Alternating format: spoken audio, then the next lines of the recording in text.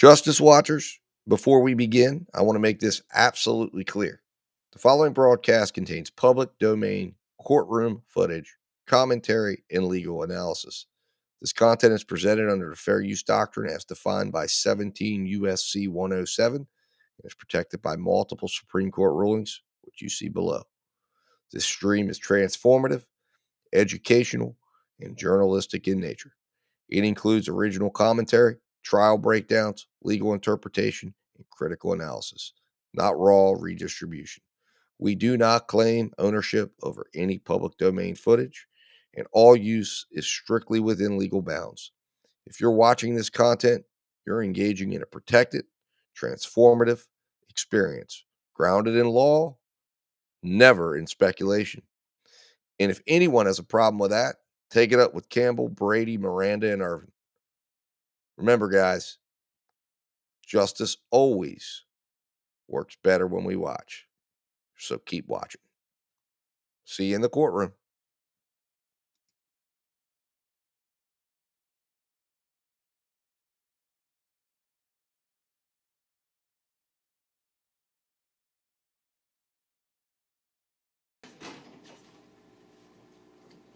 And so make sure you're not showing juror faces or anything, correct? To the meeting? Okay. Perfect. Thank you.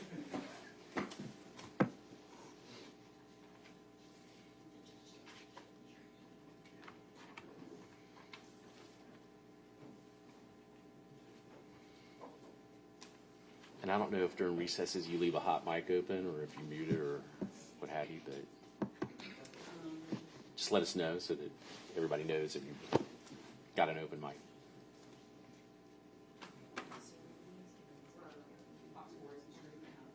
Okay.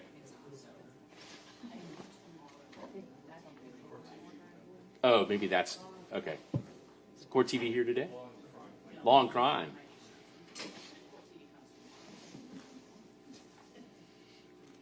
What's already in evidence? I'm using the phone records if need be. Okay. Using that one came in. Probably. That's why I figured I'd grab whatever I needed.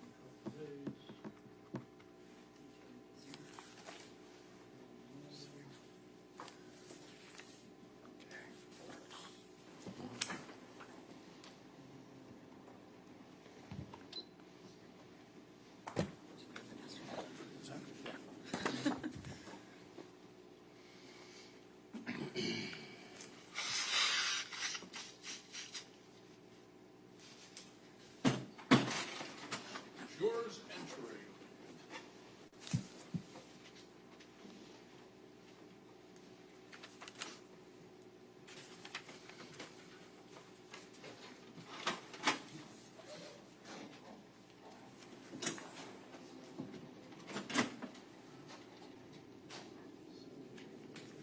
All right. Please be seated. Welcome back, ladies and gentlemen of the jury. By a show of hands, was there anyone on the jury who was not able to follow the court's previous instructions about doing any research, looking up anything, or discussing anything about their service as a juror on the case? Seeing no hands, we're ready to proceed. State and call their next witness. Your Honor, the state would call Rosalie Felico.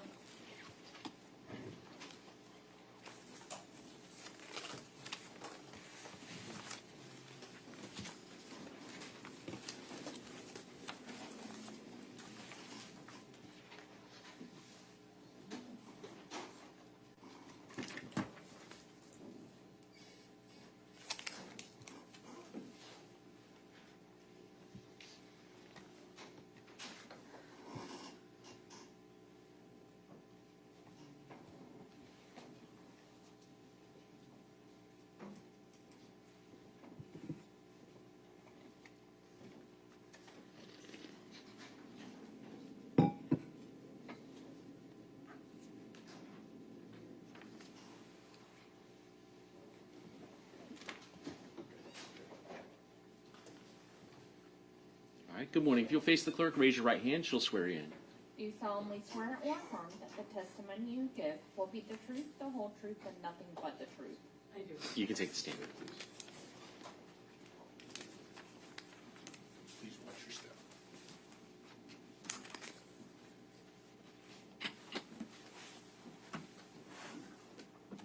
May I proceed? You may. Would you please state your name?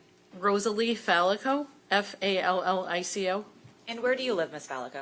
1776 Goldsboro Lane, Crystal Lake, Illinois. Where is Crystal Lake, Illinois? It is about 60 miles northwest of Chicago. Did you know someone by the name of Barry Schmalbach? Yes. How did you know Barry? Barry was my best friend for 40 years. He was everything to me. When you say it was everything to you, can you kind of describe your relationship for the jury? We met when we were very young, so I was kind of like his mom.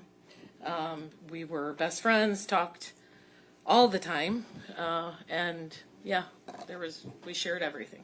Did you guys ever live together? We never lived together. We vacationed, but we didn't live together. When you vacationed with him, can you describe kind of how he kept the room you guys were staying in, or any sort of condo or anything he owned? He always folded my clothes, so I might have been the messy one. But he was very meticulous and he was very clean. Everything was always orderly. It was just who he was. So it would be weird to see something amiss in the place he was living. Yes. And when you say you're kind of like his mom, what did you mean by that? I was the older one, so I always looked out for him, and he would always stay in touch with me where he was going. You know, if he was traveling, he would stay in contact. Even if he was abroad, he would let me know, when he would be back or what he was doing. And what was Barry's birthday? October 15th, 1966. Okay. And how much older are you than him? A few years? 2 years, yeah, Okay. 2 years. You said he communicated with you a lot. What did you mean by that? So we would text or we would have phone conversations. It all depended on, how life was moving. We were both busy, careers, life in general. So he was constantly in communication, whether it be phone call or text messages? yes, correct. Did he ever go out of the country or out of town and try to reach out to you? Yes, yeah, often.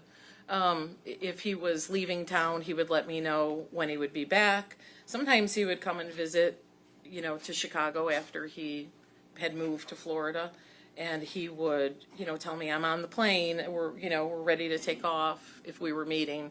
He was always very, I guess, mindful, you would say, of like your time and his time.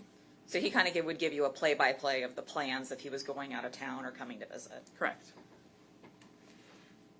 Did he ever go out of the country and still reach out to you? Yes. And what country did he go to?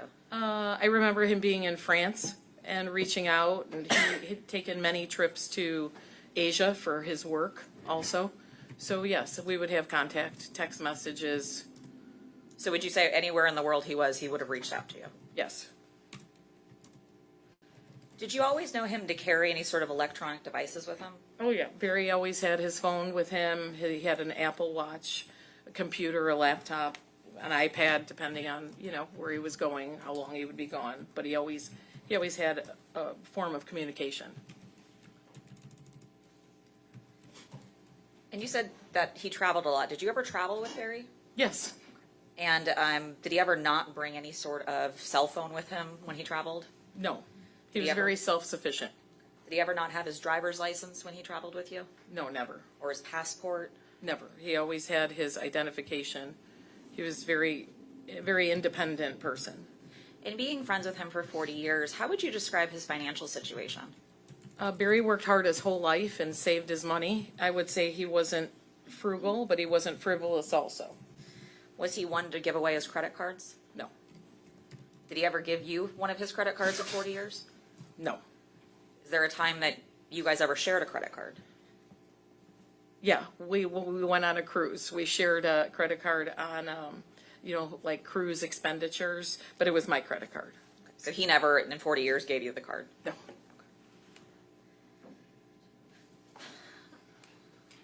Did he give people money to your knowledge? No, unless it was like a birthday present, but no, he wouldn't gift people money or. So he'd give them cash, if anything? Yeah, if we split a bill, he would pay his half, but.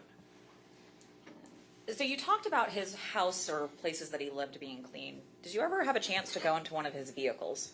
Yeah, many times. And how could you describe the way he kept his vehicles? Immaculate, very meticulous. I used to slide around on his armor-all seats, so he was very, very clean.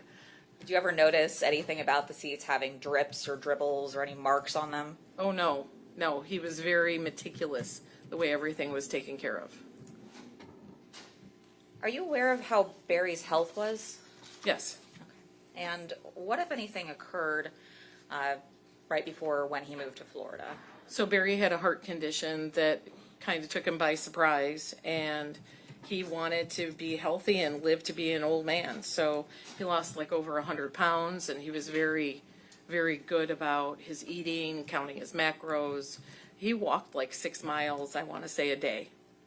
You know, he was out like as soon as the sun rose in the mornings before the Florida heat hit. And he'd call you on his walks sometimes? Oh, yeah. He talked, yep, morning Barry walks, yep. Now, Chicago, is that the same time zone as Florida? No, Chicago is 1 hour behind Florida. So right now it's approximately 9:21 a.m. So what time is it in Chicago? 8:21. Did you know about his love life? Not very much. Barry was very private. He did not speak about that part of his life. Did you know that he liked men, but he... That's correct. Yes, I knew he was a gay man, but we didn't talk about anything related to dating. When was the last time you saw him in person? I saw Barry, I was here, well, so the last time I saw him was May 18th, 2023. And was that here in Florida, or where was that? That was in Illinois. He was traveling to the National Restaurant Show in Chicago, and we made time to meet up for lunch. So he flew in that morning, texted me, I'm on the plane, and then he texted me, I got here early, I'll meet you at the restaurant, and then we met at the restaurant, and that was May 18th. And was he supposed to come visit the Chicago area again? Yeah, he was expected to come in August of 2023. Did he make the trip in August of 2023? He did not. Was Barry ever one not to show up to his trips to Chicago? No, never. If he was very mindful of everybody's time and his time as well. So, you know, if he organized a trip, he showed up. He was there. Had you guys started making plans to see each other, or were going to see each other when he came up in August? We talked about we were just going to figure it out as we went. He was going to come for a baseball game, see his sister Emily, and you know, and visit. That he never showed? He never showed. Did he ever call you about the trip to Chicago? We spoke about it at lunch. Did he call you at all to tell you what was going after July 19th, 2023? I have had no contact since July 19th. And that would be phone calls, I tried, but there was no answer. text messages? I had text messages with him on the 19th, yes. How would you explain how he would communicate when he would text you or you would text him? So Barry was a pretty instant responder. He would, within the same hour generally, you know, maybe the same day if he was traveling and had bad reception, but if I texted him, he texted me back. If I called him, if he was busy, he'd call me right back. Did you know Barry to ever not respond to you within a day? No, Was it pretty much instantaneous? pretty instantaneous, yeah. And you said that you had talked to him on July 19th. How did you communicate that day with Barry? By text. And for example, you're an hour behind, so again, it's 9:24, so right now it would be 8:24 Correct. in Chicago area. Okay. Your Honor, may the record reflect I am showing opposing counsel what's been previously marked for identification purposes the state's proposed Exhibit 4.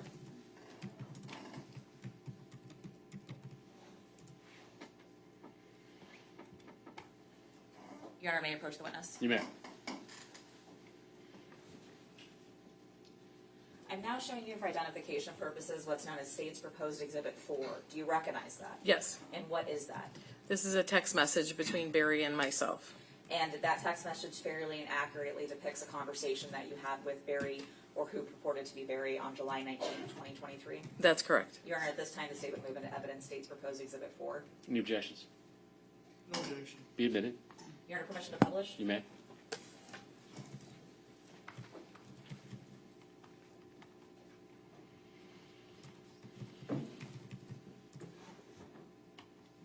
Okay, so looking at this particular screenshot, so this is a screenshot of your cell phone? Yes, Now, I see that there's items in gray and items in blue. correct. The items in gray, who is that? That's Barry. Okay, and the items in blue? That's me. Now, with regards to this particular message, this says July 19th, Wednesday at 6:06 p.m. So that would be 6:06 p.m. your time? Correct. So what time was it in Florida? 7:06 p.m. And this was a message that you had sent to Barry? That is correct. And Barry's response came shortly thereafter? That is correct. And what did you and Barry talk about?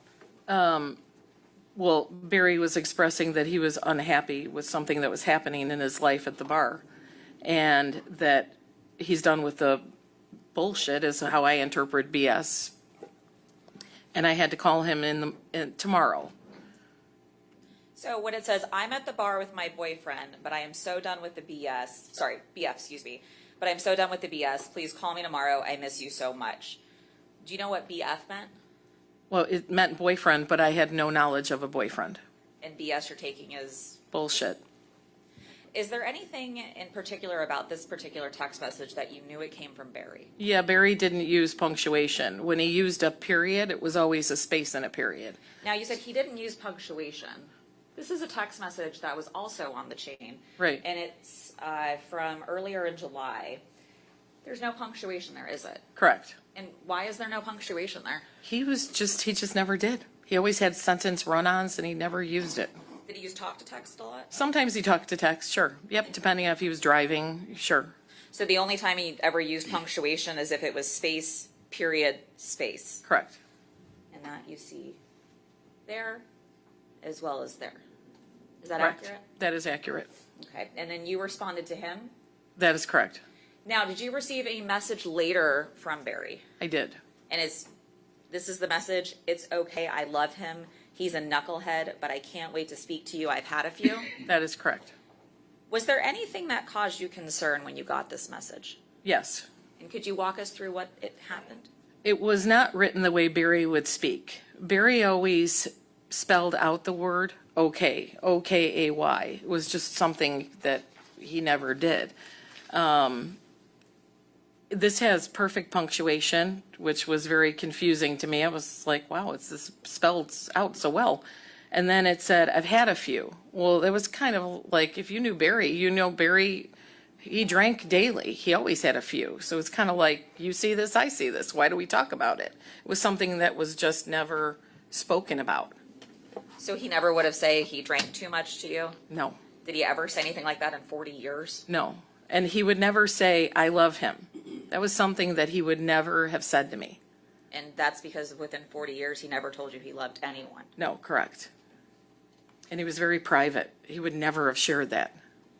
Now, you talked about punctuation and being the space, period, space. We see here that it's no space. Is that Correct. accurate? Yes, As well as we see a comma. correct. Did he ever use commas in his No, text messages to he you? did not. Everything was a sentence run on.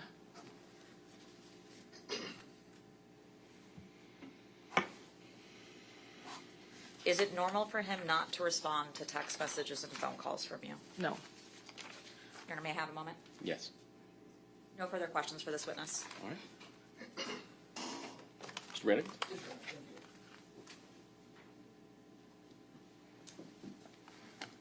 Good morning. It's Miss Fallico, is that correct? Correct. Now, Miss Fallico, you were in pretty good contact with Mr. Schmalbach up to May of 2023, is that correct? Correct. Okay. And May 18th, I think, is the date you said he came and visited you in Chicago? That is correct. Okay. And isn't it true that after that trip to Chicago, the communication with him sort of dwindled off a little bit? Is that right? That is correct. Okay. Now, in his prior relationships, I know he was private, but whenever he got into a relationship of sorts, did contact sort of dwindle off at all? I wouldn't know because he wouldn't talk about it. Okay. But you were friends with for 40 years, but he just didn't share that. He was very private? That is correct. Okay. And so, on that May trip, did you learn that Mr. Schmalbach was seeing someone? I did not. No.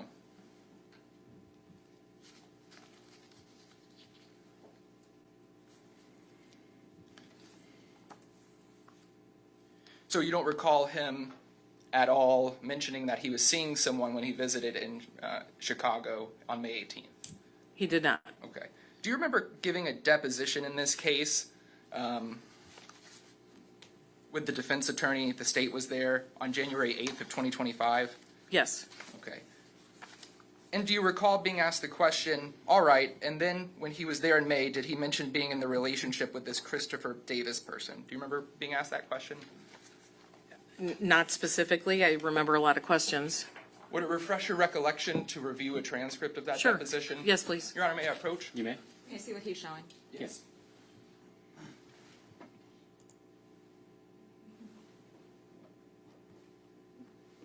Your Honor, may we approach?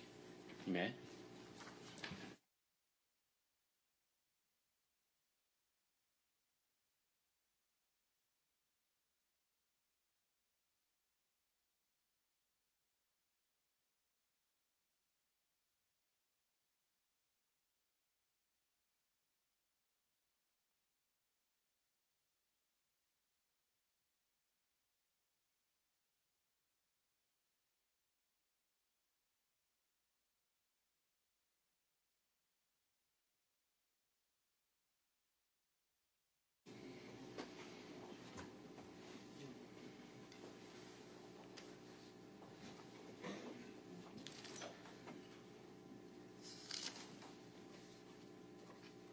Now, Ms. Falico,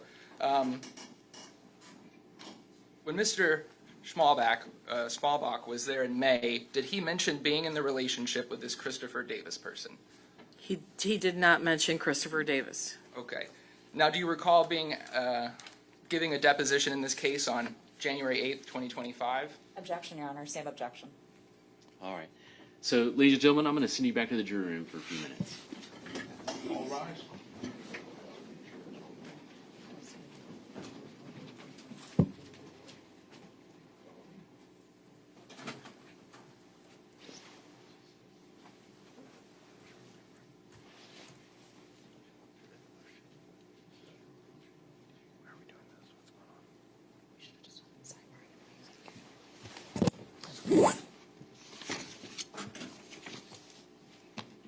Okay. All right, let the record, you can be seated. I'm Okay, sorry. thank you. Everybody can be seated. Let the record reflect the jury's exited the courtroom. Same objection as to Same improper objection, Your Honor. impeachment. He's asking if she knew he was in a relationship with Christopher Davis. Her response to the deposition that she But the knew he exact was. question was, did he mention being in a relationship with Christopher Davis back in May? Yes, and with regards to the conversation in the deposition, her response was that he was in a relationship, but he didn't mention the name. What was the question in the deposition? Can I read that, Your Honor? It says, all right, and then he was there in May. Did he mention being in the relationship with this Christopher Davis person? Which I believe is what I asked. I read it That straight was, from the okay, that was, deposition. okay, then that's not improper. She does say that he was mentioning he was in a relationship, that he was seeing somebody, but he didn't mention the name. So I apologize, I missed the first sentence, Your Honor. Okay, let's be clear before we, I don't want to have to keep sending the I jury understand, out. Your So Honor. I didn't know we let's were bring the talking jury about back in.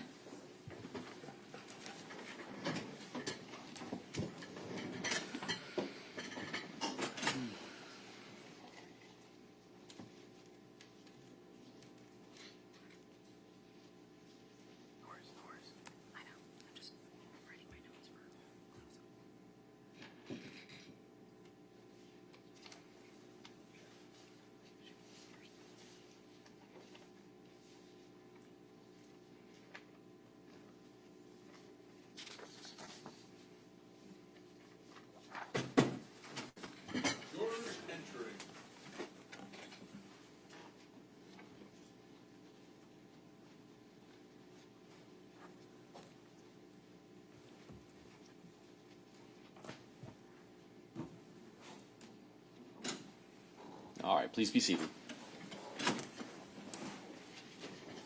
All right, and Mr. Reddick, you may continue. Thank you, Your Honor. Now, Ms. Falico, I'll ask it again. So when he was there in May, talking about Mr. Schmalbach, am I pronouncing that correctly? Schmalbach. Schmalbach? Okay, I just want to clarify. Thank you. Did he mention being in the relationship with this Christopher Davis person? He mentioned dating someone. Okay, so he did mention that he was in a relationship, you just didn't know it was Mr. Davis. What he said was that the cameras went off in his house because he had like a camera inside your house, and the cameras turned off. And I said, "Why did your camera turn off?" And he said, "Don't worry about it." And I said, "Are you dating someone?" And he said, "Yeah, it's okay." Now, was that common for Mr. Schmalbach to allow someone to live with him in his house? No, So were you surprised by that? very. Okay.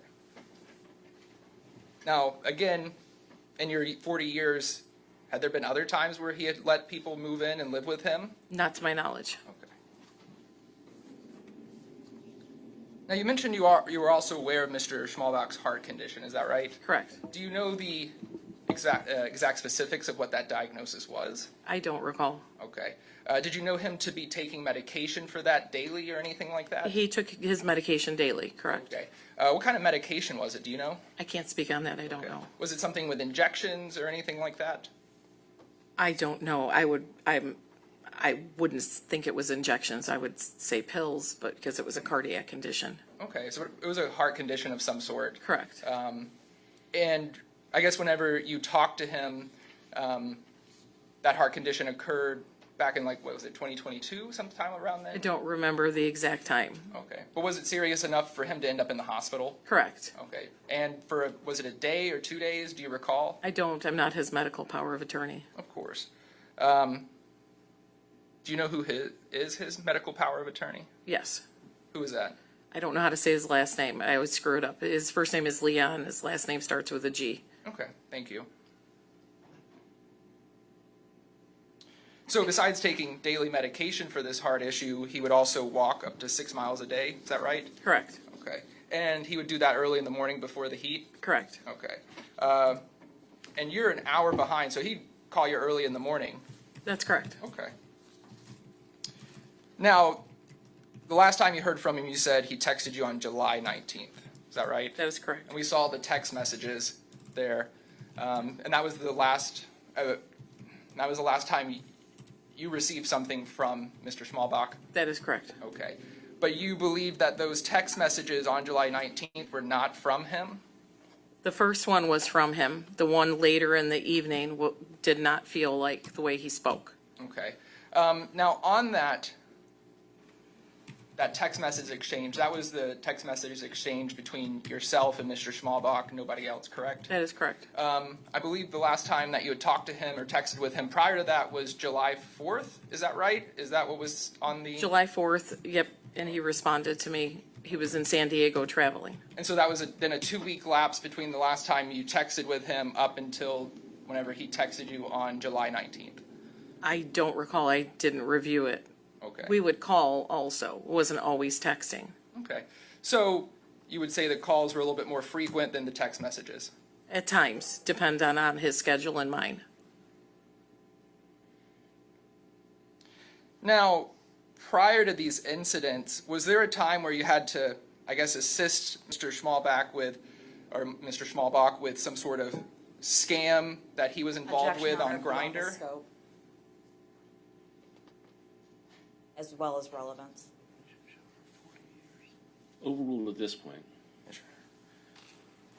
So does that mean I answer? You can answer. Or can you ask it again, please? Yes. So prior to, I guess, this time frame in July, was there an incident or a time where you assisted with Mr. Schmalbach with a Grindr scam situation? You had to help him go to the police or something about that? I didn't help him go to the police, but I had visited in April, and he had told me that he had met someone they had not ever met in person, and that he had given this person money because they needed help. And he met this person on Grindr. And then he decided to go to the police Okay. and make a report. And do you know how much money he gave to this person? Do you know the exact parameters of that by chance? I don't. I couldn't speak. I would be guessing. And was it, I guess enough for Mr. Schmalbach to be concerned about? But Barry would have been concerned about $100 if somebody stole it from him. And I believe earlier you testified that it was very rare for him to give money out. Correct. Okay. So this is kind of out of line for him to be giving money to some person he's never met on Grindr. You would agree with that? I would agree. He had a big heart, but yeah, I would agree. He said that he needed help. And it was a loan, not a gift. It was supposed to be paid back. Okay. Now, you also said that you thought the text message, the last message about him having a few, that was out of character for him because he drank often. That is correct. Was he continuing to drink often after he had those heart issues that led him to the hospital? Well, he was never drunk. I spent a week with him in April here. He was not drunk. So he would have a couple of, cocktails, but not more than 2. But still, he would drink often, daily sometimes, you would say? In my understanding, sure. I didn't live with him, but yeah.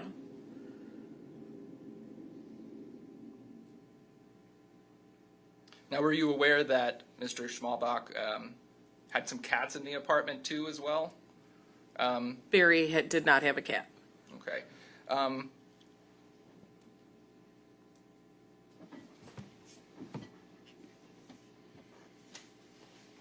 Just one moment, Your Honor. No further questions at this time. Thank you. You're welcome. No further questions from the state, Your Honor. May we release the witness? You may step down. Is any objection to her being released? No objection, Your Honor. All right. You may step down and you're released from your subpoena. Thank you. State and call their next witness. State would call Christopher Blondin.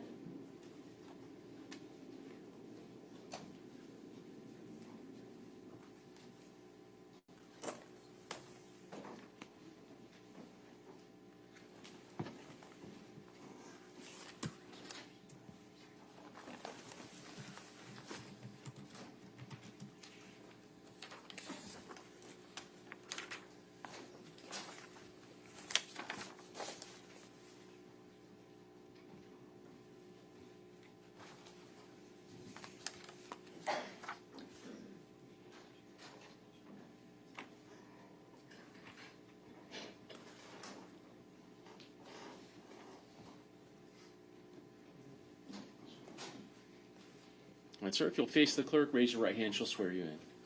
Do you solemnly swear or affirm that the testimony you give will be the truth, the whole truth, and nothing but the truth? You can take the stand.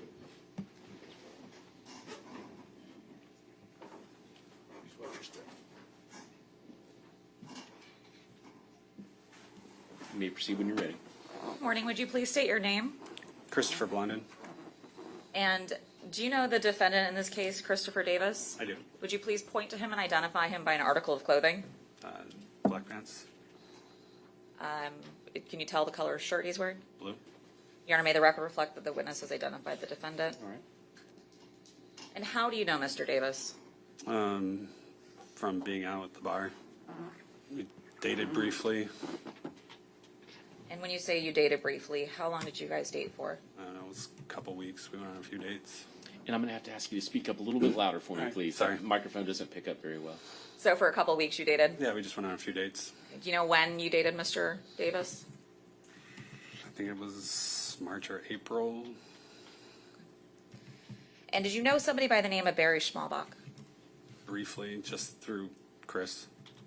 And in July of 2023, where were you working? Cruisers. Are you currently still working at Cruisers? I am not. Okay. What is Cruisers? It's a bar in Cape Coral. And does the bar have different theme nights? Yeah. Okay. Was there a theme night on Wednesday, July 19th, 2023? I think it's bingo night, if I remember correctly. And were you working that night? I was. Can you describe the bar to the jury back in July of 2023? If I remember correctly, it was, I think at that point it was quiet. Most of the crowd had left. We had a crowd earlier with playing bingo. When you walk into the bar, is it an open area? Is there a bar in front of you? Can you kind of describe the layout? Yeah, when you first walk in, it's a big oval bar or U-shaped bar. And then to the left is like the showroom. And where were you working that evening? at the bar. Did you notice Barry Schmalbach and the defendant walk into the bar on July 19th, 2023? I don't remember them walking in. At some point, did you see them at the bar? Yes. And where did you see them sitting? They were sitting at the far end of the bar. It's, like I said, it's a U shape. They were sitting at the far end. If you're looking, it's on the right side. Did you notice anything about how they were acting towards one another? Not at first, no. What do you mean not at first? They were just sitting there having a couple drinks, chatting. Did That's something when change? Christopher introduced me to Barry. Did something change where you noticed something? It seemed like they were having like a little heated argument, but nothing like crazy, getting loud or obnoxious. So you weren't able to hear their conversation, but you were able to read body language? Yeah. What happened after you saw them in this argument? They kind of abruptly paid their bill and just left. And do you know who paid the bill? I don't off the top of my head. Okay. Your Honor, may the record reflect I'm now showing opposing counsel as previously brought to state's proposed exhibit 5 for identification purposes. Okay.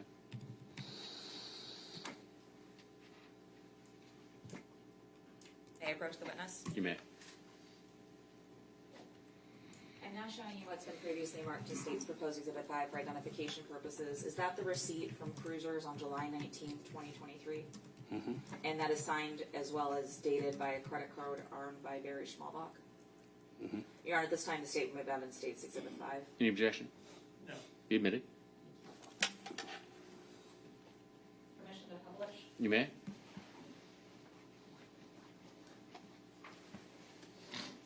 Okay. So we know this is Cruisers Lounge and the location's in Cape Coral. Is that accurate? Correct. And this would be the bill, and we know he would pay with a credit card, which was an, oops, sorry.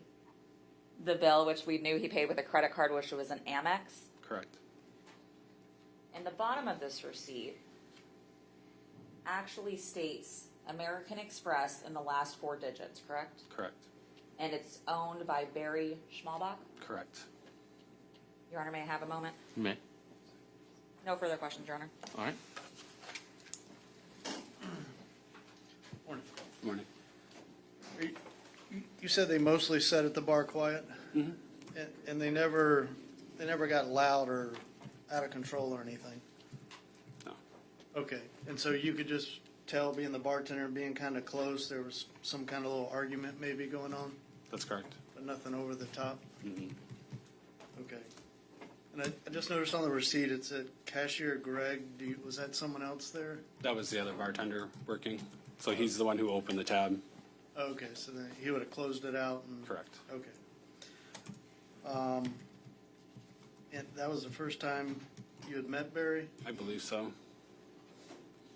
Okay, well, you're familiar with Chris. You said you dated a couple times. All right, and then you were familiar with some of the other friends in this group, like Miguel and Thomas? Correct. Okay. But they weren't there that evening? Or? Correct. Okay, all right. Thank you. All right. Any redirect? No, Your Honor. Permission to release the witness? Any objection? No. All right, sir, you may step down and release from your seat.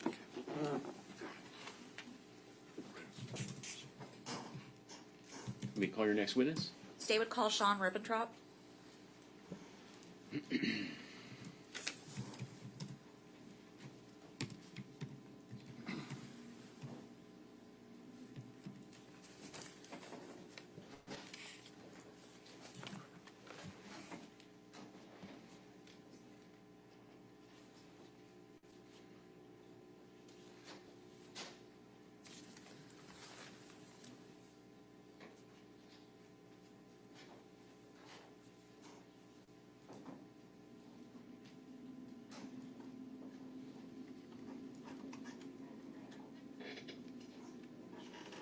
All right, sir, if you'll face the clerk, raise your right hand, and the clerk will swear you in. Do you solemnly swear or affirm that the testimony you give will be the truth, the whole truth, and nothing but the truth? I do. All right, you may take the stand. Just want your step.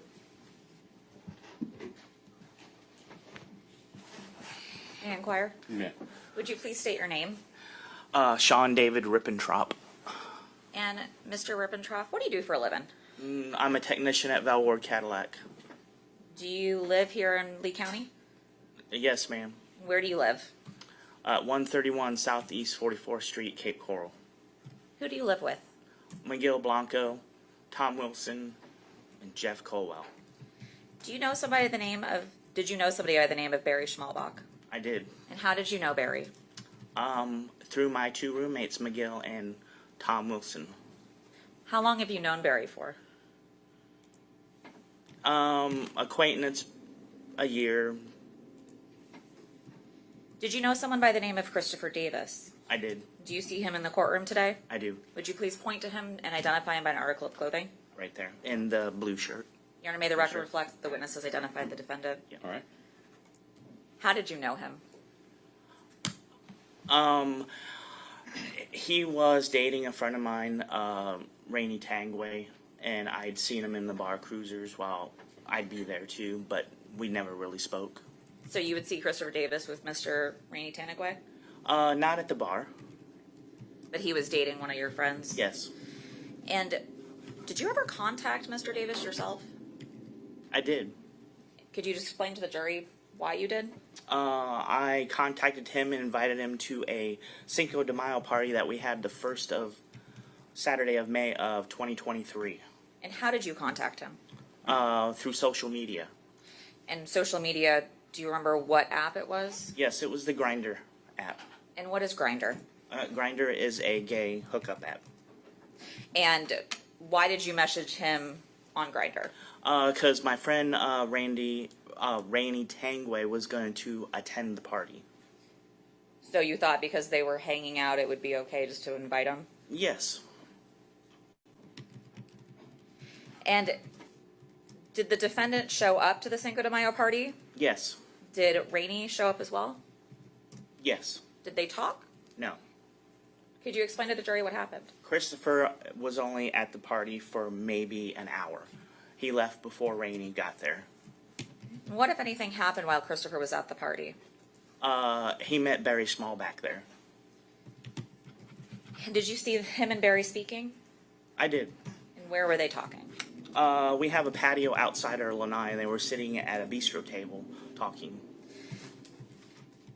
And after he met Barry, what did he do?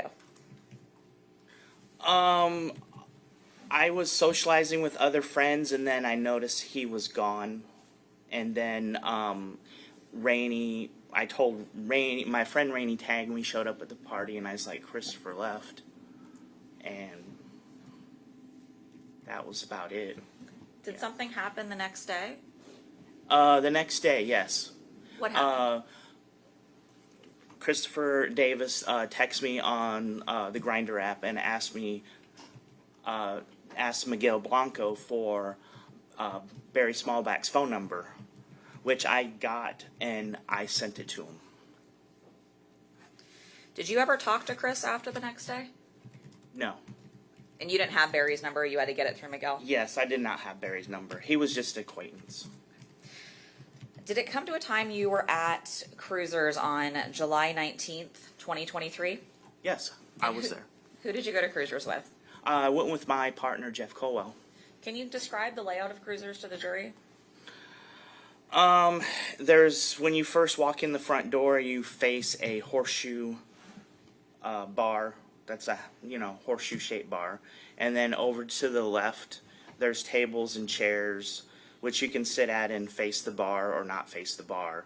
But if you sit at those tables, you can see the bar and see everybody at the bar. Did you take a seat at that bar?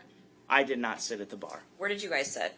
We sat off to a table off to the side, kind of near the DJ booth. It's off to the one side, but we could see the bar. Did you see other people in the bar? Yes, we saw Christopher and Barry Schmalbach there. And what did you notice about Christopher and Barry when they were at the bar?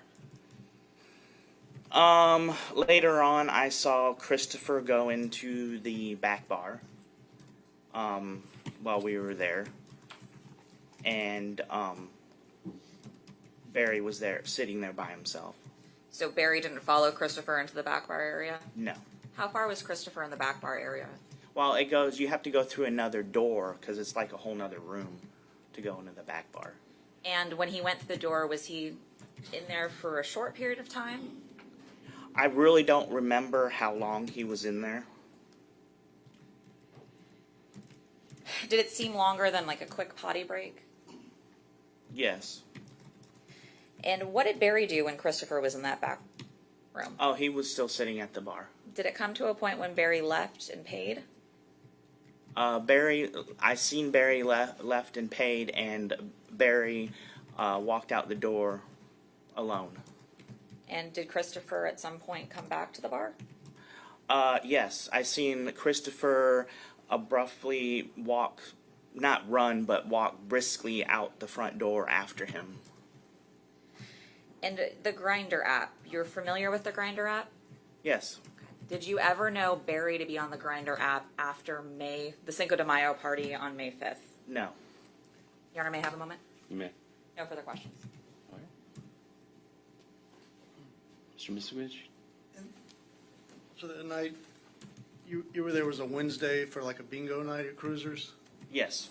And was it real busy or not? Moderate busy, wasn't super packed at all.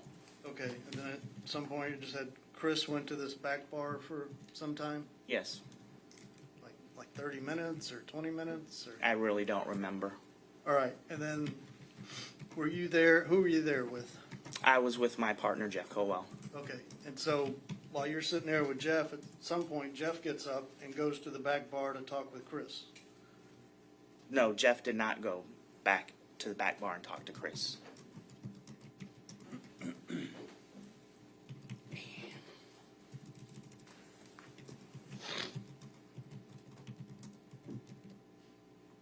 He talked with Barry Schmalbach Okay, I thought that was confusing. at the bar. He went to the bar to talk to Barry, sorry, that was mine. Yes, sir. And then, so how long's he at the bar talking? 10, 15 minutes? Not very long. And you're kind of at the booth by yourself during that time? Yeah, I was at a table by myself, yeah. All right, and then Jeff comes back to where you're at, Mm-hmm. and then at some point after that, you see Barry go out the front door, Yes. and then a couple minutes later, you see Chris come through and go out the front door? Yes. All right. Thank you. Any redirect? No, Your Honor. Permission to excuse and release. Any objection? No. Sir, you may step down and release from your subpoena.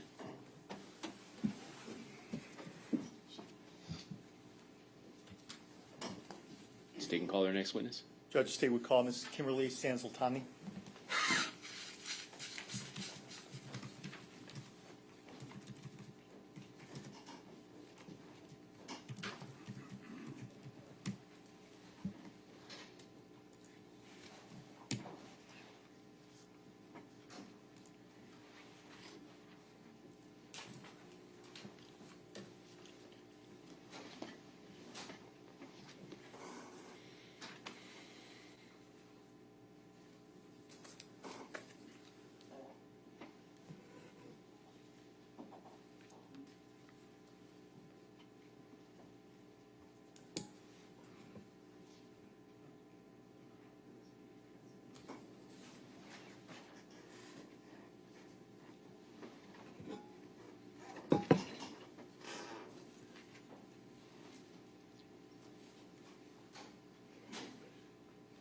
All right. If you'll face the clerk and raise your right hand, she'll swear you in.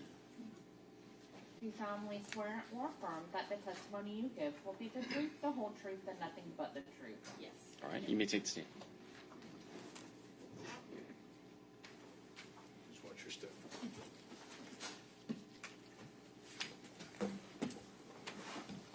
All right. You may proceed. Thank you, Your Honor. Good morning, ma'am. Good morning. Would you please introduce yourself to the ladies and gentlemen of the jury by telling them your name? Kimberly Zanzoltani, And Ms. Sanzoltani, where do you reside? 1835 Beach Parkway, Unit 203. And did you know a gentleman by the name of Barry Schmalbach? Yes, he was my neighbor. When you say neighbor, what do you mean by that? He lived directly above my unit. Now, How long had you resided at 1835 Beach Parkway? I moved there in 2019 of January. And do you remember when Mr. Schmalbach moved in? He moved in 2 weeks right after Ian had hit in October. Well, he moved in October. Just like I said, 2 weeks after Ian had hit. Now, I'd like to direct your attention to that big screen over there and showing you what's been previously admitted as a State's Exhibit number 39. Do you recognize that photograph? Yes. How do you recognize that? Well, my unit is the second unit right there. Okay, when you're talking about the second unit, are you referring to this unit here directly in Correct. the middle of the photograph? Yes. That I'm pointing to? And Mr. Schmalbach's unit It was? was right above mine. We had matching floor plans. Okay. So when you say matching floor plans, his floor plan looked exactly like yours? Correct.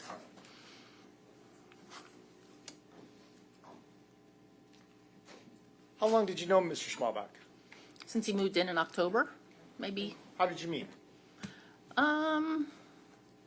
Just casually walking down the steps, saying hi, and then over the time, getting a little bit closer, go down to the pool and stuff like that, just like a regular neighbor. How would you describe this condo complex as far as people knowing everyone and that type of thing? We used to joke that, or I joked that it was like Melrose Place. Everyone knew everyone, and we all, knew each other's schedules, where they were going, what they were doing. We knew everything.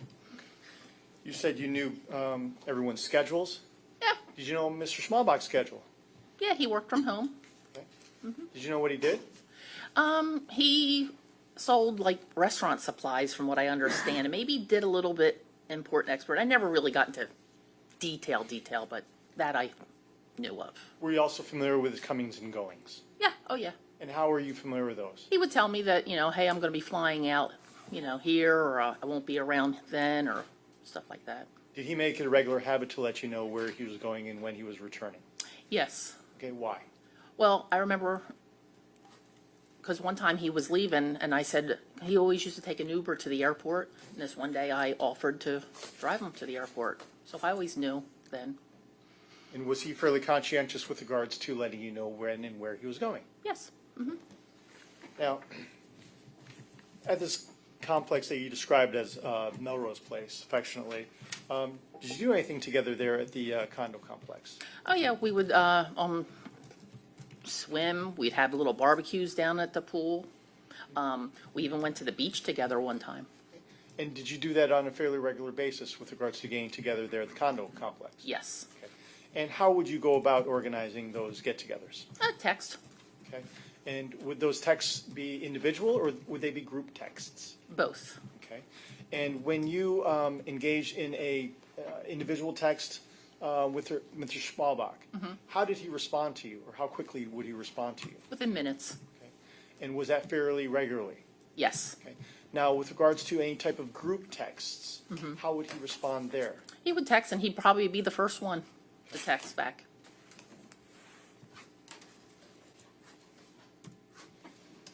Right. Now, did you also do anything special for Mr. Schmalbach when he was out of town? No. I mean, just one time. Not per se for him, but for somebody else Okay. that was living there. What exactly did you do? I watched the cat. You watched the cats. Yeah. Do you remember when that was, approximately? Not really. Maybe in June. Okay. Now, when you said you watched the cats, did Barry actually have cats? No. Okay. Who had cats? Christopher Davis. And do you see a gentleman by the name of Christopher Davis in the courtroom here today? Right there in the blue shirt. Okay. Judge, let the record reflect the witness identify the defendant. All right. Now, when you say cats, did you have contact with those cats when you had an opportunity to watch them in June? Not to pet them. I remember going upstairs into the condo and making sure they had food and water.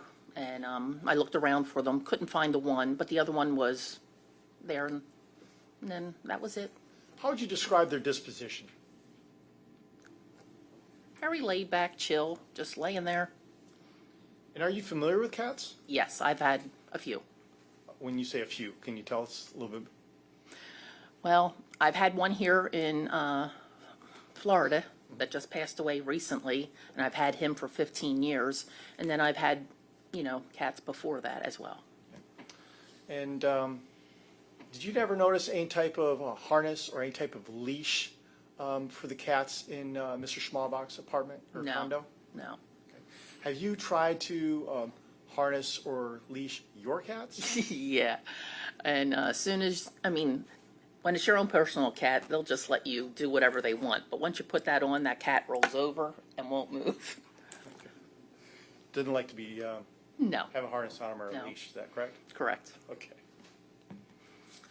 Now, you also indicated to us earlier that you all got together at the pool fairly regularly, and Mr. Schmalbach would respond fairly quickly.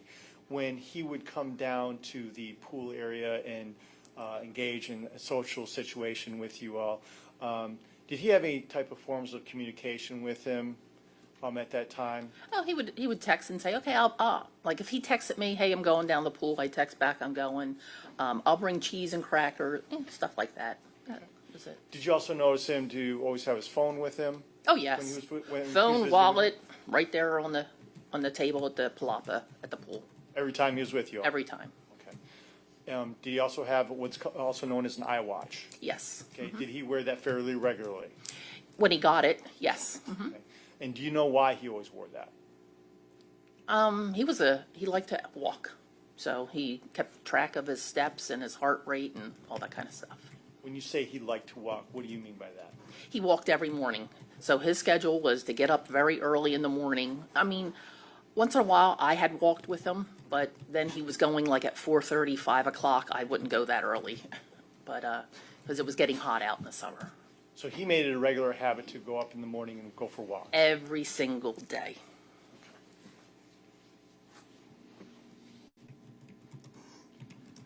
Now, when you said that you were taking care of his cats, obviously you had to have access to his condo. Is that correct? Correct, yes. When I say his cats, I'm referring to Mr. Davis's cats. Correct. How would you describe the inside of the apartment? Oh, very nice, very clean, tidied up.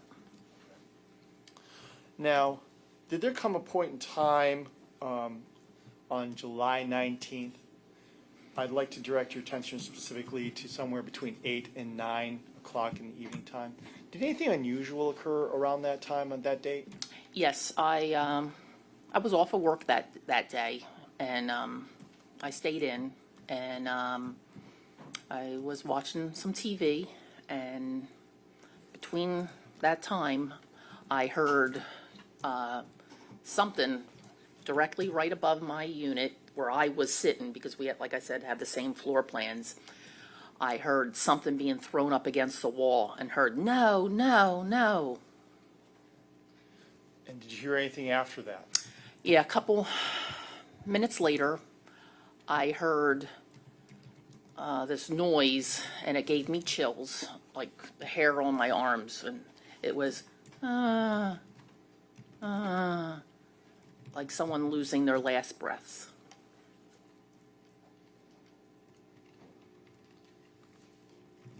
Then what happened next?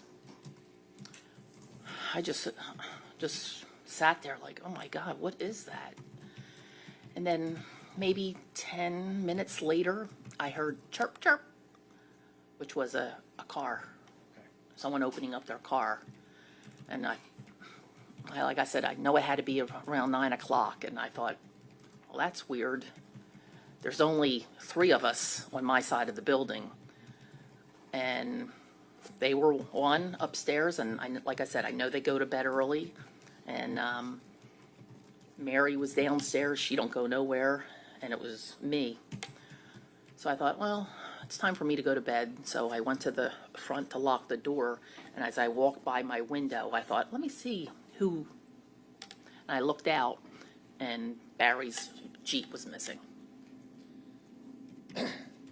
And did Barry have an assigned parking spot? Yes, Okay. we all did. Okay. And you said that his Jeep was missing? Yep. So I know he left that night. Okay. Do you know whether or not that Jeep was there before you heard that struggle and that no, no, no? Yes, it was there. And shortly after you heard that last breath, you heard that chirp? Mm-hmm. And is that when you saw? I mean, I'm gonna say about 10 minutes later, Okay. 10 minutes later, you went. after those last, sighs or whatever it is I heard. And that's when you looked outside and then you saw the Jeep leave? I didn't see it leave. Okay. It was missing. Okay. Did you see anyone go inside of that No. Jeep? You just heard that the car noise of a chirp of the. Someone car door unlocking, opening. All right.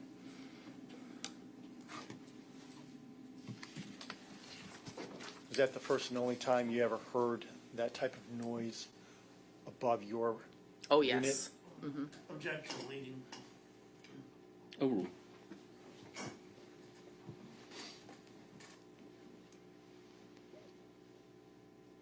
Did you do anything after you looked outside and saw that Jeep missing? No, then I decided to go to bed. Now, you indicated for us that you're familiar with Mr. Schmalbach's Jeep. Yes, Okay. How did Mr. Schmalbach keep that Jeep? very clean. When you say clean, what do you mean? It was never dirty. You couldn't run your hand down it and, say, clean me. It was always clean. Okay. Inside and out. Yes. Thank you. I have no further questions for this Judge. Morning. Good morning. Let me ask you, at the condo complex, is there like a car wash area? I mean, you can take it down by the trash cans. There's a hose down there if you wanted to wash it. Is it, you would see Barry out there, like, detailing this car? Barry never washed Or his car. Maybe he would take it somewhere and you would just notice it was clean all the time? Yes. Okay. All right, so going back a little, the first time you met Chris was at your condo? Correct. Okay, and you guys were gonna go to Gasparilla Beach, I guess, Yeah, the next day? Gasparilla Island, we're going to the beach. Okay, and there was like some group text, and it was, come down to my condo and we'll discuss plans for tomorrow? Correct. All right, and then Chris shows up, and did you already know he was living up there, or? I knew he was living there only because Barry was out of town, probably like a week before, and I saw Chris coming and going, but I had not met him. Okay, so it's the first time now you meet who this person is, and. Yes.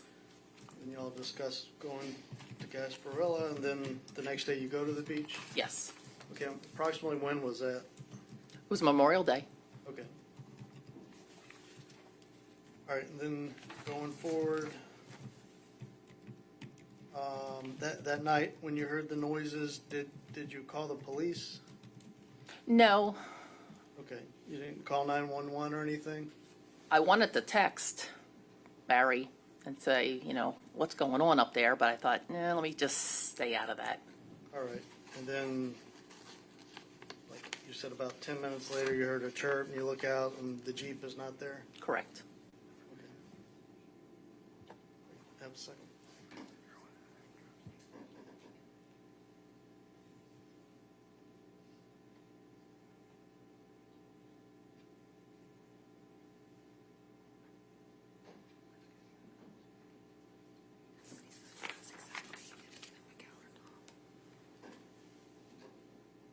Thank you, ma'am. You're welcome. all right. Anything else? Briefly, Judge.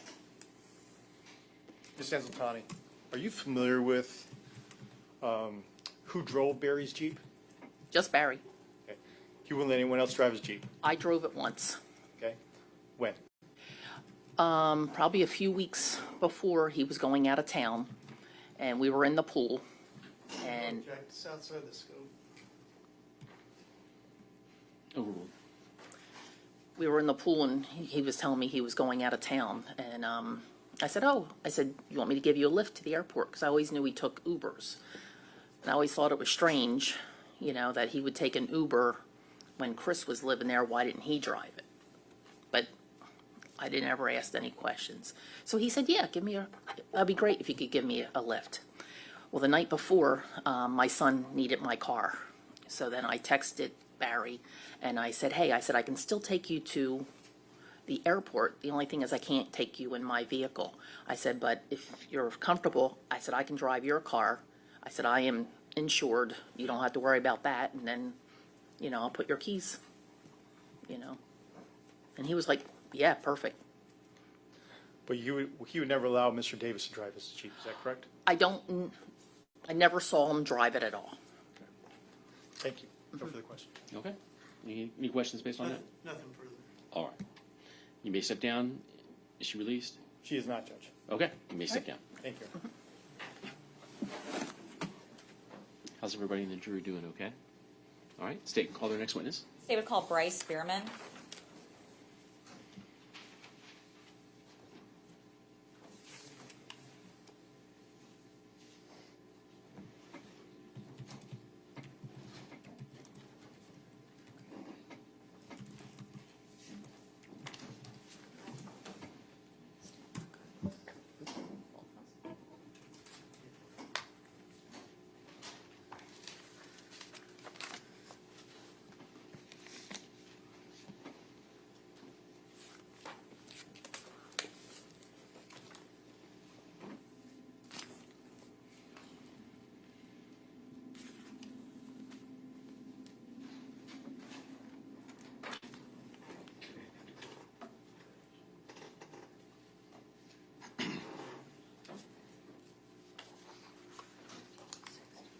All right, sir. If you'll face the clerk, raise your right hand. She'll swear.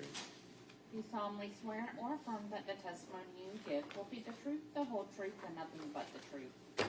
You can take the stand.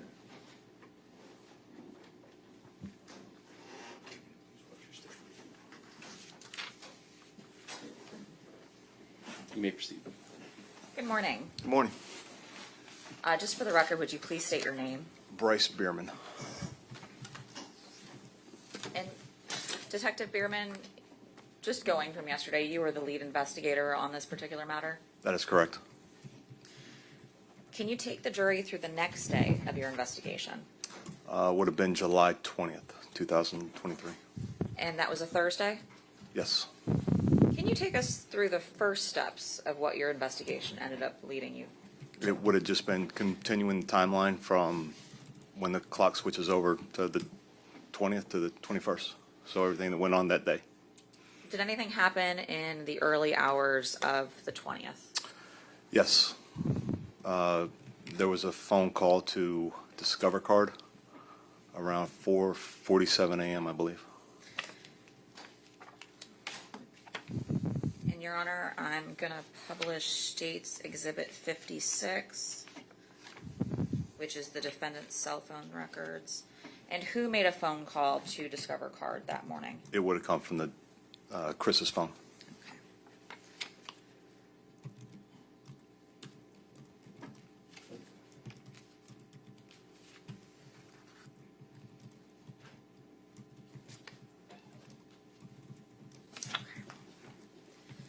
So I'm now showing you what is page 3 of the mobility report for State's Exhibit 56, which is the defendant's cell phone number. I'm going to direct your attention to line 57. The date says 7:20 and then it says 8:47, but you just testified to a different time. Can you remind the jury? Yes, that's those phone records are published in UTC time, which is 4 hours ahead of Eastern time. And you said they called PNC Bank? I believe it was Discover. I apologize, Discover. And how do you know that a Discover card was important in this particular case? It was used at several different locations that we'd found during the course of the investigation. Did you end up finding a wallet when you did a search of Christopher Davis on the 24th of July? Yes, I did. And in that particular wallet, did you notice anything? Yes, there was What- a Discover card. And whose name was on that Discover card? Barry Schmalbach.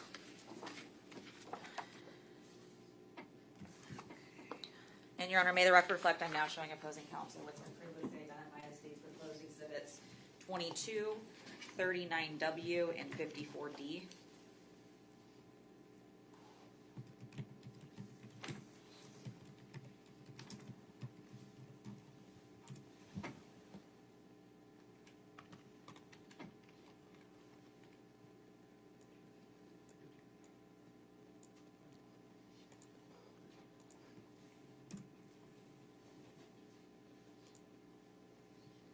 Your Honor, permission to approach with, for the record, 39W as well as 22 for identification purposes. Okay. I'm now showing you what's marked as States Exhibit 22 as well as 39W. Do you recognize those two? Yes. And 39W, what is that a photograph of? This is the wallet and the contents therein that we seized on July 24th. And that was the wallet for Mr. Davis? Yes. Is that a fair and accurate representation of the items that were located in Mr. Davis's wallet on the 24th of July? Yes. With regards to State Exhibit 22, do you recognize that as well? Yes. And what is that? This is a Discover card statement for Mr. Schmalbach. And with the Discover card statement for Mr. Schmalbach, that'll go through items that were purchased over a period of time using that particular credit card? Yes. Your Honor, at this time, the state will move into evidence 39W as well as 22. Any objection? Be admitted. Permission to publish? You may. You said 39W and 22. Yes, Your Honor.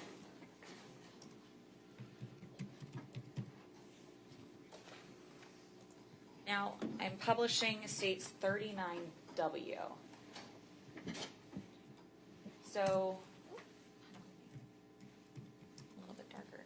Can we turn the lights off just a smidge?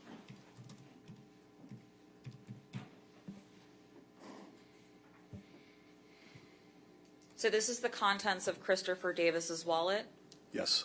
and I see that there is a picture. Is this a picture of Mr. Davis? Yes. And where would I be looking for the Discover credit card? It's the one with the Blackhawks logo on it. Yes. So that's in the middle of of States Exhibit 39W? Correct. And whose name was on that credit card? Barry Schmalbach. Now, I do see a multitude of other cards as well. It looks like there is a credit card here, one that says Sky Miles, an American Express, a Capital One MasterCard, a Visa, as well as an Advantage City. Are that accurate? Yes. And who are all those credit cards for? They were in the name of Barry Schmalbach. Did you find any credit cards in the name of Christopher Davis? No. Thank you. If you could turn the lights back on. Thank you.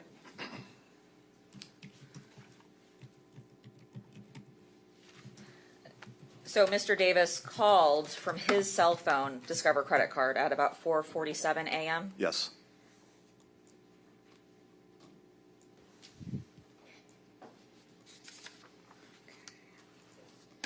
And then States Publishing States Exhibit 22. So walking us through this particular exhibit. So this is for the Discover credit card, the Blackhawk NHL team. Correct. And we see dates on this side, purchases in the middle, as well as an amount. Is that accurate? Yes. And if we go to the 20th, what is that? That is for Starbucks. Okay, so there was a Starbucks purchase using the Discover card, Yes. and we see that there's some other purchases as well. Is that accurate? Yes. And we see one at Target, Two at Target. Yes. at Publix, Yes. and then we see some other ones, it looks like later on. Is that accurate? That is correct. And we'll come back to those. So, based on your investigation after the Discover credit card company is called and looking at the records, what did you do next? Began tracking the locations on the charges, and then going to those locations looking for video. Did you end up speaking to individuals at Starbucks? Yes. Okay. Were you able to ascertain that he was in fact at Starbucks? The Yes. defendant? What did you do after Starbucks? Then we went tracking other purchases and stuff like that, and in terms of the timeline, trying to determine where the next stop was. And did you determine the next stop to be a Lowe's? Yes, we did. And what happens at Lowe's? A male walks in and buys a handcart dolly. What is a handcart dolly? It's a big red dolly It's used to move around heavy objects, like when you're moving furniture.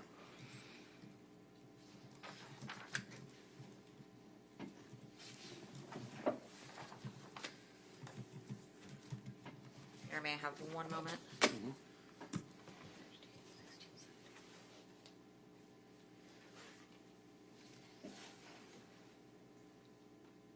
Your Honor, may the record reflect that I'm now showing of Housing Council what's been marked for identification purposes and states exhibits 15, 16, 17.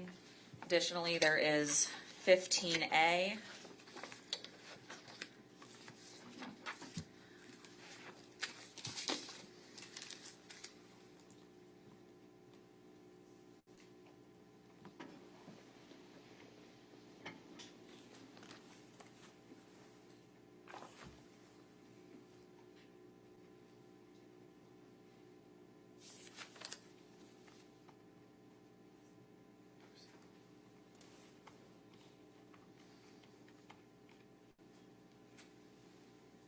May I approach the witness? You may. May the record reflect I'm now showing the witness what's been previously marked for identification purposes as states 15, 15A, 16, as well as 17.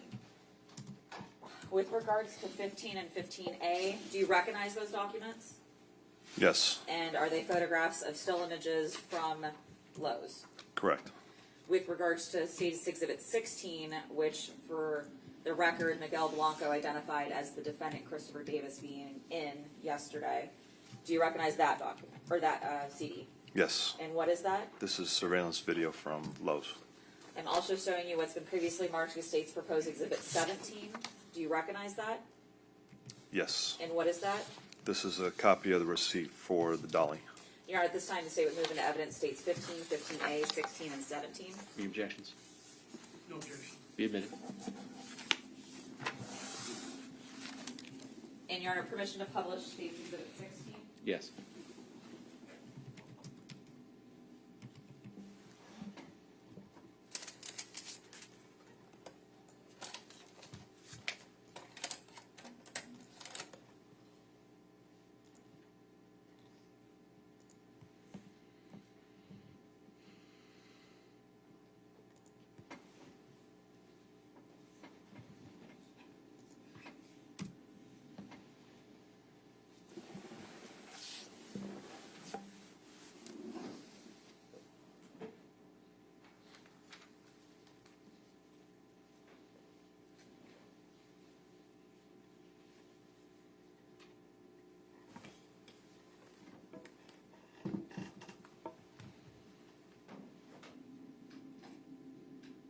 Stop it for a second.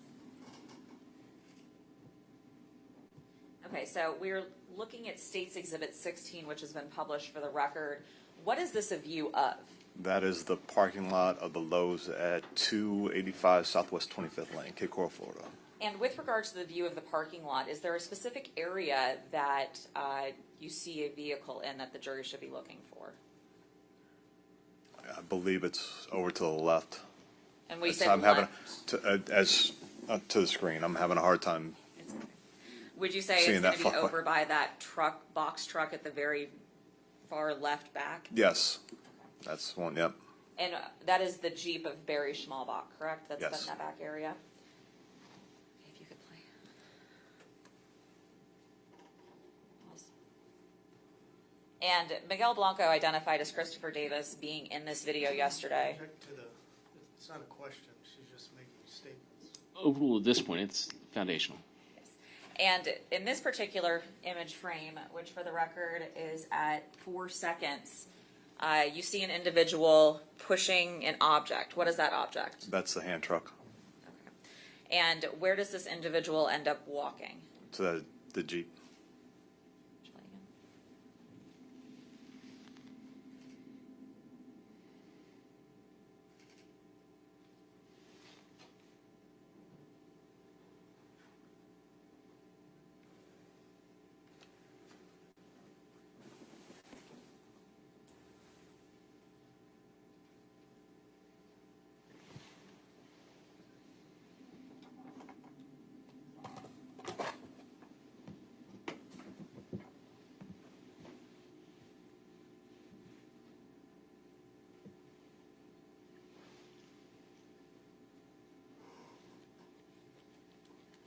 And this particular individual, does he get into the driver's side or the passenger side of the Jeep when he gets there? Driver's side.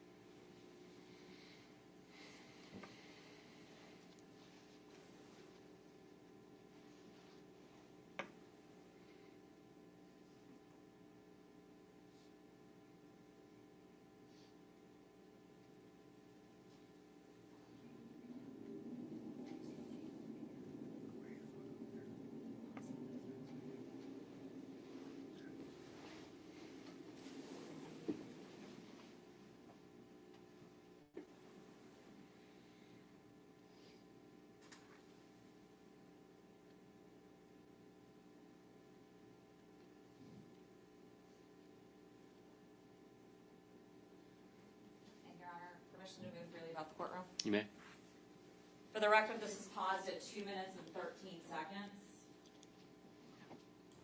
I'm pointing to the upper right corner next to a white truck that looks like a box truck. Is this the Jeep that you were talking about? Yes. Did you see anyone get into or out of the passenger side of the Jeep? No.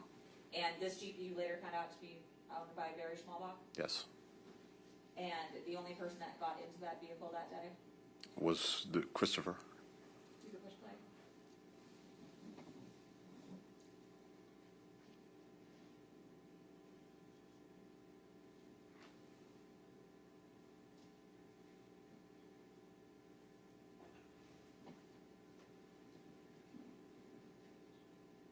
You can stop it. And this is stopped now at 2:33.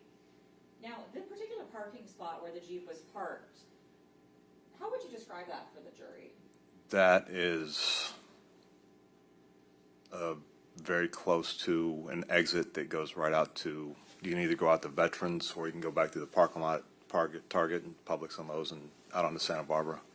Now, I know that there's a tree in the way, but with regards to behind this tree, are you familiar with this parking lot? Yes. And what is behind this tree? That would be the parking lot for, that would be, there's a street there, and then on the other side of that street would be Target, Publix, the new First Watch that just opened up, places like that. And we see a bunch of what looks like white lines with empty, nothing in it. What are those? Parking spaces? So was the parking space that the Jeep in the closest parking space to the store? No. Was there a multitude of parking that was available other than the parking spot behind the big white box truck? Yes.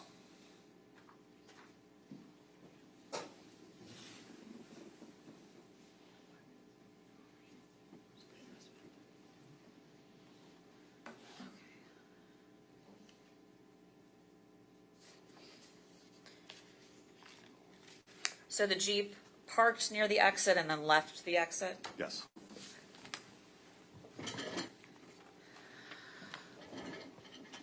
Your Honor, at this time, the state would publish 15. Okay.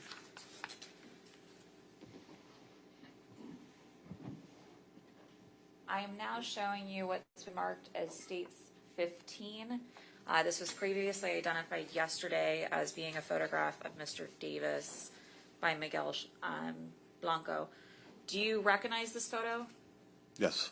Could you explain to the jury what this is a photo of? This is the male's checking out at the register. And what is he holding? The red hand truck, his wallet. And I see something on his wrist. What is that? It appears to be an Apple Watch.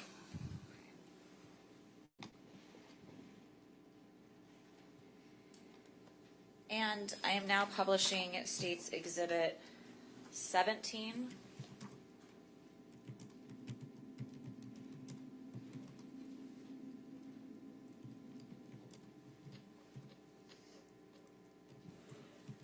And what is State's Exhibit? What is State's Exhibit 17? That is a receipt for a Milwaukee brand 800-pound dual handle hand truck. And when was it purchased? It was purchased on 7/20/23 at 8:45 a.m. And how was it paid for? Cash. And I'm now showing you what's been previously moved into evidence as State's Exhibit 15A. And for identification purposes, this is the same individual Miguel Blanco yesterday stated was Christopher Davis.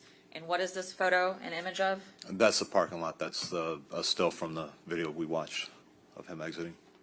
And that is a picture of the same man that was in 15, Correct. pushing a dolly. Correct. And that individual gets into the Jeep. Yes.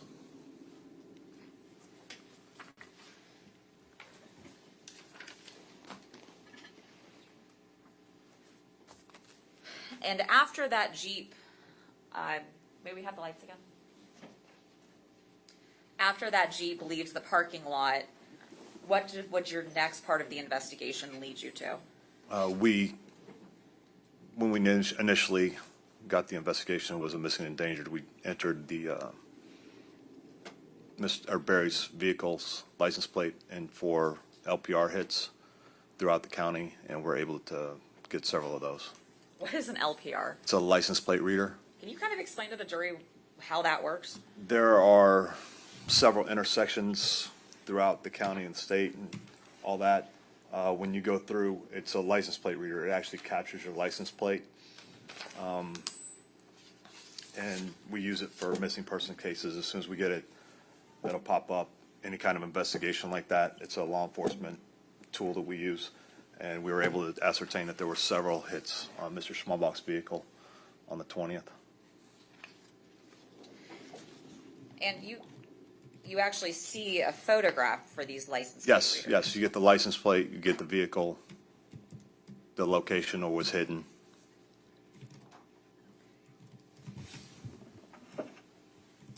Your Honor, may the record reflect I am now showing opposing counsel what's been previously marked for identification purposes as 14, 14A, 14B, 14C.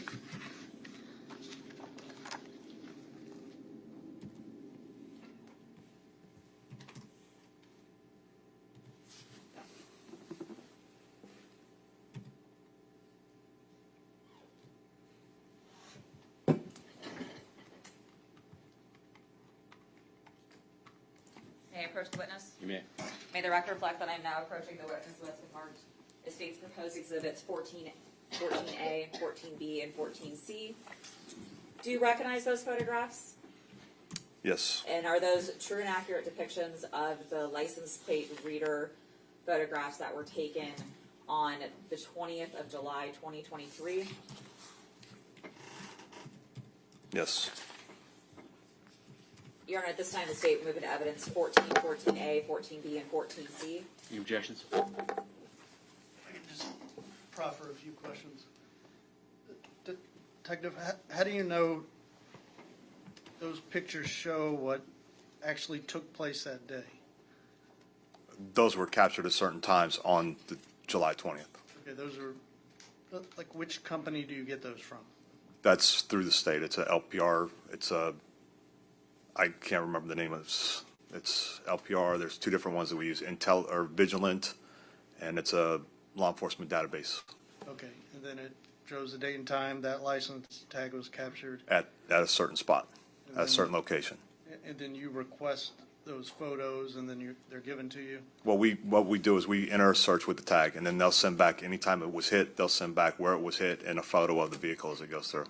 Okay, but you're not there personally to observe it and say, yeah, that fairly inaccurately depicts what actually took place. That's just what the records show.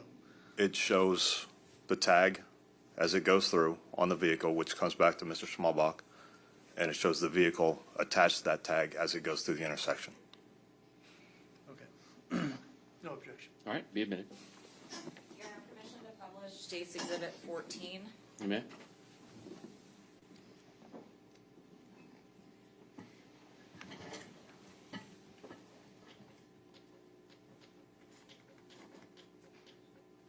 Okay, so this is State's Exhibit 14. So what is this down here on the bottom left corner?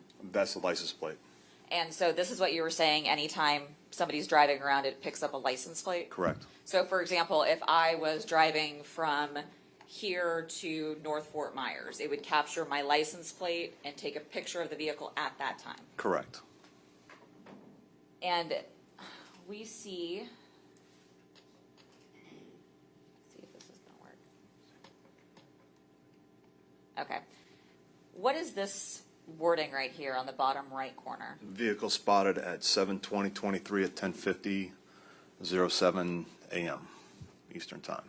Okay, and that is the location of 41 and Bell Tower, is that accurate?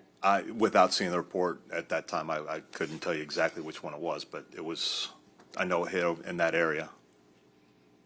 And did you notice anything about the exterior of the vehicle at this time?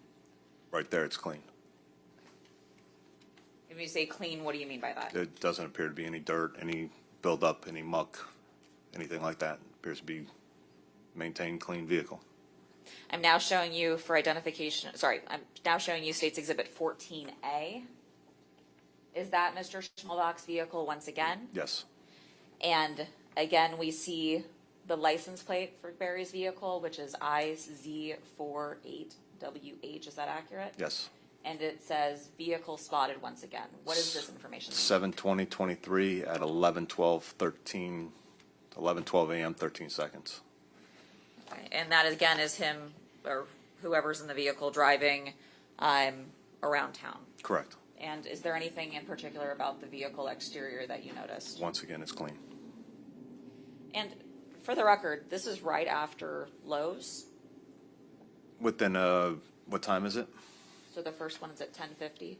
That's within, was it 8:43, I think, so within a couple hours.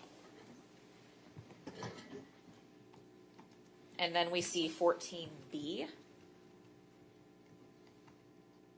And again, we see the license plate as well as we see the vehicle. Yes. What was the time on this one? 7/20/23, 12:24 p.m. And this particular vehicle, what do you notice about the exterior of it? It's clean as well. And I'm now showing you what State's Exhibit 14C. And what do you notice about the exterior of the vehicle? It's clean. And we see license plate for Barry's car again? Yes. And then what is the timestamp on this? 7/20/23, 12:34. And based on your investigation, were you able to tell where the vehicle went on the 20th of July between 10:50 and roughly 12:43? As I recall going through it, I believe it went out somewhere towards Lehigh and then came back into the Cape.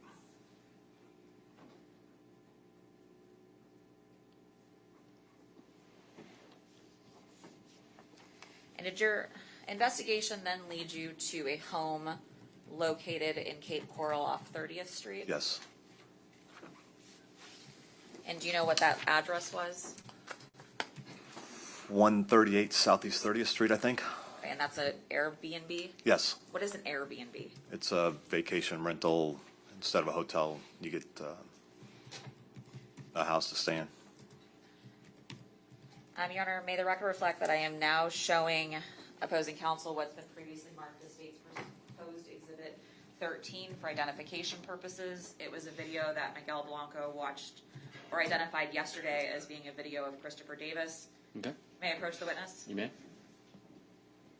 Your Honor, may the record reflect that I am now showing the witness what has been marked as State's proposed Exhibit 13 for identification purposes. What is that? This is a Ring doorbell cam from the Airbnb on 30th Street. And it's a fair and accurate depiction of what occurred on the 20th at the Airbnb? Correct. Your Honor, at this time, the State would move into evidence State's Exhibit 13. All right. Any objection? What do you base the fair and accurate depiction on? Like you weren't there, so you didn't know what happened, so what do you? Just the video that we recovered is what I'm. And you recover that from what, the owner of the Yes. Airbnb? Correct. Okay. All right. No objection. Be admitted. And the individual in this video that was identified as by Miguel is Mr. Davis. Is he wearing the same clothes as earlier in the day at Lowe's? Yes. Permission to publish State's Exhibit 14. You may. But is it 14? Or sorry, 13. I apologize. Okay.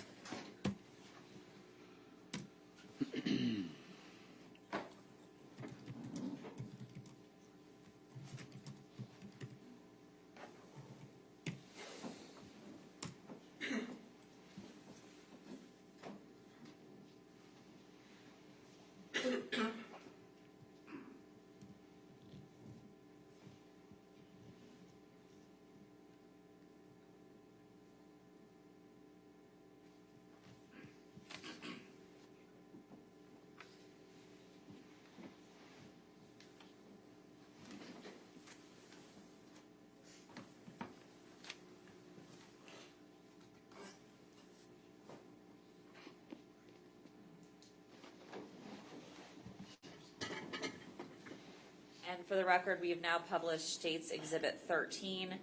What is this a view of? Driveway from the house. And we see a vehicle that is in the middle of the driveway. What vehicle is that? Appears to be Barry Schmalbach's Jeep. And this video was collected, if we look at the bottom right corner, it captures 7/20/2023 at 2022. Yes. And what is 2022 in non-military time? 8:22 p.m.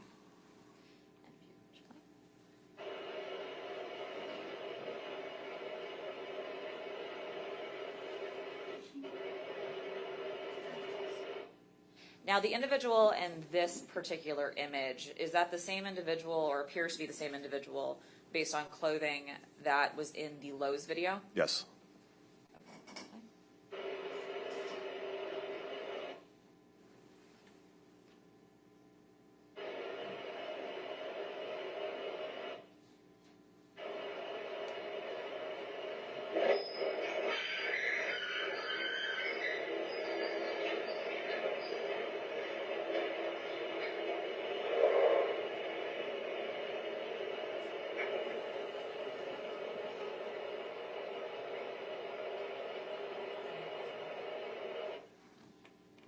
And for the record, it's been paused at 33 seconds. Are you able to see inside the vehicle?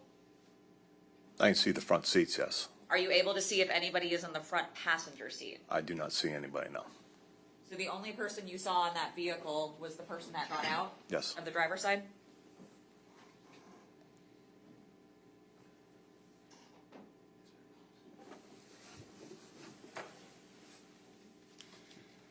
And are you familiar with where 138 Southeast 30th Street in Cape Coral is? Yes, I am. And where in relation to Barry's condo is that? Probably 4 or 5 miles, maybe a little bit further. It's off of Santa Barbara. The apartment or the residence is off of Del Prado. And what did you do next with regards to the investigation? Was able to track some purchases that were made at locations near the Airbnb. And would that location be Target? Yes, Target, yes, that's one of them. And for the record, I am publishing States 22, which has already been admitted into evidence.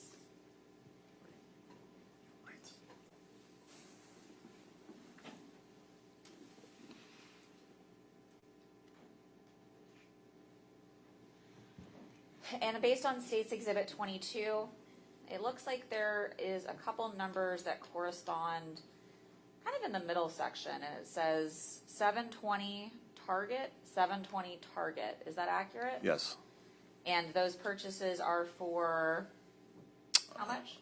$255 and $169. So based on your investigation, did you end up going to Target? Yes. And what Target was that? 2420 Santa Barbara Boulevard. And is that located in Lee County, Florida? Yes. And I apologize, the Starbucks that this card was used at earlier in that day, is that also located in Lee County, Florida? Yes, Cape Coral, off of Cape Coral Parkway.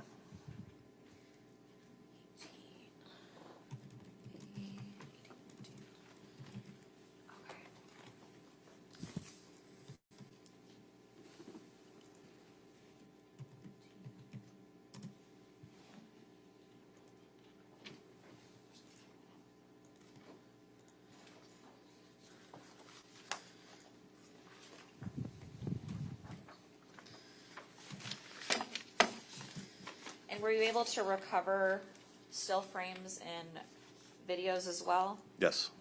And did your investigation later lead you to a Publix? Yes. And that's based on the 720 Publix, Cape Coral, Florida for 1969, is that accurate? That is correct.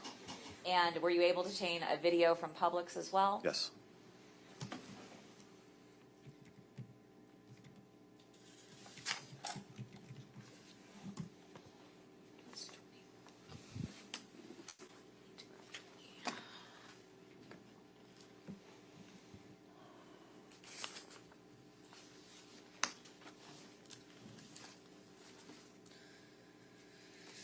Your Honor, may the record reflect that I am now approaching opposing counsel what's been previously marked for identification purposes as States Exhibit 21, 19, 18, 18A, 18B, 18C, 20, and 20A.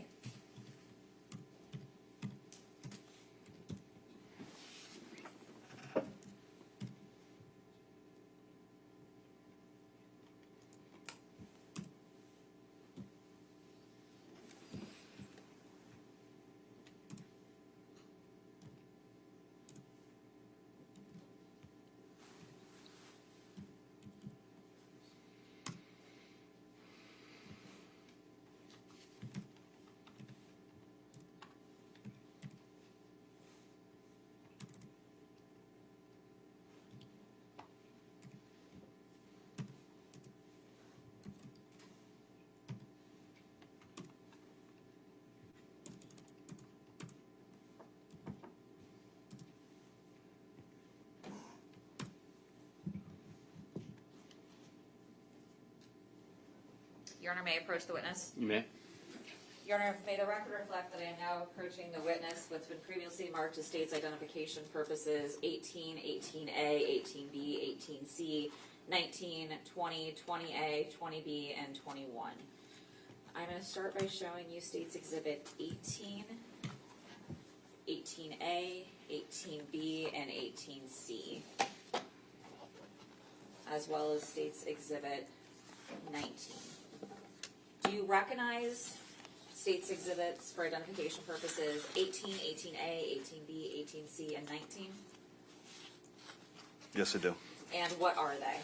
These are stills that were obtained from video that was taken from Target in Santa Barbara. And Cape Coral. the stills in this particular image, are they of the same individual that we saw previously at the Airbnb getting out of Barry's Jeep, as well as Lowe's? Yes. And are they wearing the same clothing? Yes. Your Honor, at this time, the state would move into evidence State's Exhibit 18, 18A, 18B, 18C, and 19. Any objection? Be admitted. And for the record, those are the images that, as well as video that Miguel Blanco identified the defendant Christopher Davis being in yesterday. With regards to State's Exhibits 20, 20A, 20B, as well as 21, do you recognize these?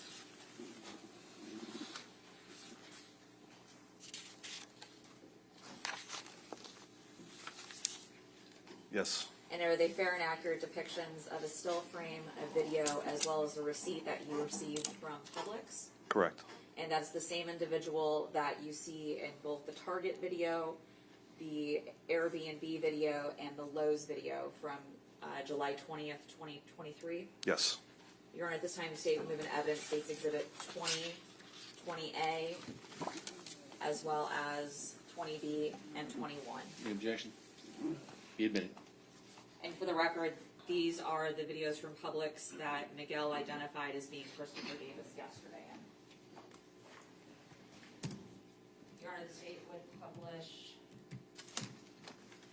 19.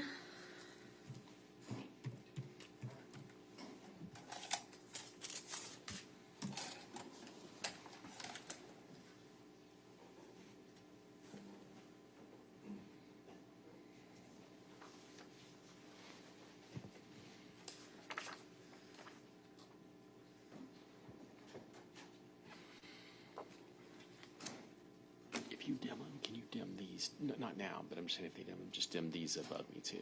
While the lights are on, we'll just do this part, Your Honor, to save time. With regards to this particular image, and which is for the record, State's Exhibit 18, what is this an image of? A male walking into the Target. And that is the same male that you see earlier depicted in all the other videos we just spoke about? Yes. And how do you know that's Target? Well, one, the red bump, the red blocks there, that's standard at that Target. And this Target is located in Lee County, Florida? Yes. Cape Coral, it's Santa Barbara. And we see a image, which is State's Exhibit 18A. What is that an image of? That is self-checkout, mail purchasing items. It is. And that's the same male that is walking into Target from the previous frame? Correct. And we also see State's Exhibit 18B. What is this image of? That's mail at an ATM machine there within Target. And that's the same person that's in the previous images as well as in all the videos that we've brought in through this day? Yes. And he's wearing the same clothing as well? Yes. And you said that's an ATM machine. Correct. Where in Target is that? As you're walking into that particular Target, you would take a right, and there's a customer service area there, and back around the corner. It's back up against the wall in the corner there. Your Honor, at this time, the state would publish State's Exhibit 19. May we have the lights? Okay.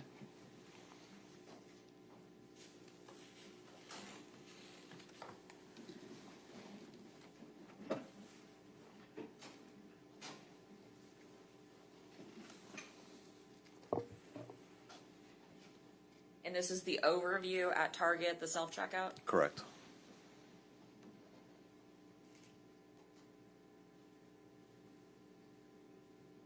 You could pause it. So what is this individual doing at this time? He's removing a card from his wallet.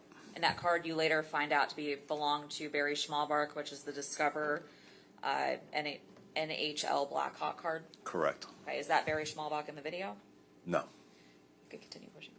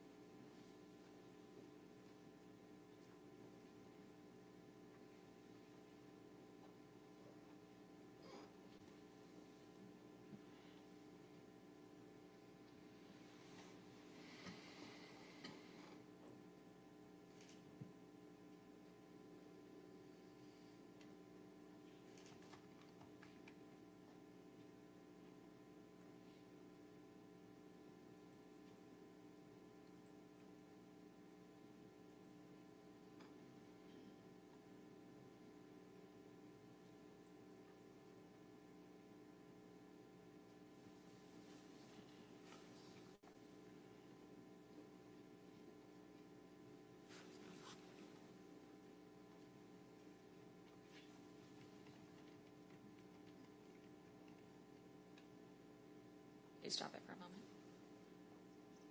And what's happening in this frame? And for the record, this is at 1:15. He comes back and makes a second purchase, which is why there's two on the receipt from earlier. You can push play again. And then we see him inserting something back into it. What is he inserting? The Discover card.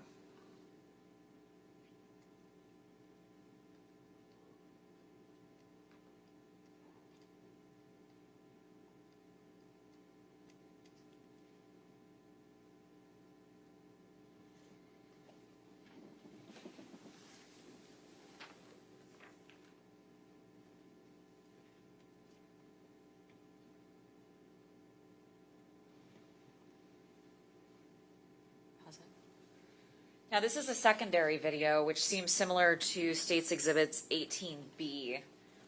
Where is this in Target? This is, so that's the front entrance as you walk in, as I was talking about. And as you come through the doors, you make an immediate right where the customer service area is. And in the back corner there on the right, as you're looking at it, is the ATM machine. You could push play. That's the same individual we just saw checking out? Yes.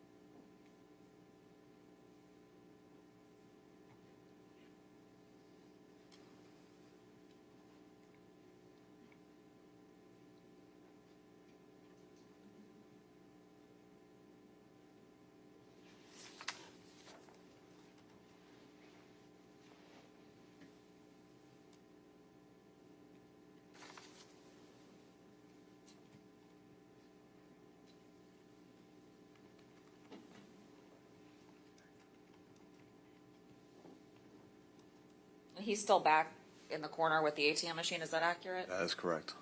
Are you able to see in this video if he's ever able to pull out money from the ATM machine? I was not. Can you explain how an ATM machine works? You put a card in, put in the code, and if you have money available, it gives you money. Or you can check your balances, or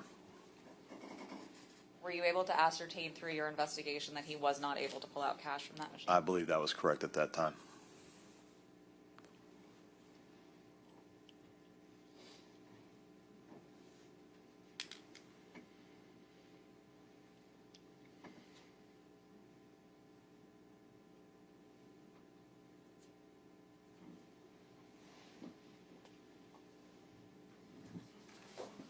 And for the record, the state is republishing State's Exhibit 22, as well as State's Exhibit 18C.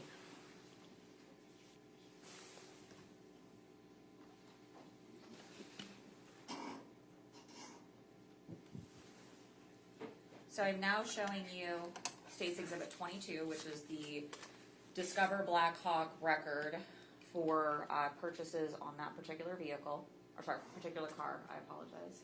And then you also see State's Exhibit 18, which is below it, and that's 18C. What is 18C? That is a copy of the receipt for the transaction at Target. And we're able to know that this is the same transaction based on the card number as well as the timestamps? Correct. And we also see that it's a $255 purchase, and we could see that it correlates to Target at $720 for $255. Correct. And that card you end up finding out belongs to Barry Schmalbach. Yes. Now, after this particular stop at Target, where does the defendant go next? Publix, right next door.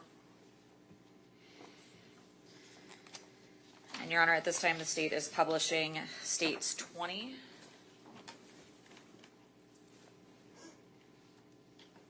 Let me just pause for just a minute. Is everybody okay on the jury? Does anybody need a break? I think they do. Okay. Can we take a short comfort break and then resume? All right. We'll be in recess for about 10 minutes. I'll send you back to the jury. All right.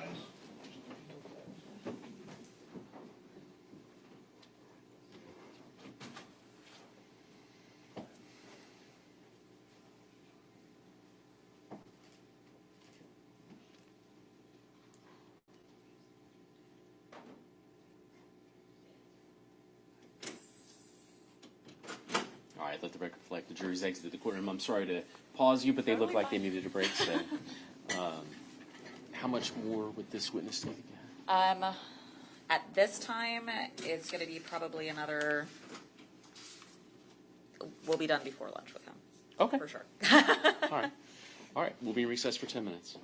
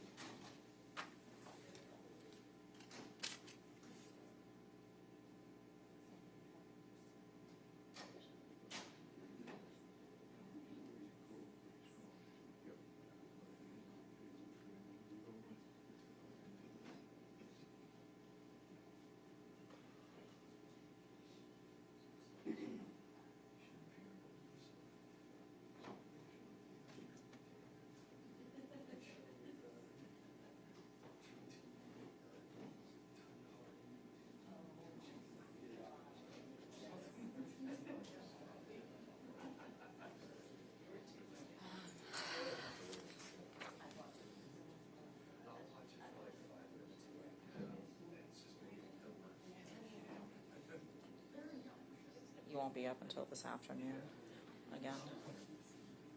Basically, you're hanging out with us every day.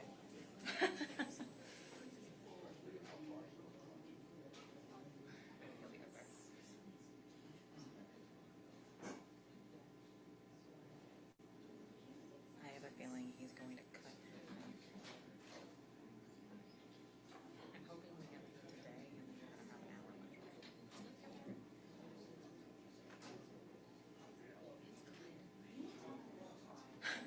Their chicken tenders, honey mustard wrap is very good. The burgers are good too.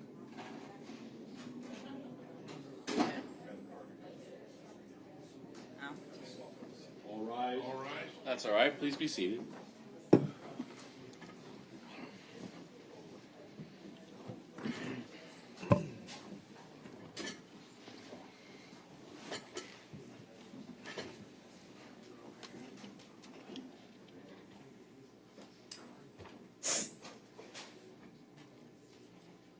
All right, and let the record reflect, state's present, defense counsel, and defendant are all present. Are we ready to proceed? Yes, Your Honor. All right. And we'll bring the jury back.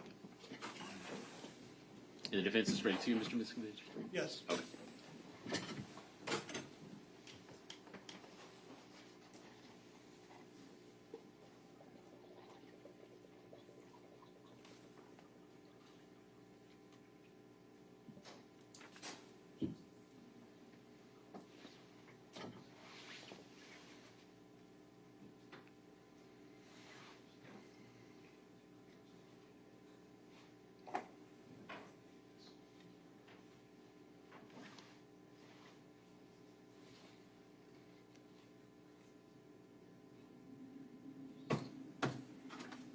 Jurors entering.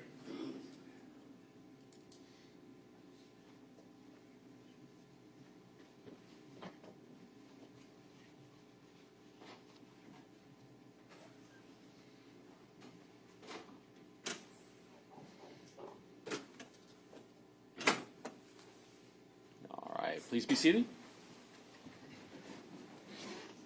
All right, you may continue. Thank you. Now, we see the same individual that we have seen throughout the day in this photograph. Is that accurate? Yes. And what is this person doing? Making purchases at Publix. And we see a box in his hand that he's buying. Fried chicken and I believe some tea. Okay. And that corresponds to State's Exhibit 22, which says Publix, the amount of $19.69. Is that accurate? Yes. And Your Honor, at this time, the state is publishing 20A.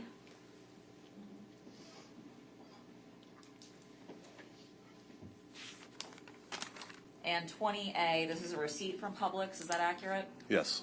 And that shows the same amount of the $19.69. Correct. So in this particular instance, this credit card was used at Publix as well Yeah. by the individual in that photo. Yeah.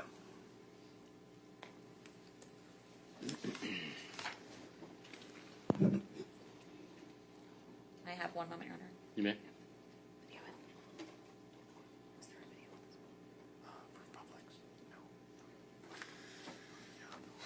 Okay. Yep.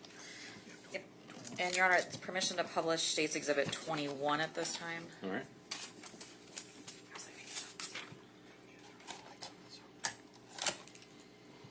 Maybe get the lights again, I apologize. And State's Exhibit 21, that is, for the record, a video at Publix where Miguel Blanco yesterday identified it as being Christopher Davis in said video.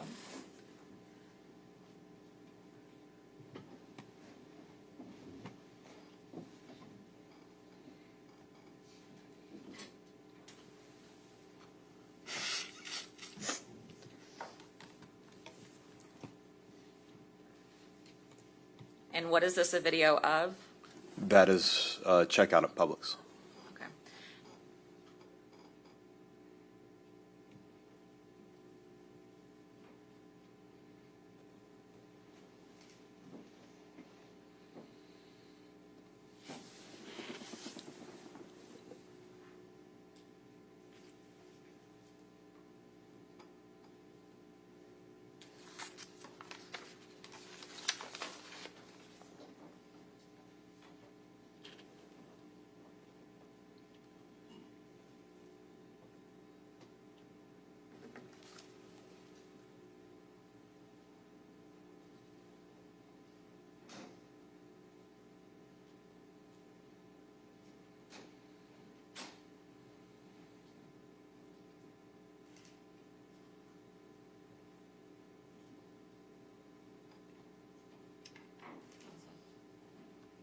And for the record, this is paused at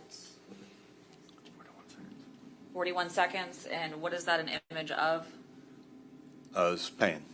And that's inserting a credit card, Into the machine, yep. Machine. Okay, continue pushing play.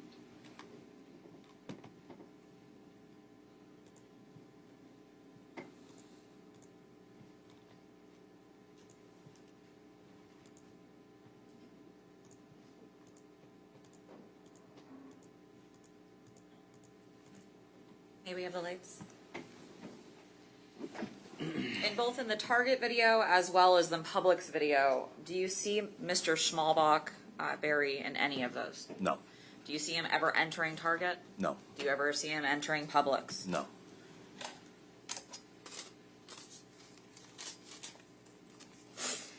And what did your investigation lead you to after Publix?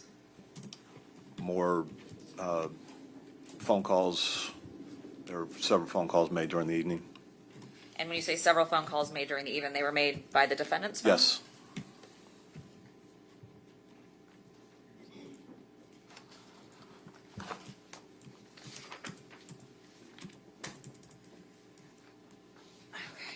And Your Honor, I'm permission to publish State's Exhibit 56, and it will be. In 56 has been a minute. Yeah, sure. Okay.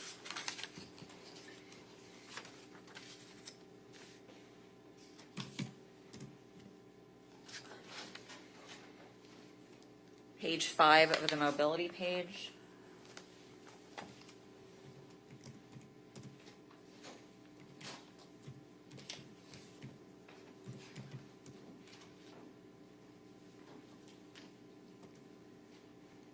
I'm now showing you page 5 of State's Exhibit 56. Do you recognize this? Yes. And you said there were phone calls made later by Christopher's phone. Is that accurate? Yes. And I'm going to direct your attention to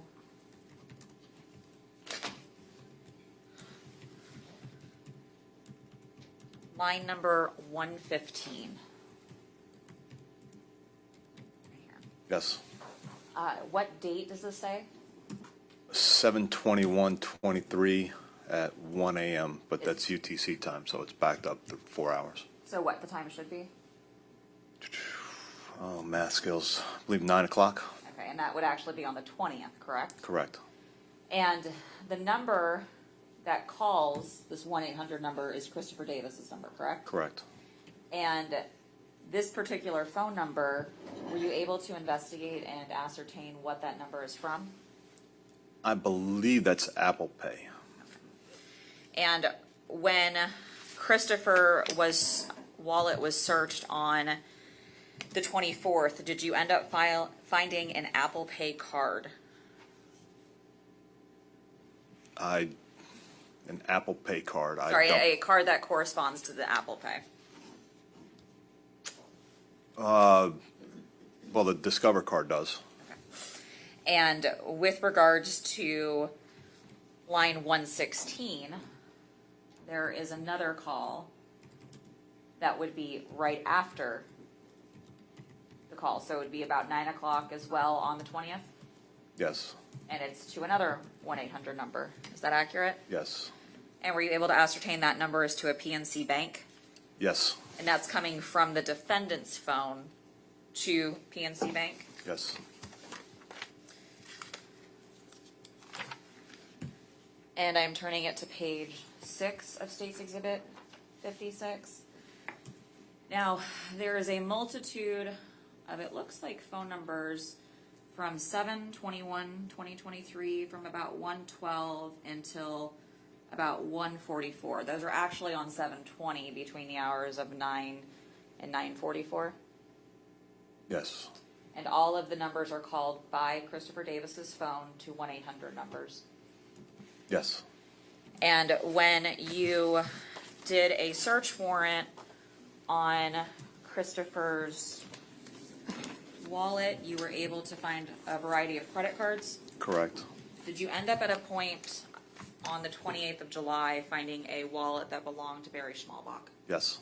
And with regards to the wallet on Barry Schmalbach, were there credit cards in there as well? Yes. Were you able to look at the credit cards that were in that wallet too? Yes. Your Honor, may the record reflect that I am now showing opposing counsel who has been marked previously for identification purposes as states 54D. Okay.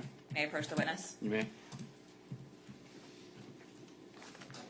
I'm now showing you for identification purposes what's been marked as state's proposed Exhibit D.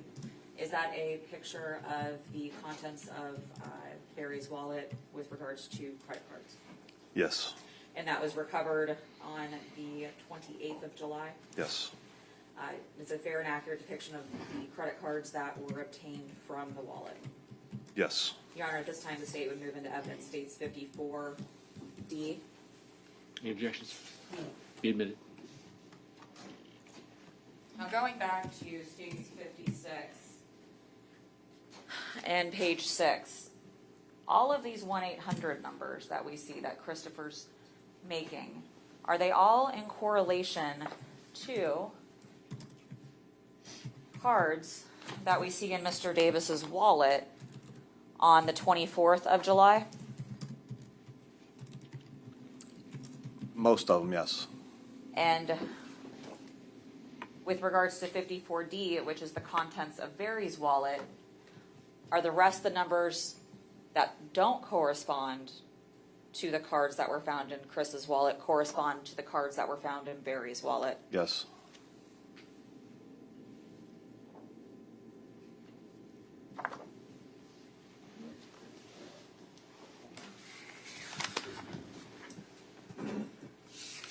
And there were about 8 calls to 1-800 numbers, which all correspond to banking institutions? Yes. And they were all associated with credit cards owned by Barry Schmalbach? Yes. And none of those cards that were located in either Christopher's wallet or Barry's wallet had Christopher's name on it? No, that is correct. They all had Barry's name? Yes.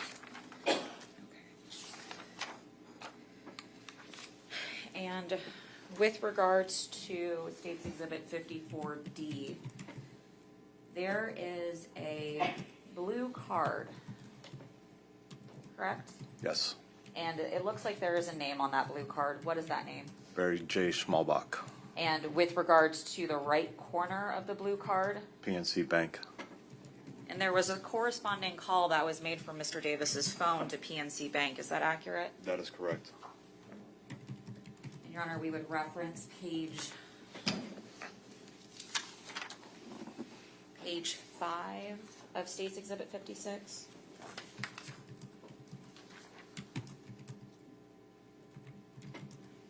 And we see lines 115 and 116. Is that accurate? Yes. And we see that there is a 509 and a 214 number. Does that correspond to an actual phone call that there's conversation? Yes. Were you able to obtain a phone call from PNC Bank? One. I'm sorry? One. One. And you were able to give that phone call to the state attorney's office? Yes, I was. Your Honor, may the record reflect that I'm now showing opposing counsel what's been marked as State's proposed Exhibit 24 for identification purposes. May I approach the witness? You may. I'm now showing you what's been marked for identification purposes as the State's proposed Exhibit 24. Do you recognize this? This is a copy of PNC call. And it's a copy of what is purported to be the call coming from Mr. Davis's phone to PNC Bank. Yes. And that correlates to a card that was found in Barry's wallet on the 28th of July, Yes. and not to any cards that were in Christopher's wallet. Correct. Your Honor, the state would admit State's Exhibit 24 Any into objection? evidence. No. Be admitted.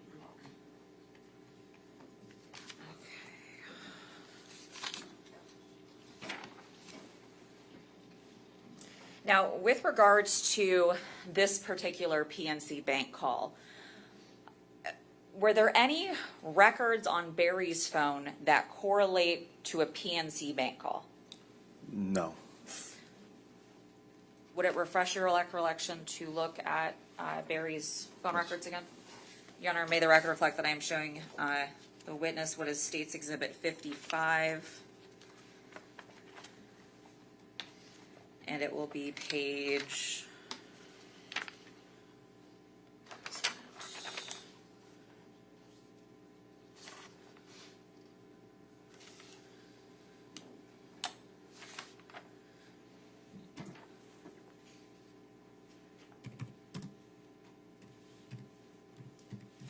Be pages 3 and 4. May I approach? Yes.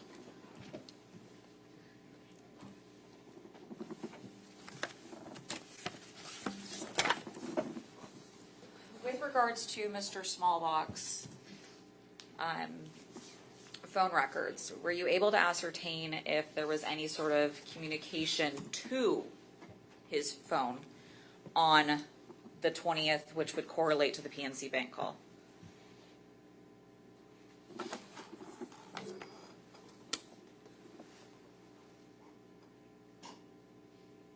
Yes, And that's a call in or a call out?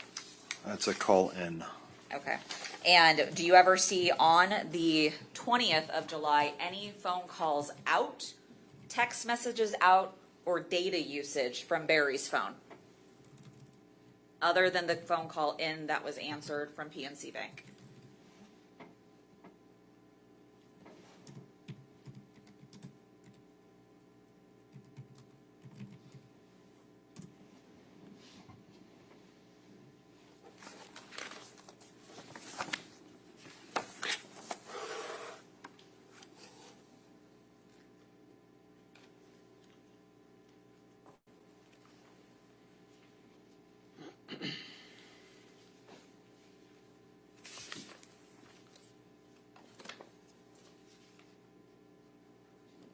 I'm sorry, what was the question again?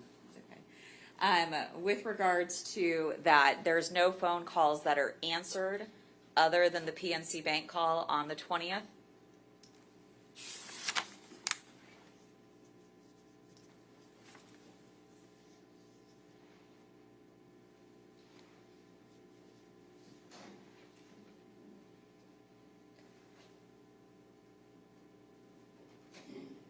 I don't see any, no. Okay. And are there any calls out from Barry's phone on the 20th or corresponding messages that Barry's phone shows activity, sending out, not in?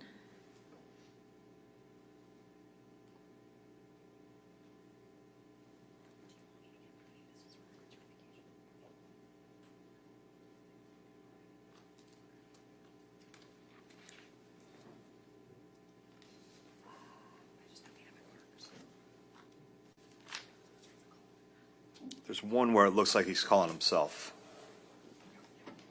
But that's the only one? Yes, And that's around the same time as the PNC call? yes. It's a couple hours And with before. regards to,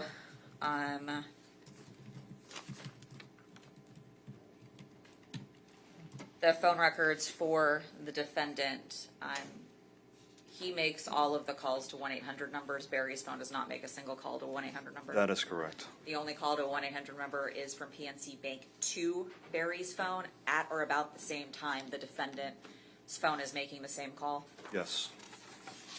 Your Honor, may I have a moment? Yes.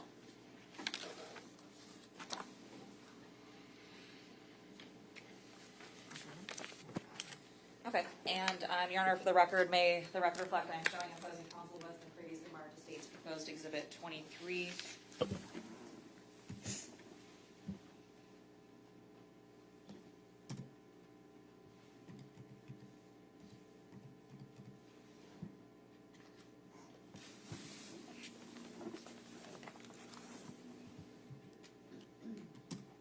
May I approach the witness? You may. I'm now showing you for identification purposes State's Exhibit 23. Do you recognize this? Yes. And what is it? This is a copy of Barry Schmalbach's PNC Bank inventories. And Barry Schmalbach had a PNC card only that you were able to ascertain? He had two accounts. We were able to find one card. And Mr. Davis did not have any accounts to your knowledge with PNC Bank? Not that I'm aware of, no. Okay. Your Honor, at this time, the state move into evidence State's Exhibit 23. Any objection? No. Be admitted.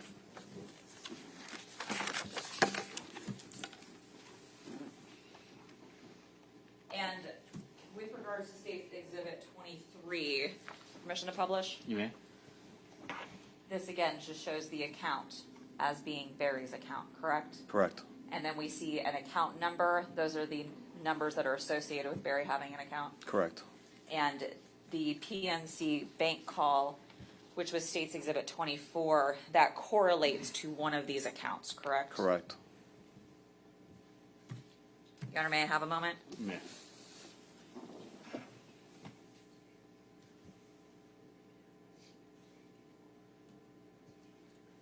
No further questions at this time, Your Honor. All right. Go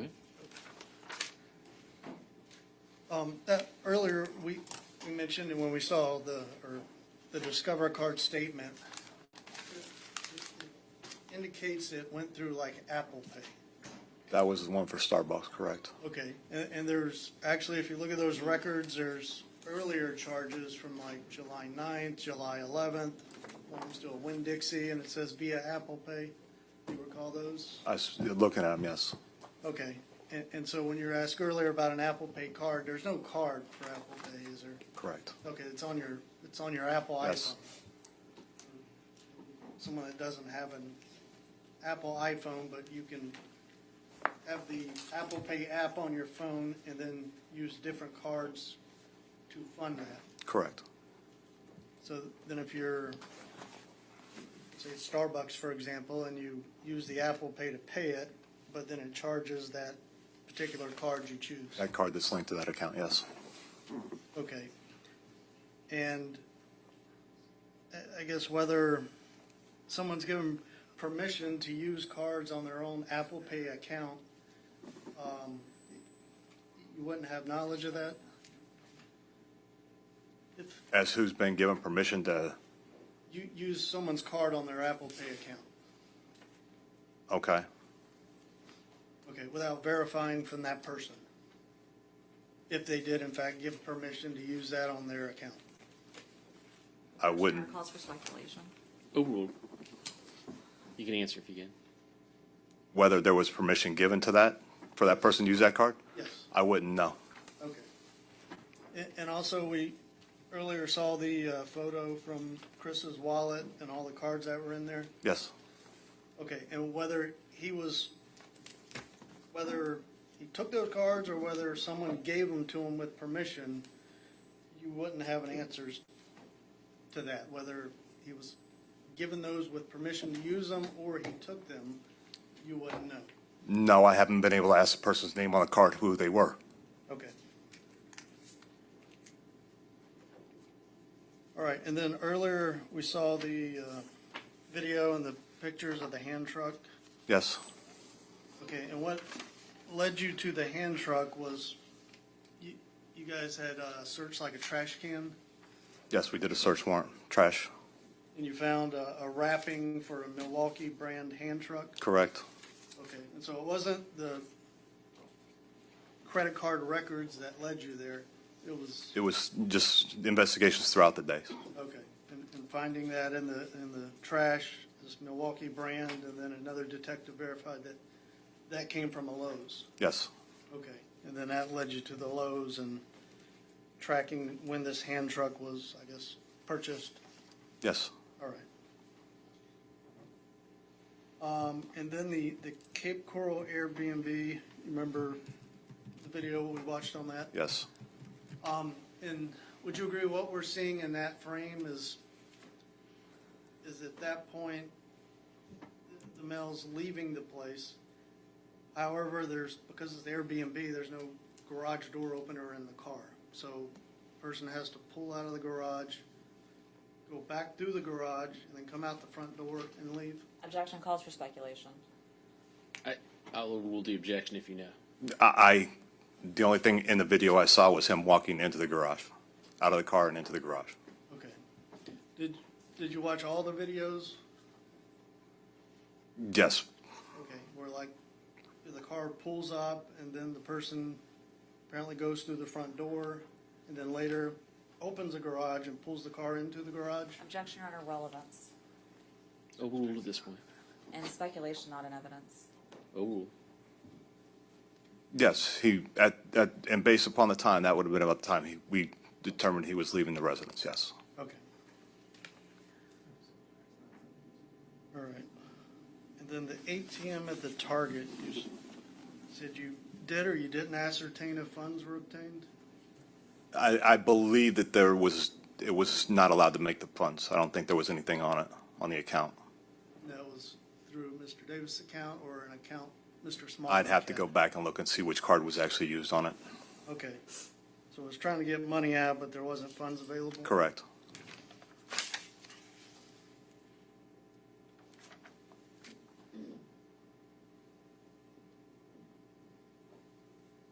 All right, thank you. Any redirect? No redirect at this time. He is not excused. We will be recalling him for the next All day. right. All right, so you may step down.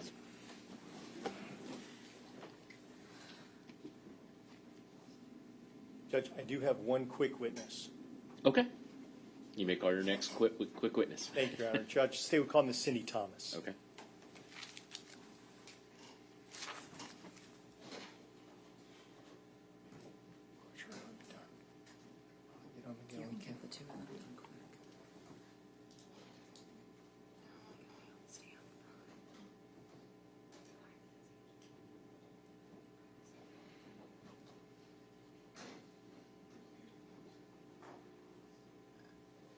Judge, I also had two other quick witnesses after this one, and when I say quick, I mean quick. That's okay. Is the jury okay with going a little while longer and then we'll break for lunch? Okay, that's fine.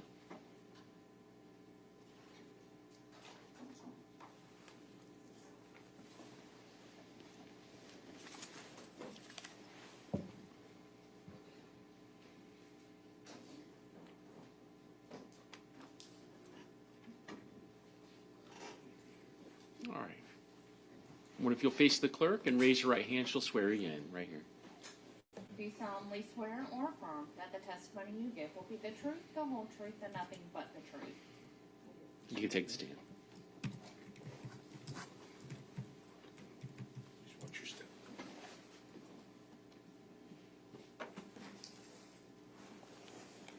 And you may proceed when you're ready. Thank you, Your Honor.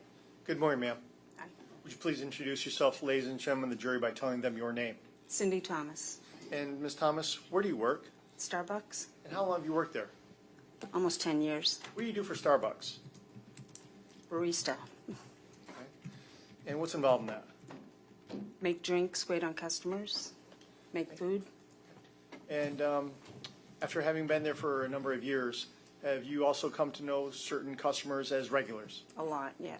And was a regular customer of yours a gentleman by the name of Barry Schmalbach? Yes, And was there also a gentleman who later became known to you as Christopher Davis? yes, Okay. Do you see a gentleman here in the courtroom today by the name of Christopher Davis? yes, And was he one of those regular customers? yes, And was he one of the individuals who came with Mr. Barry Schmalbach to your Was. particular establishment?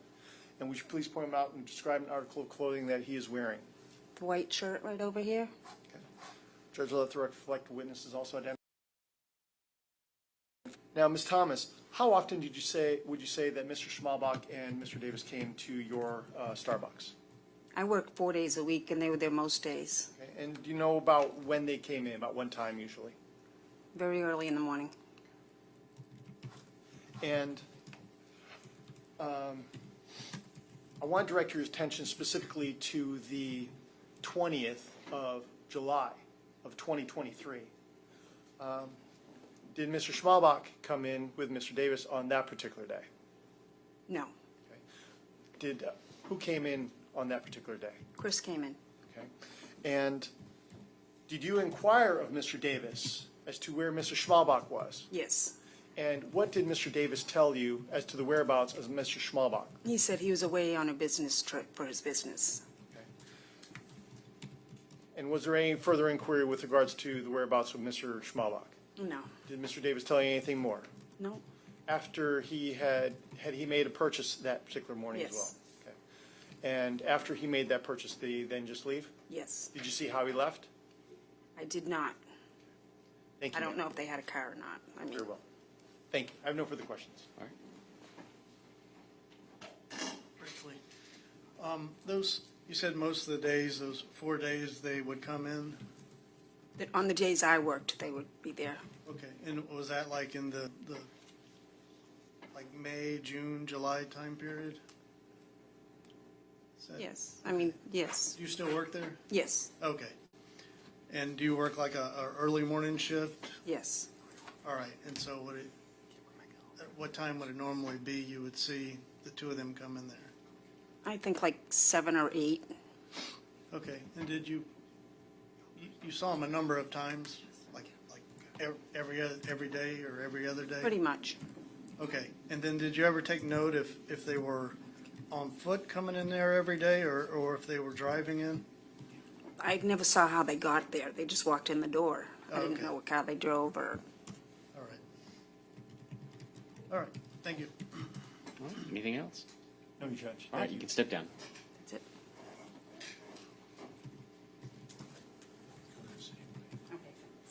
Judge State would like to call Ms. Kim Zanzoltani. Okay. And is she released or? She is not, Judge. Okay. All right. Thank you. Thank you. Thank you.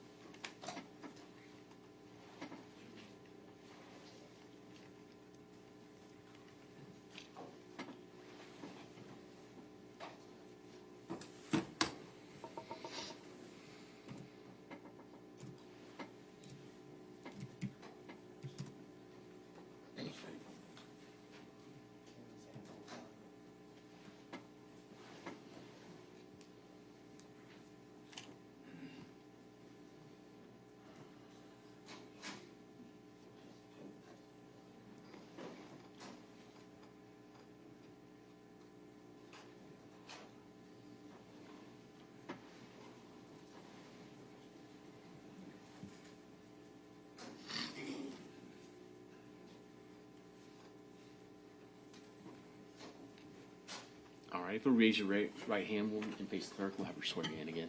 Do you solemnly swear or affirm that the testimony you give will be the truth, the whole truth, and nothing but the truth? Yes. All right. You can take the stand.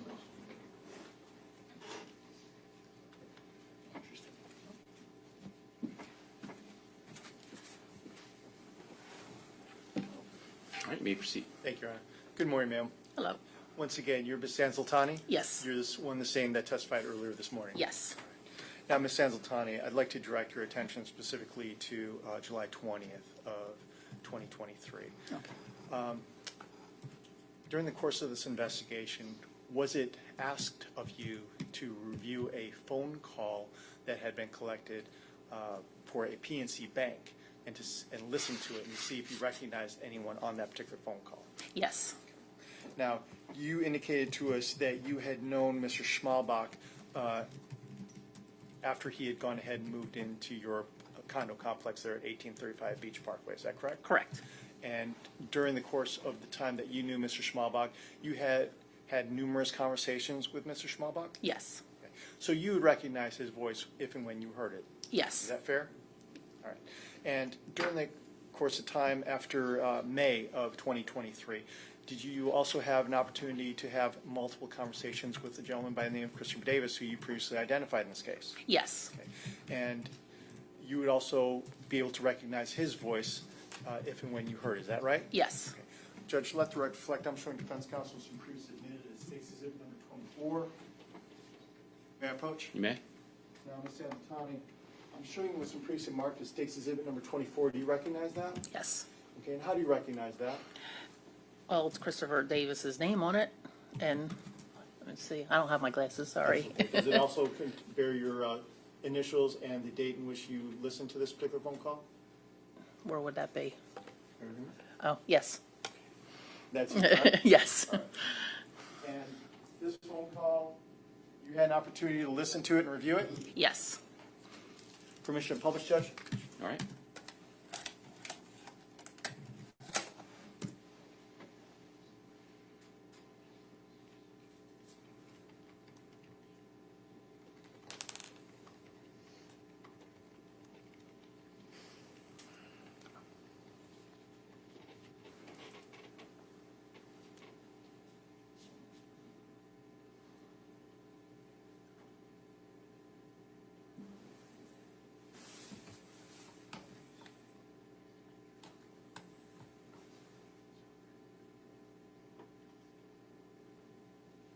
Hi, my name is Melissa. Can I get your first and last name, please?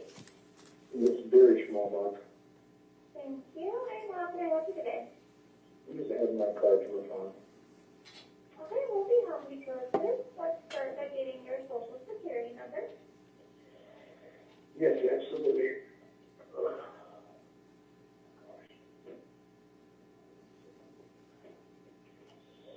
352-66-0790. Thank you. And what is the last four digits of the card number you were trying to verify? 0577.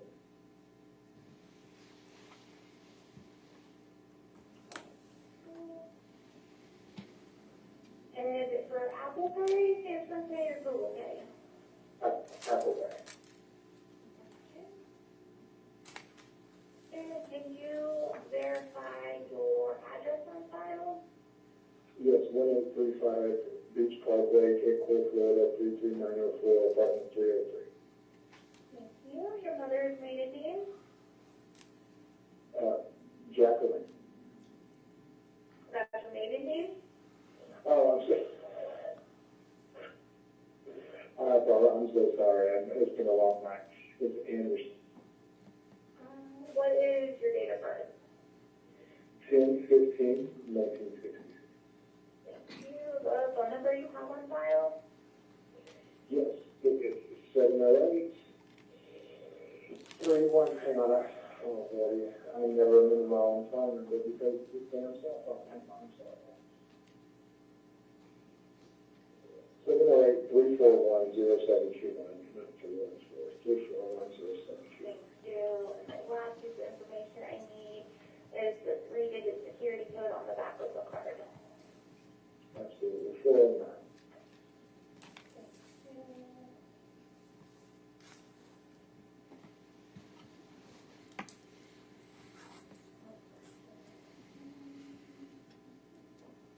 Wow, that still doesn't look like it's been happening. Okay, looks like it wants me to send you a text message. That number that you provided, is that a valid phone number or cell phone to get a text message at or phone call? Yes, that's a valid phone number. What I will say is I've been having a problem with my text messages. Is there any way I can call me? Yeah, I can do, it should give me an option to do it as a phone call. That way you can put me on hold, grab that code, and then come back to me. Okay.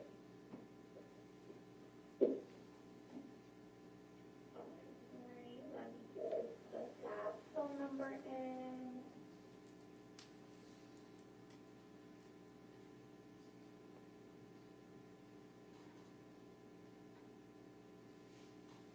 Okay, and you said you wanted it as a voice call. Okay, just hit that. You should be getting a phone call with a 5-digit passcode.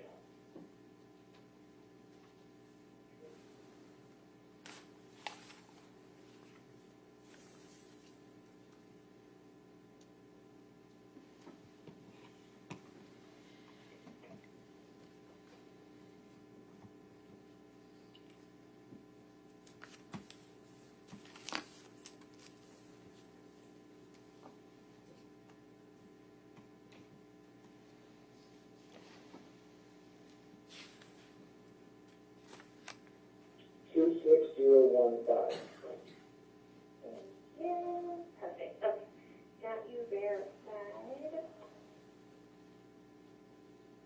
Now let's verify that card.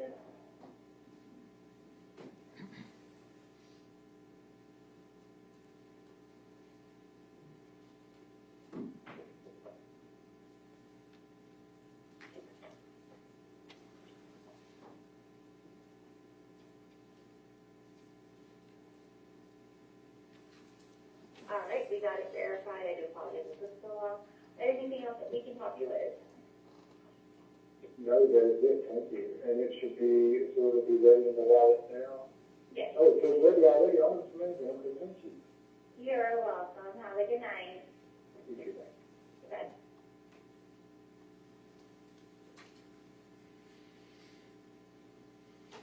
Ms. Sanzoltani, whose voice was that? At first, I didn't recognize it because it seemed like he was disguising the voice, but when he got excited, when he got the code, then I recognized it was Christopher Davis. Thank you. No further questions, Judge. Across the same. You were familiar with Chris from when he moved in with Barry?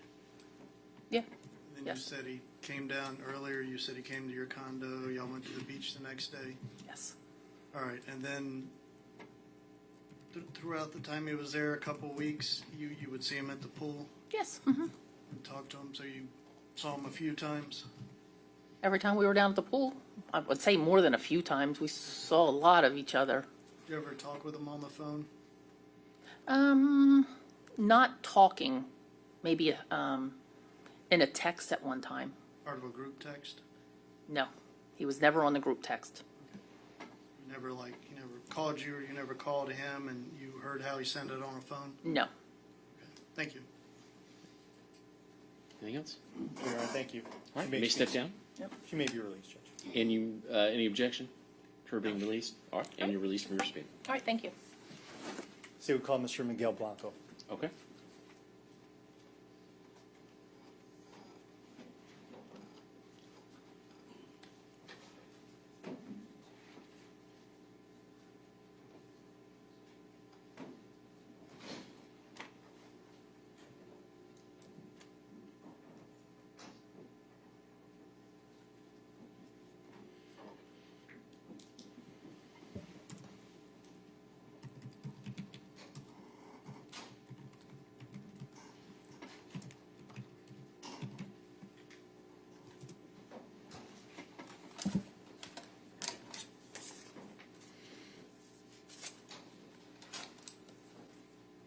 All right, sir. If you'll just face the clerk, raise your right hand, she'll swear you in again.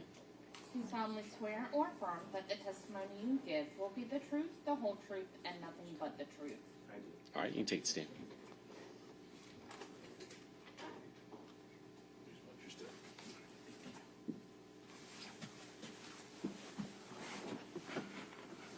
Good morning, Mr. Blanco. Good morning. You're one of the same Mr. Miguel Blanco that testified yesterday, is that correct? Yes, sir. All right. Now, Mr. Blanco, I want to direct your attention specifically to July 20th of 2023. During the course of the investigation of Mr. Barry Schmalbach, did you have an occasion to sit down with a detective and review a bank phone call that was made in this particular case? Yes, sir. And what was asked of you as related to that particular phone call? To identify the voice and if it was Barry Schmalbach. Okay. And when they played that particular phone call for you, were you able to do that? Yes. Okay. Now, you've had, over the course of, 13 years of knowing Mr. Schmalbach, had various conversations with Mr. Schmalbach. Yes, sir. Have you had conversations with him on the phone? Yes, sir. Have you had conversations with him in person? Yes, sir. Have you had conversations with him in restaurants?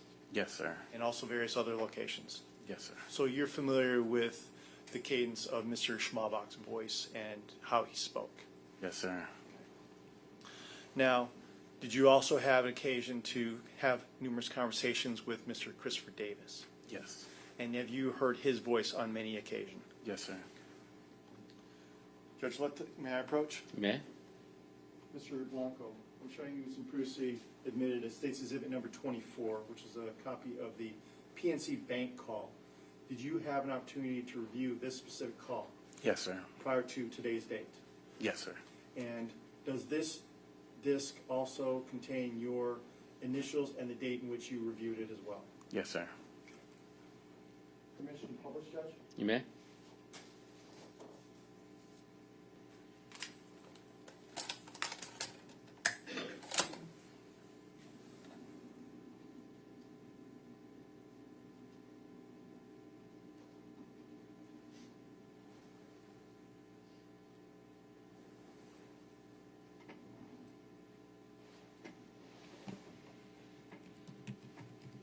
Hi, my name is Melissa. Can I get your first and last name, please?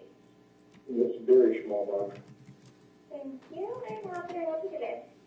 I need to add my card to the phone. Okay, we'll be happy to assist. Let's start by getting your social security number. Yes, absolutely.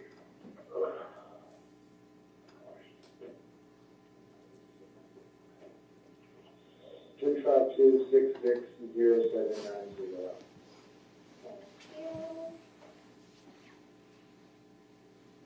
And what is the last four digits of the card number you were trying to verify? 0577.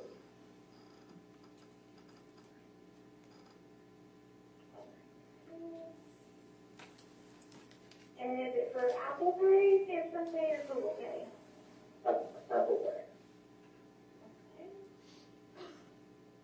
And can you verify your address on file? Yes, 1835 Beach Parkway, Cape Coral, Florida, 33904, apartment 303. Thank you. Your mother's maiden name? Jacqueline. That's your maiden name? Oh, I'm so sorry. It's been a long night. It's Anderson. What is your date of birth? 10/15/1960. Thank you. The phone number you have on file? Yes, it is 708 31. Hang on. Oh, boy. I never remember my own phone number because this damn cell phone. I'm sorry. 708-341-0721. 341-0721. Thank you. And the last piece of information I need is the 3-digit security code on the back of the card. Absolutely. 409.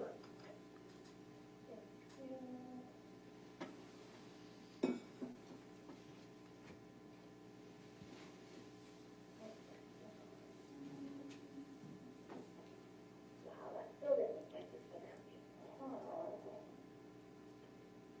Looks like it wants me to send you a text message. That number that you provided, is that a valid phone number or cell phone to get a text message at, or phone call? Yes, that's a valid phone number. What I will say is I've been having a problem with my text messages. Is there any way I can call me? Yeah, I can do, it should give me an option to do it as a phone call. That way you can put me on hold, grab that code, and then come back to me. Okay. Let me just put that phone number in.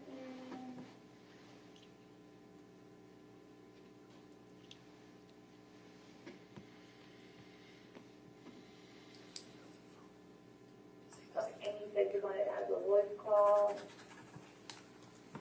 Okay, just hit that. You should be getting a phone call with a 5-digit passcode.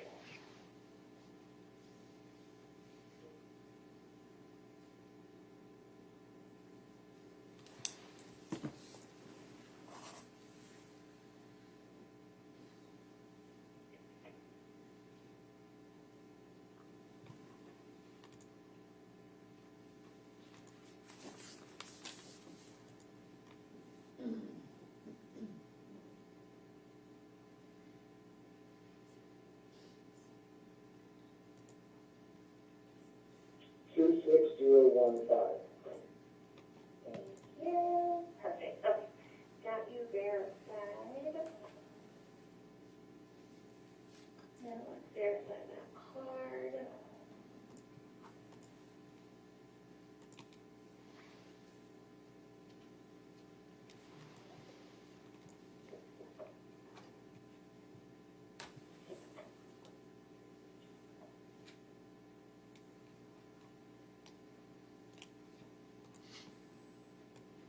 All right, we got it verified. I do apologize it took so long. Anything else that we can help you with? No, that is it. Thank you. And it should be, so it'll be ready in the wallet now? Yes. Oh, so it's ready already. Oh, it's amazing. Okay, thank you.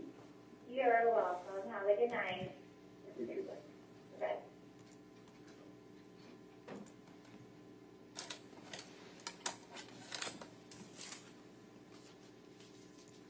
Mr. Blanco, did you recognize that voice?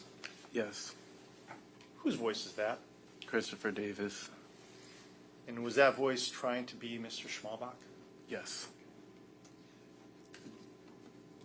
As long as you've known Mr. Schmalbach, are you familiar with that phone number? Is it 708-341-0721?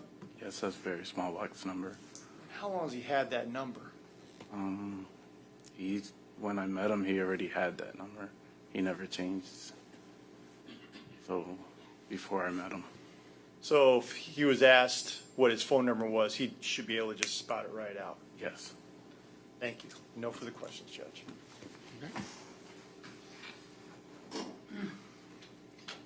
Said you've known Barry for a lot of years, correct? Yes, sir. All right, and then for Chris, you had known him a much shorter period of time? Yes, sir. Okay, and that's just when he came in to your house, I guess, the Cinco de Mayo party in May. Is that correct? Yes. Then yesterday when you testified, you mentioned a couple times I guess you were at the same place he was at? Yes. Okay, and even when you were like at the Cinco de Mayo party, you didn't spend the whole time talking with Chris, did you? No. Okay, so you would say you're much more familiar with Barry's voice than Chris's voice? Yes. Thank you. All right, any redirect? There you are, thank you. All right, you may step down, sir. Thank you. It's a good time. Yes, Judge, thank you. Okay. All right, ladies and gentlemen, it's about 5 minutes after noon. I'm going to let you all go to lunch, so we'll break. Have you come back here. Give you a little extra time just so you can make sure you can get in somewhere here downtown. So 1:15, come back. And just remember my earlier instructions. Don't do any research, look up anything, or discuss anything about your service as a juror on the case. The bailiff will escort you out. Just leave your notepads here. We'll see you back at 1:15.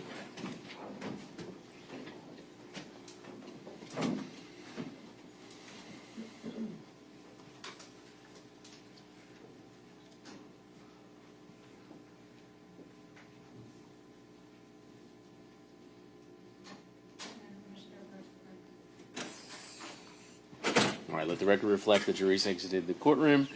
So in terms of scheduling wise, I guess from the state, how many more witnesses are you all expecting to call? Today, Judge? Yes, sir. We're trying to be optimistic, Judge. We're hoping to get 13 in. Okay. And then you have more for tomorrow? I do, Judge. Thank you. Okay, that's fine. Do we have a set of jury instructions? Yes, Judge. I emailed those to you 2 weeks ago. But in the defense has those as well? Absolutely, Judge. Very well, okay. Just as we're going through, just make sure you're looking at those. Does the defense have any proposed jury instructions or special instructions? Okay, very well.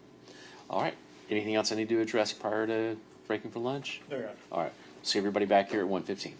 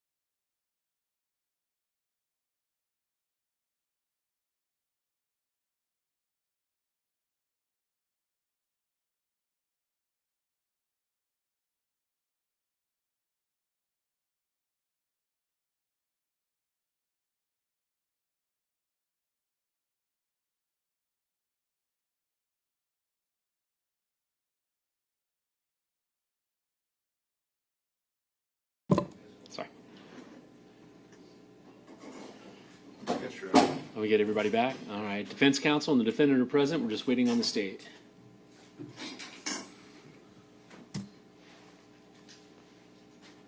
They're talking to witnesses.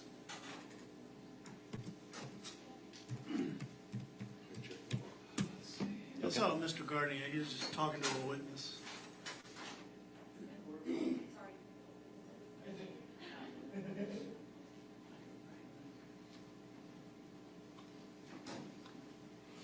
Sorry. All right. For the record, state's present, defense counsel and the defendant are present.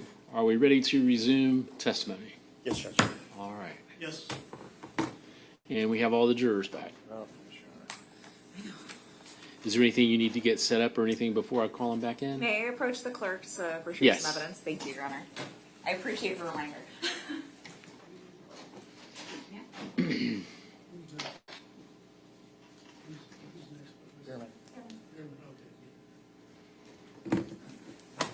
And then I anticipate we'll end on time today at 5 and then just carry over till tomorrow, just for your scheduling purposes. Is that all right? Yeah, that's what we're trying to aim for, Judge. Okay, no problem. All right, let's bring them back in. Everybody ready for the jury to come back in? Okay.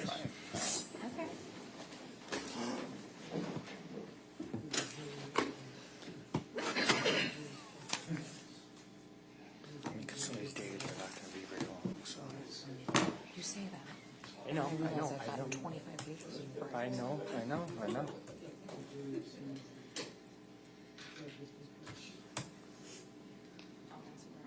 We're gonna wait for this down if you need to. No, brought up just in case you need it.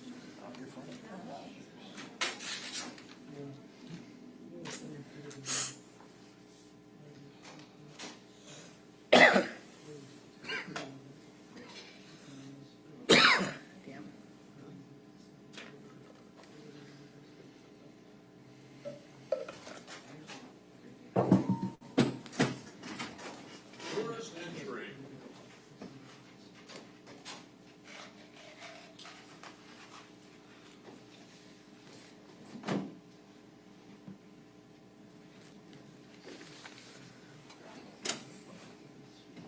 All right, please be seated. Welcome back, ladies and gentlemen of the jury. By a show of hands on the jury, was there anyone who was not able to follow the court's earlier instructions about doing any research, looking up anything, or discussing anything about their services as a juror on the case? Seeing no hands, we're ready to proceed. The state may call their next witness. State would recall Bryce Bearman.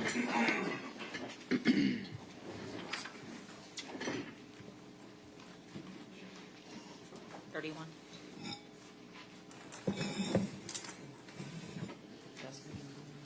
Sir, 30.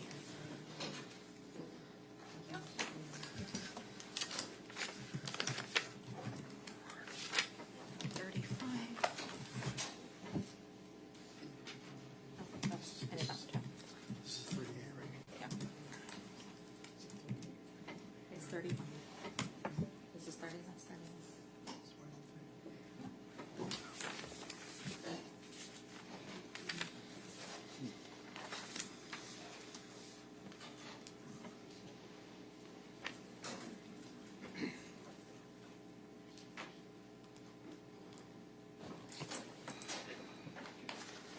All right, sir, you were previously sworn today, so you may just retake the stand. You're still under oath.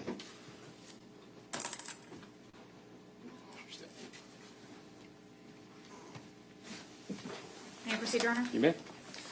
So the last time you were on the stand, we ended up with the fact that your investigation went up to that point till the 20th, correct? Yes. So when did your investigation pick back up? July 21st is the next day in the timeline. And can you walk the jury through what the first thing was that you found out on the 21st? Through interviews and witnesses, we were able to determine that there was some kind of commotion outside the residence around 4 a.m. Someone heard some noises. And that was through Brian Job? Yes. And Mr. Job lives at the residence? Yes. Okay. And at another point, did you end up following the defendant to where you see him on a surveillance video of some sort? Yes. And what is that? It's a gas station. Approximately at 5:30 in the morning? Yes. And on that particular gas station, do you actually have the video from that, or is it just photographs? I believe it was just photographs taken from the videos. Do you remember seeing the defendant wearing the eye watch in those photographs? I believe so, yes.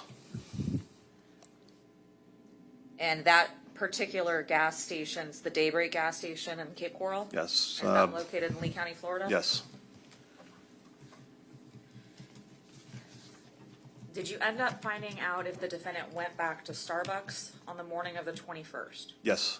And did he use the Discover card once again? Yes, with the Apple Pay, yeah. Well, it's the Discover card from... It's the Discover card on that bill, yes, Okay, correct. so it's the Blackhawks card. Yes. That's the way to say it. And were you able to ascertain that he did more searches for Airbnbs? Yes.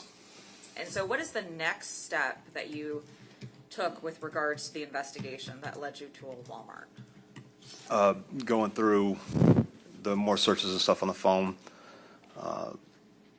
and records, we were able to determine that had gone to the same Walmart that he'd been to on the 19th. That Walmart's located in Lee County, Florida? Yes, 1619 Del Prado Boulevard. And was there a credit card used at that Walmart? Yes, And it was again the Discover card? that was the first one, yes.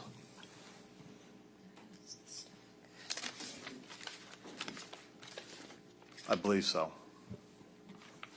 Yes, and that is the Discover card, which is the Blackhawks card, correct? Yes. Your Honor, permission to republish State's Exhibit 22. So we see Walmart on the 21st for Yes. 3073. Yes. Okay. And then we see the Starbucks we just talked about for 659 on the same date. Yes.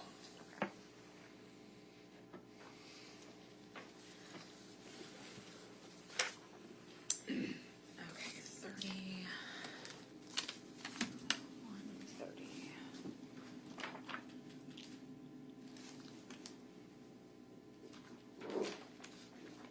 Your Honor, may the record reflect that I'm now showing opposing counsel what's been previously marked for identification purposes as states 30, 31A, 31.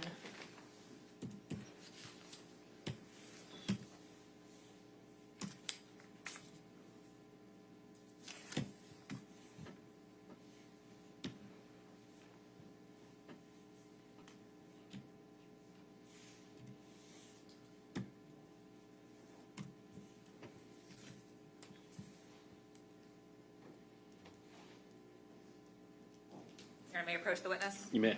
Your Honor, may the record reflect that I'm now showing the witness what's been marked previously for identification purposes as states 30, 31, and 31A.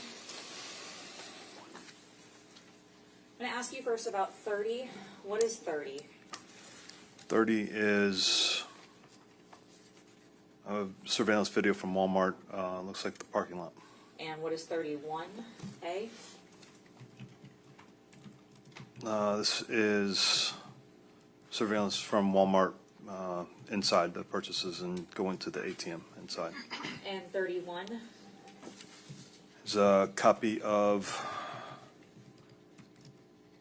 a ATM transaction. And that's from inside the Walmart as well? Yes. Your Honor, at this time the state would admit 30, 31, and 31A into evidence. Any objections?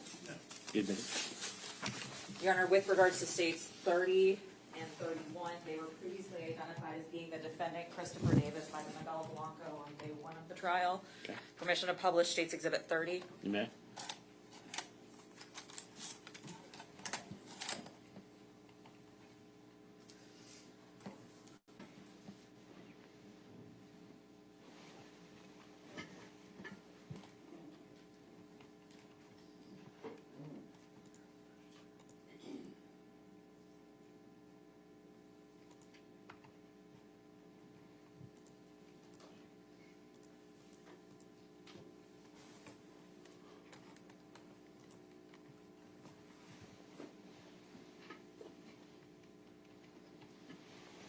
I'm going to stop it for a moment at the very beginning of States 30.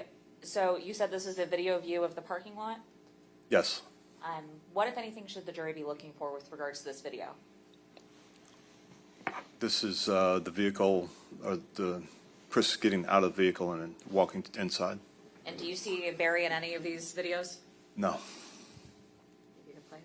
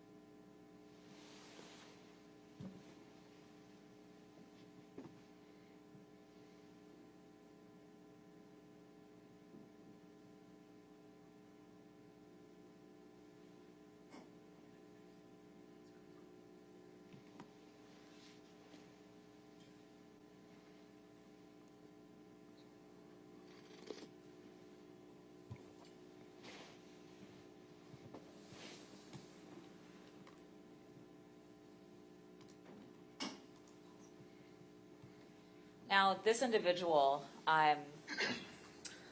this is the person that the jury should be watching. Yes. And do you know where this person parked their car? Towards the back of that row there. Okay, so once again, just like in the Home Depot video, they were parking towards the back, even though there might have been spaces Yes. that were open previously. Okay, you could continue playing. Sorry, Lowe's, I apologize. Permission to publish 31A. You may.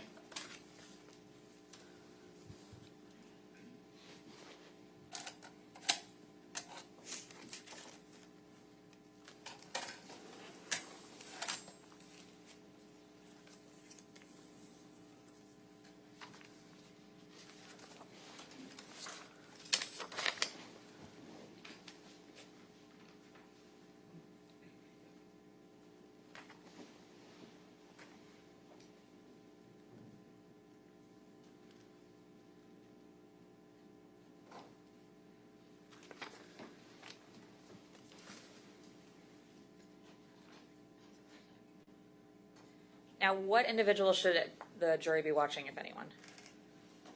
With the cart. So the individual wearing the black hat, it looks like black or dark gray? Yes.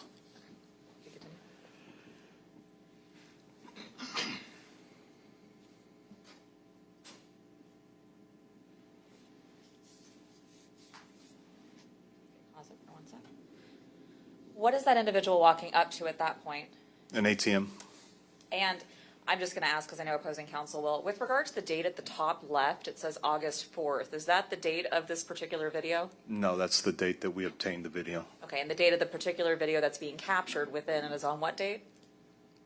July 21st, I believe it is.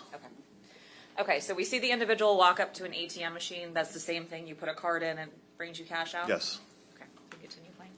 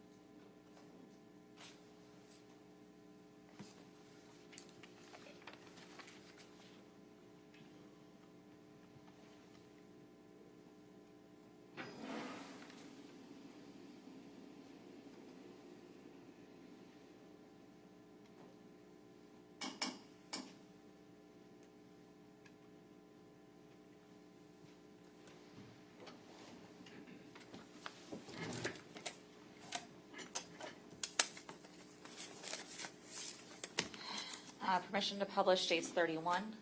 All right.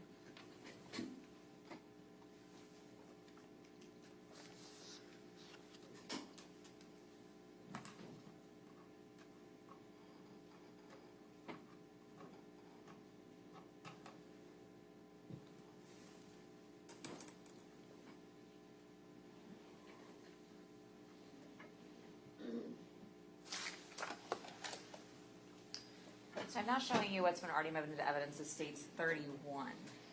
Do you recognize this? Yes, that's an ATM receipt. And is that the ATM receipt for the ATM that is the Walmart that we just watched a video of? I take that back. That is not an ATM receipt. That is a receipt of Chris loading up his one of his debit cards at the counter. And that was loaded from the ATM machine? That was loaded from cash taken out of the ATM machine. Your Honor, may I have 1 moment? I'm sorry, and what number was that? That is number 31. Okay, thank you. And that shows it on July 21st at 7:26 a.m. Is Correct. that accurate? This was the second time that he was in there that morning.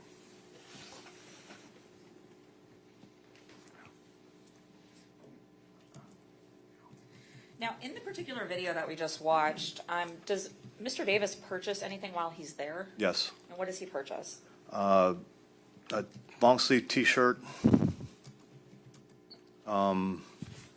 Chemical Guys air freshener, and I want to say 2 Yankee Candle air fresheners that you'd hang from like rearview mirrors.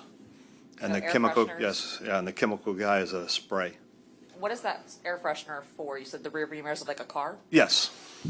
The the little candles, the Yankee Candle ones where they got the string on them and you hang them from your rearview mirror. And the chemical spray, what is that used for? That's an air freshener for the car. So we see that he pulls cash out from that ATM. Yes.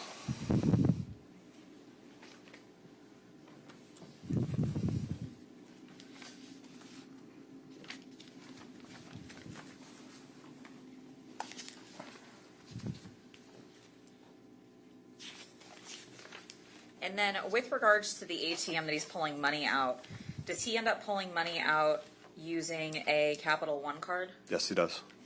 And that Capital One card is a card that is under whose name? Very Schmalbach. And was that Capital One card found at some point? Yes. And whose wallet was it found in? Christopher Davis. Your Honor, may the record reflect I'm now showing opposing counsel what's been previously marked as State's Proposed Exhibit 35.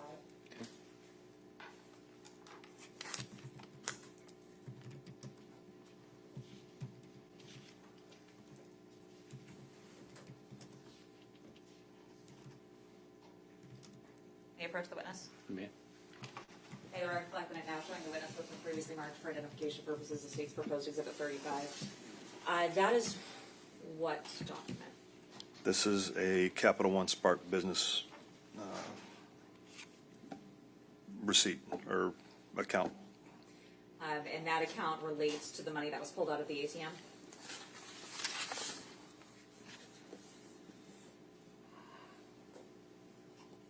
Yes. And with regards to that particular account, it ends in 5270, which correlates to one of Barry's cards. Correct. And that card is actually listed to being toward Barry, and Christopher's name is nowhere on it. Is that accurate? That is correct. Your Honor, at this time, the state would move into evidence states 35. Any objections? No. Be admitted.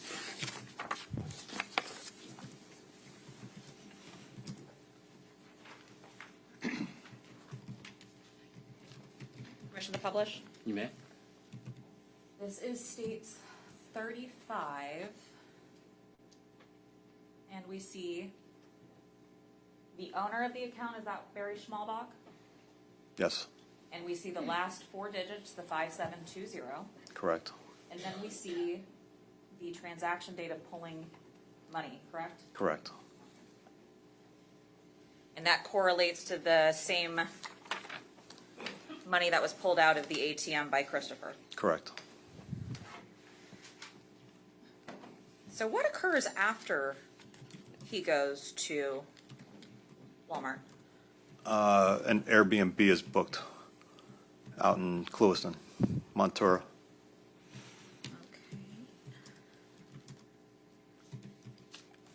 And can you describe Montura to the jury? It's agricultural, wide open. If you've been in Lee County long, I kind of equate it to, I grew up in Cape Coral. I've been here about 43 years. North of Pine Island Road, when I first moved here, there was nothing there. It was wide open, empty houses, maybe one a block, maybe if that, but a lot more agriculture, cane fields, that kind of stuff. And Montura is in Clewiston, which is located in Hendry County. Yes. How far is the Airbnb, which he ends up renting at 160 Bald Cypress, from Cape Coral? Is it a short drive? No, it's probably close to 35, anywhere between 35 and 50 miles. I'd have to actually look at it on the map, but it's a good hour drive at least. Okay, at Probably least. longer, at least an hour. And are you also familiar with the 1000 block of West Sugarland Road in Clewiston? Yes. Is that near the Airbnb? It's probably 5-6 miles. Okay, so it's not next door by any means? No. And are you able to track the movements that he made from the Walmart in Cape Coral to Clewiston that day? Yes. And were you able to ascertain what time the defendant got to Clewiston? I want to say it was sometime around 10, maybe a little earlier, maybe a little later. And what, if anything, occurs when he gets to Clewiston?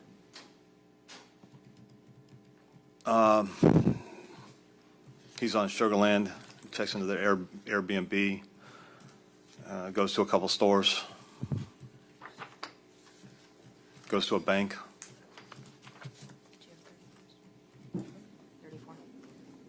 And when you say he goes to a bank, that bank's in Clewiston? Yes. And with regards to that bank, is it a bank that Barry had a credit card for? I don't believe so, no. No. Is it a bank where Capital One credit card is used? Yes. And with regards to that particular bank, were you able to view any videos while in it? Yes. And does the video show an individual who Miguel Blanco, for the record, identified as Christopher Davis on the video, making any sort of withdrawal or purchases? Makes withdrawals. Your Honor, may the record reflect that I'm now showing opposing counsel what's been previously marked for identification purposes as State's Exhibit 34. May I approach the witness? You may. May the record reflect that I'm now showing the witness what's been marked for identification purposes as State's proposed Exhibit 34. Is that the video from the Sea Coast Bank? Yes. And that's located in Clewiston? Yes. And this is associated with the Capital One card? Yes. Your Honor, permission to move into evidence, or sorry, permission to move into evidence, State's Exhibit 34. All right, any objection? No. Be admitted. Permission to publish? You may.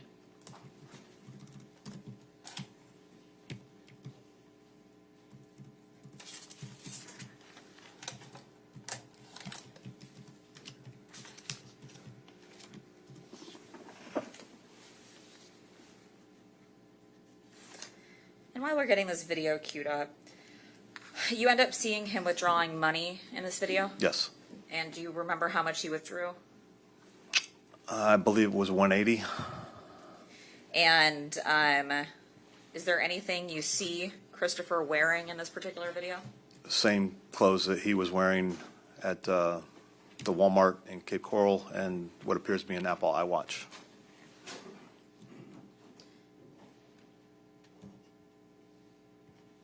If we could get the lights again real quick.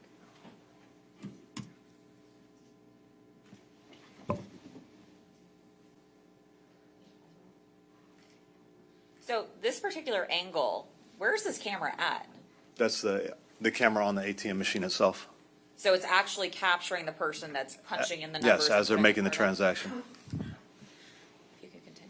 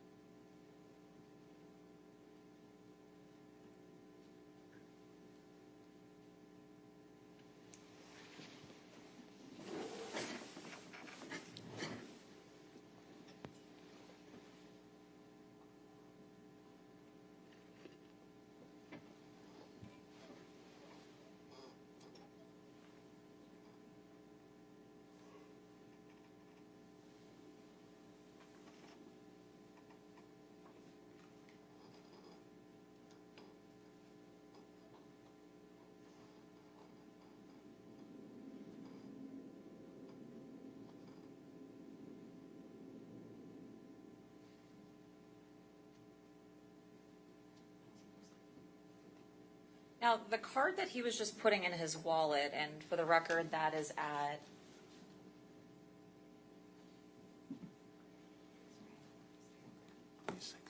a minute and 22 seconds. Whose card is that? That's the Capital One Spark card Okay, and that card was found where? in Chris's wallet. And Chris's name is not on that card, correct? No.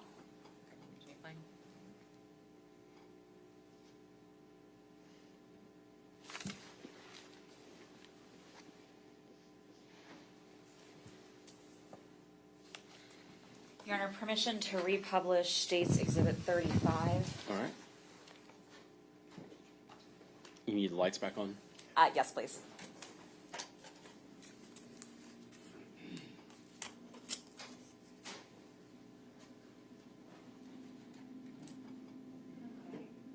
So, with regards to line item 2, Seacoast National Bank, Clewiston, Florida, July 21st for $183.50. Is that accurate? Correct. And is the $350 a service charge? That's the transaction fee. So he pulled out $180 using Barry's card? Correct.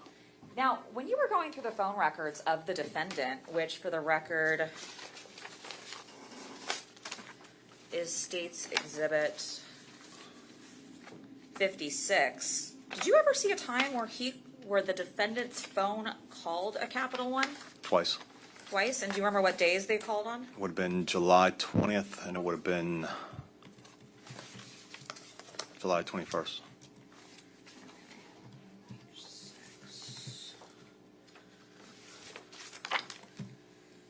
And the number would be on the back of the card, correct? Yes. Did Barry's phone call Capital One at all during that time period? No, it did not. When was the last time Barry's phone actually called anyone?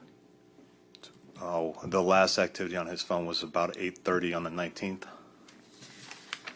p.m. So, publishing page 6 of States 56. Okay. So I am showing you page 6, which is going to have, you said he called twice? So we see the same number twice at line 125 as well as line 133. Correct. So those are the two calls that were made to Capital One? Correct. And this is on whose phone? That's the Chris's phone. And that was Chris that was using the Capital One card as well? Correct.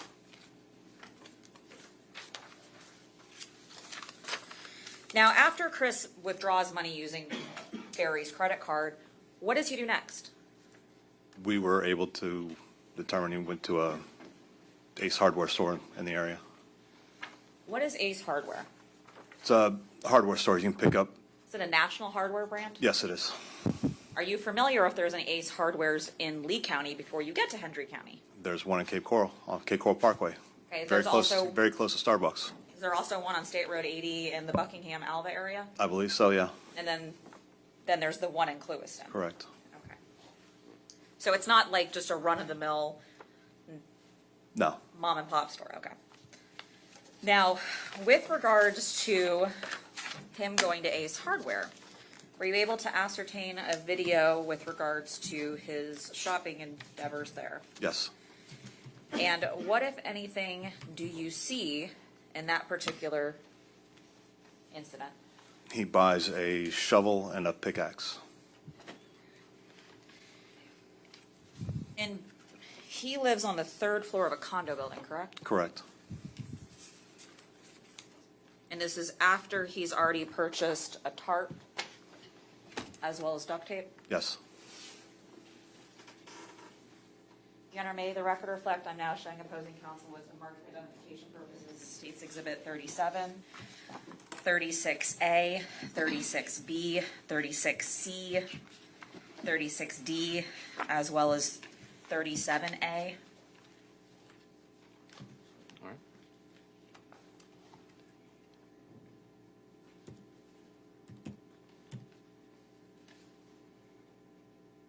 You said 37, 36, A, B, C, and D, and 36A, B, C, and D, Your Honor. And then there's obviously 36 as well, so there's 5 total 36. there. And then 37 and 37A. thank you.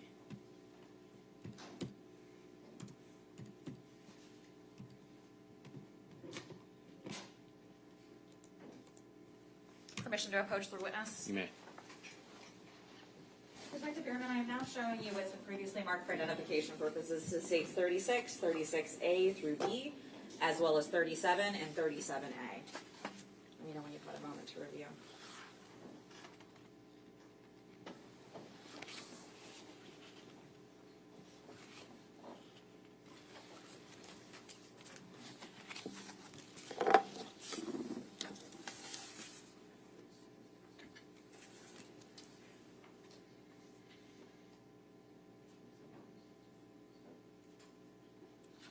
Yes. And are these fair and accurate depictions of Mr. Davis inside of Ace Hardwell in Clewiston on the 21st of July, 2023? 36 and 36 AR, yes. Okay, and what are the 30? Objection to the detective making an identification of the defendant. Your Honor, Miguel Blanco is already identified. She stated that, so I'll overrule the objection. And with regards to 36B and C, as well as D, what are those photos of? These are photos, I actually took these photos. These are photos of the models that were purchased. And So the how- same models. How were you able to determine what models were purchased? We got a copy of the receipt of the transaction and then matched up the model number to the items on the shelf.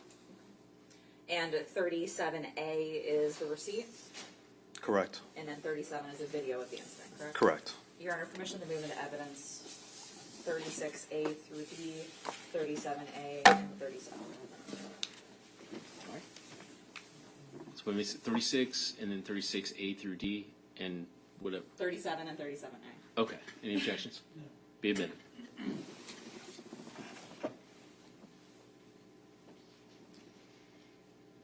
So I'm going to start with 37.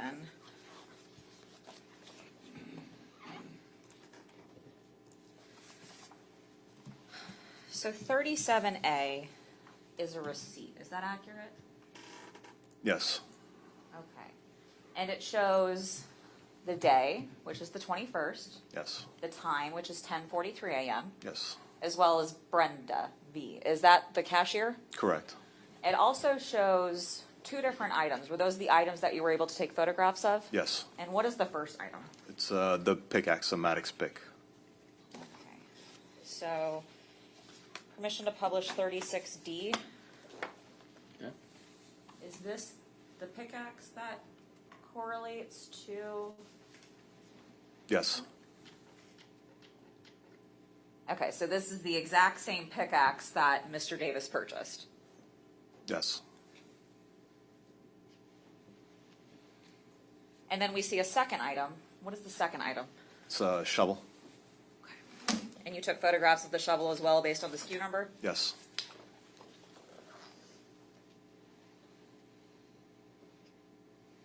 And for the record, 36B, what is 36B of? That is the front of the shovel. Now, this isn't the actual shovel No. that Christopher bought, correct? No, this is one of the same model that was purchased. Okay, and the pickaxe was also one of the same models? Correct. Did you also take a back of the shovel too? Yes. And for the record, 36C? And that's the back of the shovel? Yes. What is the shovel made out of? Steel. And pickaxe is made out of? Steel. So it's not some kid's toy that they go to play in the sandbox with? No.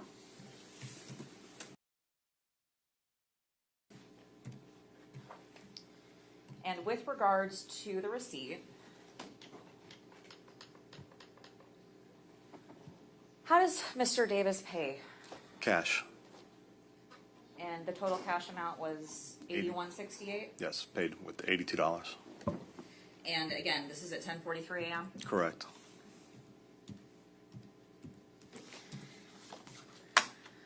And now I'm going to publish 36 and 36A to 36. What is this a photograph of? Male walking up to the cash register.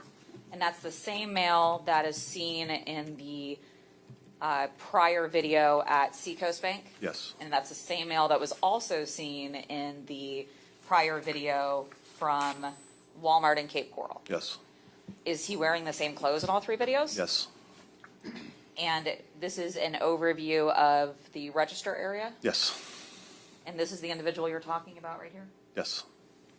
Now 36A. Same question, same individual? Yes, at the register. Okay. And he pays in cash this time? Yes. Okay, and what did he end up purchasing again? The mattock, or the pickaxe, the mattocks, and the shovel. Permission to publish states 37. Okay. May we have the lights as well, please?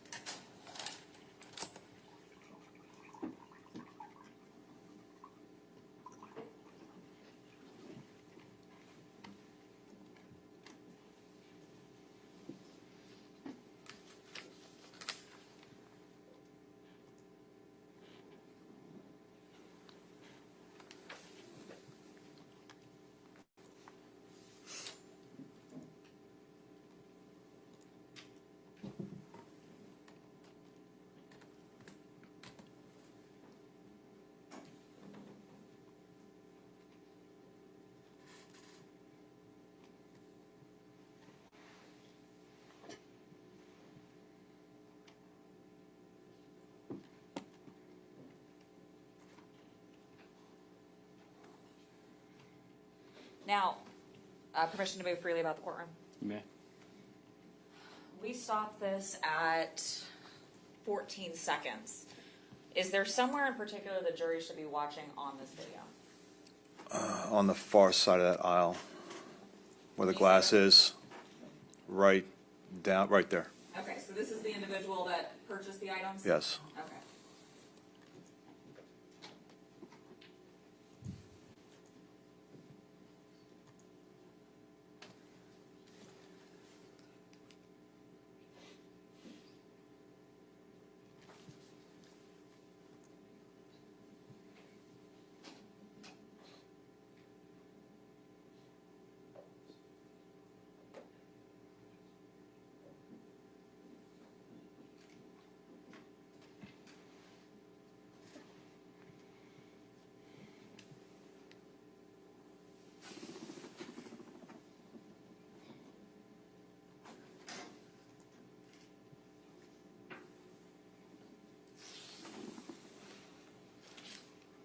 And the lady in the pink, is that the cashier or employee from Ace? Yes.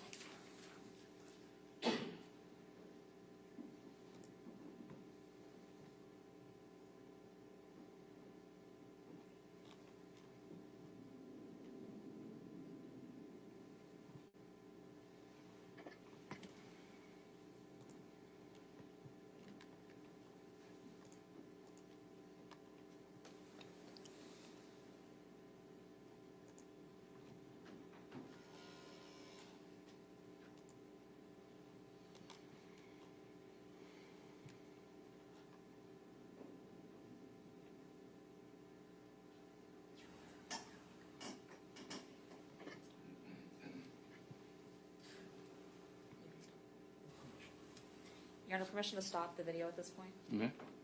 And for the record, it stopped at 147.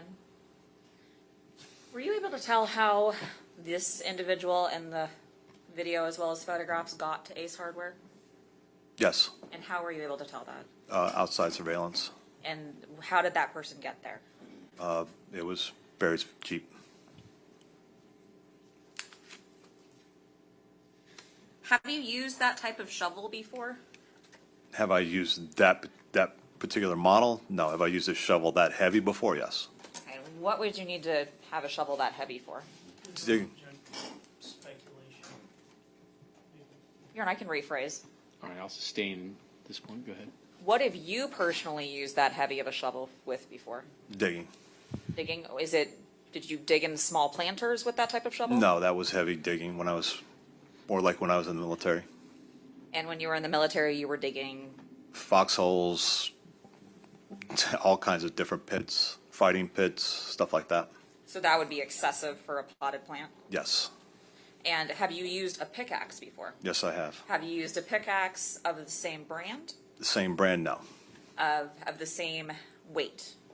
I don't know if it was the same weight, same general build type, What a do you heavy use pickaxe. What do you use pickaxe for? Objective speculation. What have you, Your Honor? Overruled is speculation. What have you used a pickaxe for? I've used it it's to break up heavy ground, stuff that's hard, rocks, that kind of stuff. But stuff that you can't get out with a shovel, you use that to break it up, get it soft, and then use a shovel. And did the defendant pull up and also was inside of Ace Hardware by himself? Yes. Was Barry with him anywhere? No. But it was Barry's Jeep? Yes. What, if anything, occurred next? There's a period not long after that where everything just kind of stops. We don't pick them up again for a few hours. And when you say everything kind of stops, that's as he's driving to the Airbnb? Yes. And how long does it stop for? I want to say it's about 3 hours, maybe a little longer. And during that time period, you said there's nothing. So Correct. what does that mean? That it's like the phone was turned off. The stuff that we were able to digitally track was just gone. There was no trace on any of it. Were there any phone calls made by the defendant out during that time period? No. Any text messages? No. Any type of data usage at all? No. And when his phone came back on, it was about 3 hours later? Yes. And was it the same location where it went off at? I want to believe it was around Sugarland Avenue. If I miss. And the Airbnb is not on Sugarland Avenue? No, it is not. So it would be closer to the 1000 block of Sugarland? Correct. And you said that's 5 to 6 miles away? Yes. From the Airbnb, excuse me? Where did your investigation lead now? There was video purchase at the Walmart in Clewiston, which is on Sugarland. And with the Walmart in Clewiston, do you remember what he purchased again? Oh, I want to say there was some beauty aids, like a facial cleanse type thing, some stuff like that, and a package of hot dogs. Did he buy any clothing? I don't believe so, no.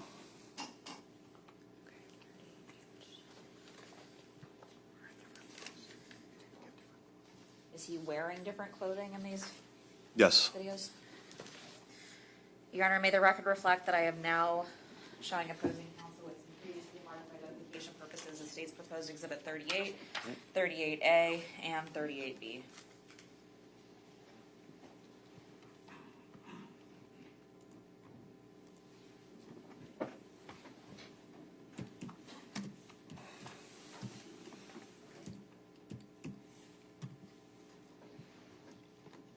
May I approach, Your Honor? May.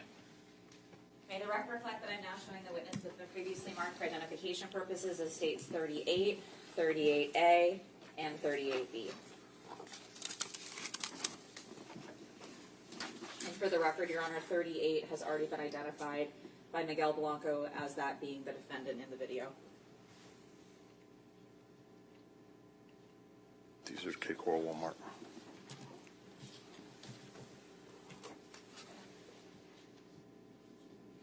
So with regards to 38A and 38B, what are those photographs of? Those are of the Cape Coral Walmart. And 38A is what video? 38 is, this is the video from Walmart in Clewiston. Your Honor, permission to move into evidence 38, 38A, and 38B? All right, any objections? If I can just proffer. So it's 38A and B from 38, or it's from somewhere totally different? It's from, those are from somewhere different. Different date and time? No, same date. Different time. Those are from the early morning hours at the Walmart in Cape Coral, the photos. The still shots? Yes. Or from an earlier video we saw? Yes. Okay, no objection. All right, be admitted. And I'm going to publish 38A first. All right. So this is Christopher Davis in the morning at Walmart in Cape Coral. Yes, walking into the Walmart when he was using the ATM machine, making the purchases of the filter, the air fresheners and stuff. Okay, and then we see the same outfit at the Seacoast Bank in Clewiston? Correct.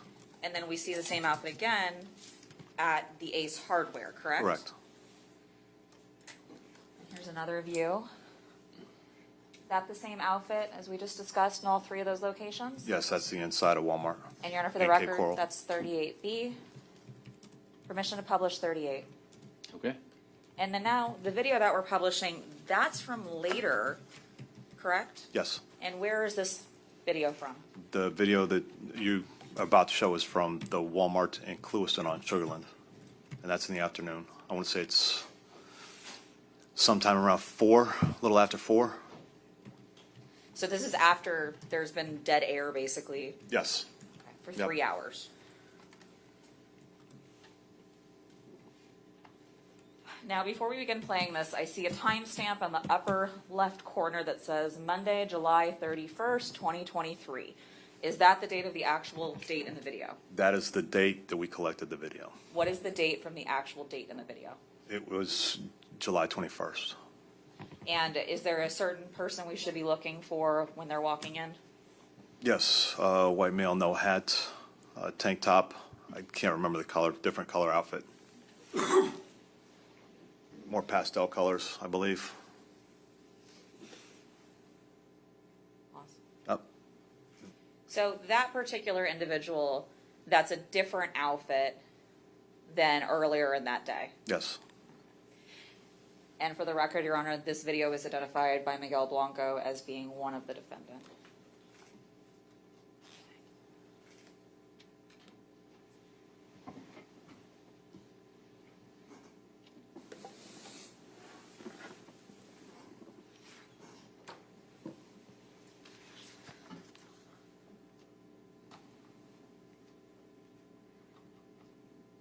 And what, if anything, occurred next during your investigation on the 21st?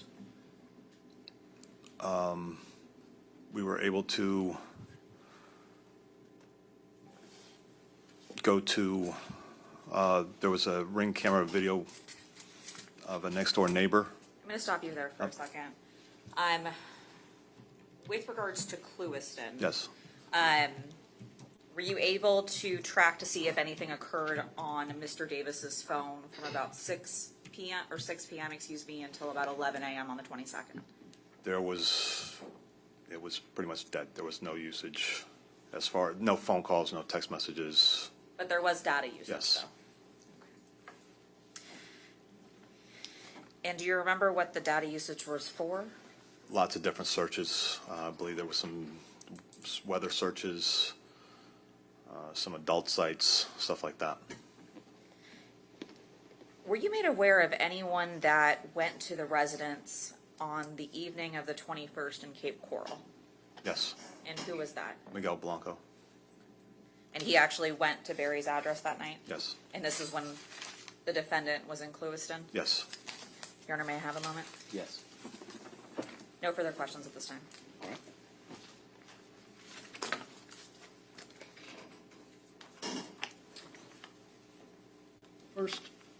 First thing talked about just this time, you mentioned the gas station, the daybreak. Yes. All right, and then there was actual video that you obtained from there?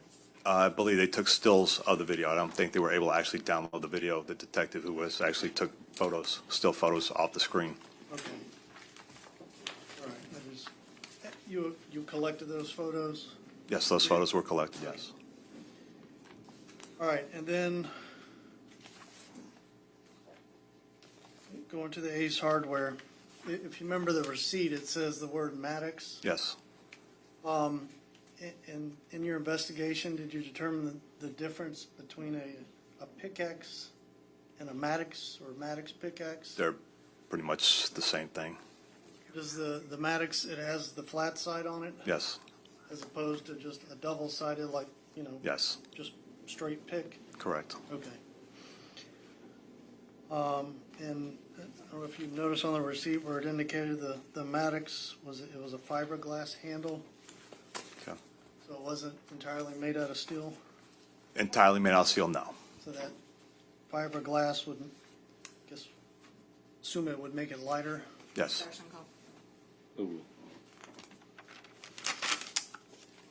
All right, and as far as cell phones go, like any cell phone, you agree they have to be plugged in to be charged?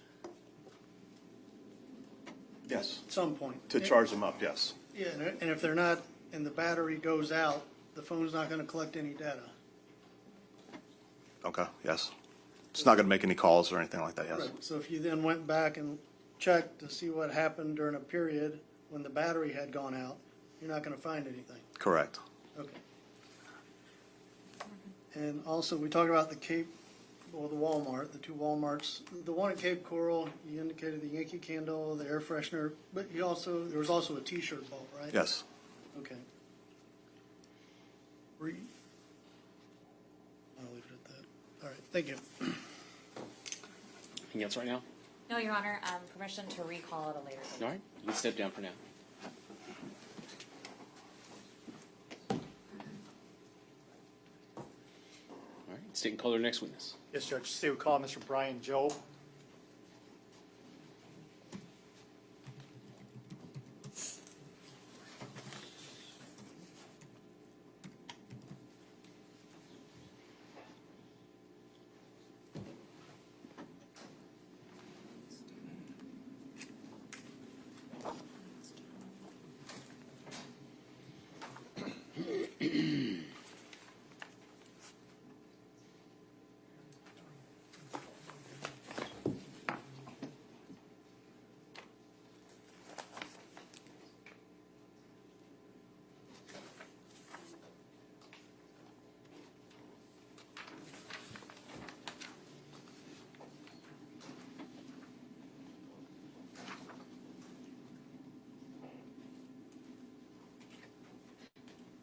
All right, sir, if you'll face the clerk, raise your right hand, she'll swear you in. Do you solemnly swear or affirm that the testimony you give will be the truth, the whole truth, and nothing but the truth? You can take the stand. Please watch your step.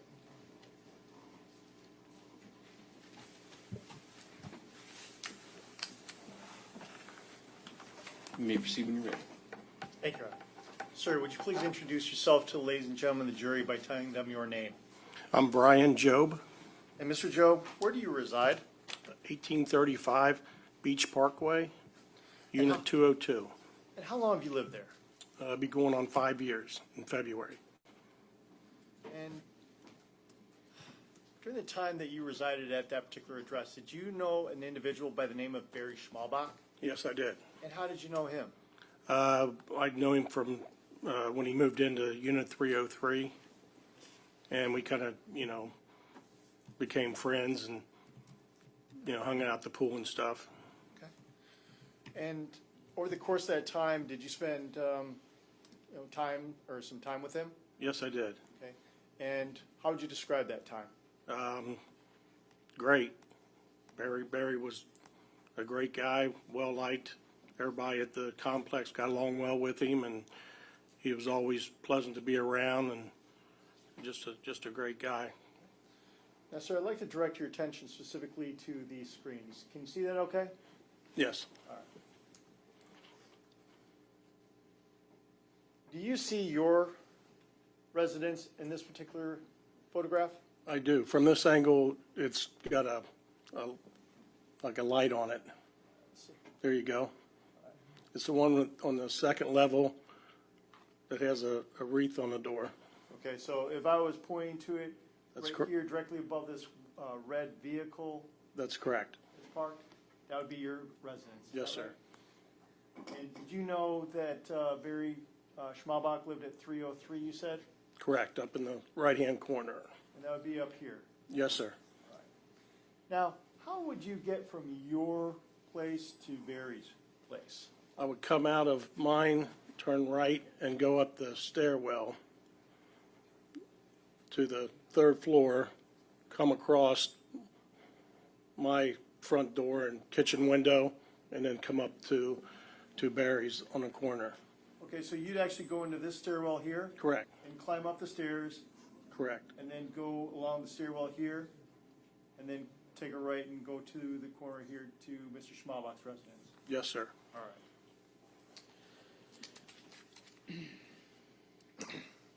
Now, sir, I'd like to direct your attention specifically to July 21st of 2023, okay? Very early in the morning, say around 4 o'clock or so, tell us a little bit about what was going on at that time with you specifically? Well, it's not uncommon for me to be awake at 4 o'clock in the morning. I heard some noise, and it concerned me because they were doing construction downstairs on a couple of condos that were still damaged from Ian. So my first thought was that, did we lock the condos up downstairs? So I got up, and as I got up and went out of the bedroom, I heard plastic. Then I got concerned thinking, well, surely the drywallers and the painters aren't here at this time of morning. So I went to the front door, opened it up just a little bit, maybe 10 inches, and I heard the plastic. And then within just a few seconds, I saw a person dragging something back into the, where I could see like the back half of them. They were bent over, dragging something, and then I could spot them, their back end. Now, you said a lot there, so let me see if I can understand that correctly. You indicated that it would be odd for you to be awake at that particular hour, or not odd for you to be awake. Not odd. I mean, my average hours are, I wake up between 4 and 6 almost every morning. And for most of my life, I worked an early shift. So I guess my clock, kind of stayed that way where I get up early. I go to bed early, so I'm up early. Have you always had trouble sleeping, sir? Yes. Okay. And on this particular day, you also had some trouble sleeping? Correct. Okay. You indicated that you heard some plastic, some heavy plastic being drugged. Can you describe that sound for us a little bit? Well, it's heavy plastic, heavy tarp. I think most people probably understand what heavy plastic sounds like if it's being drugged. If you ever used a drop cloth or used any heavy plastic or tarps. And you indicated that was being drugged? That's what it sounded like. And where did you see, when you looked out your door, did you actually see the individual when that particular sound was occurring? I heard the sound. I went to the door. When I looked out, I could still hear the sound, but then just within a few seconds, this individual appeared, but I only got to see the backside of him. And are you familiar with the gentleman by the name of Christopher Davis? I am. And how are you familiar with Mr. Davis? I know he was a roommate of Barry's. I met him when he moved in, and he came to the pool occasionally. If we went on a boat, some of the neighbors have boats. I think Chris and Barry went a couple of times, and mainly hanging out at the pool. So you've interacted with Mr. Davis on multiple occasions, is that fair? We were in the company together. So you had an opportunity to see how he walks and how he talks? Yes. Okay. Do you see the individual that you know as Christopher Davis in the courtroom here today? Yes. Would you please point him out and describe an article of clothing that he's wearing? On the corner of the desk with a light blue shirt on. Judge, let the record reflect this witness has also identified the defendant. All right. Now, Mr. Joe, when you looked out and you saw an individual pulling this heavy tarp or heavy plastic, were you able to make out who that particular individual was? I wasn't able to make out exactly who he was, no. And did there come a point in time when you were able to discern who that individual was? Yes, I mean, what I saw. Object to non-responsive. He answered yes or no to the question. Sustain. You can ask another question. What did you see, sir? Well, I saw this individual and what he was wearing, and he fit the frame of Chris Christopher Davis, and there was only 3 people in the entire building, 3 males that lived in the building at that time, myself, Chris, and Barry.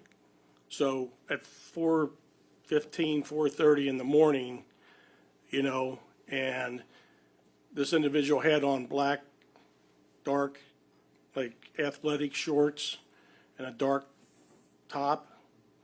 And Chris, for all the times I've been around Chris, he always had on athletic shorts, short shorts, and or a bathing suit. That was his attire. So that which he was wearing that particular day matched what that person was wearing that was dragging that tarp. Correct. And what did you notice that person do when you peeked out your door? They didn't do anything. The individual didn't see me.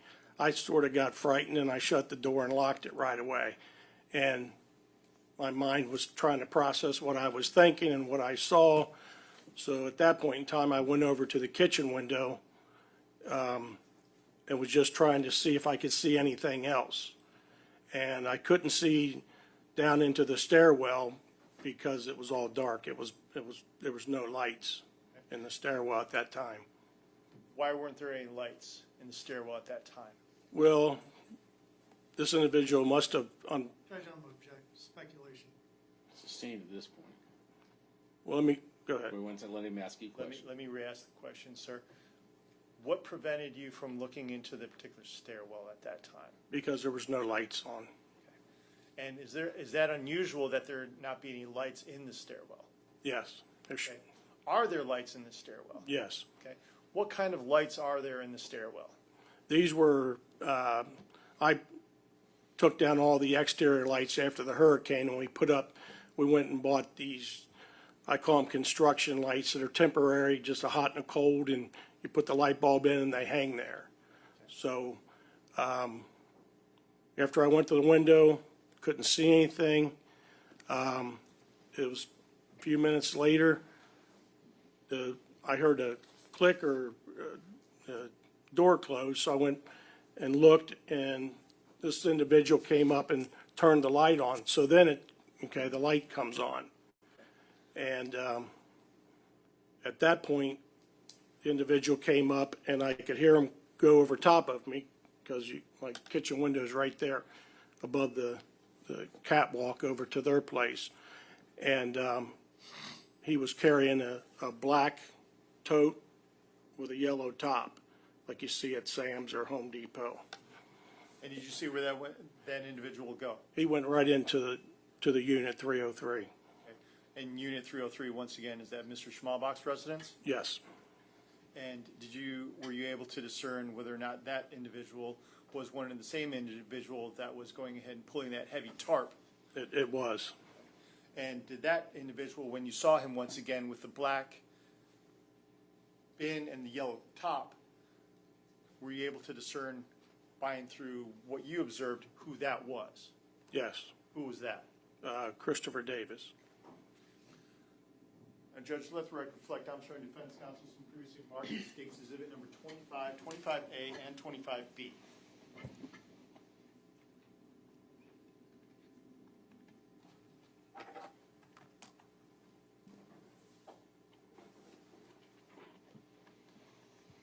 To approach. You may.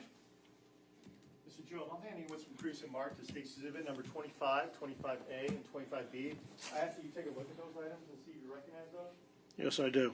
And how do you recognize those? This is a stairwell going up to this is the first set of steps that goes up to the landing that takes you up to the second and third floor. Do those photographs fairly and accurately depict your condo and the landings and stairwell with regards to your lighting fixtures? Yes. Say with me states in there 25, 25A, and 25B in evidence. Any objection? No. Be admitted. Permission to publish, Judge? You may. All of them. Mr. Joe, I'd like to direct your attention specifically to the screen once again. I'm showing you Mr. previously admitted as states exhibit number 25.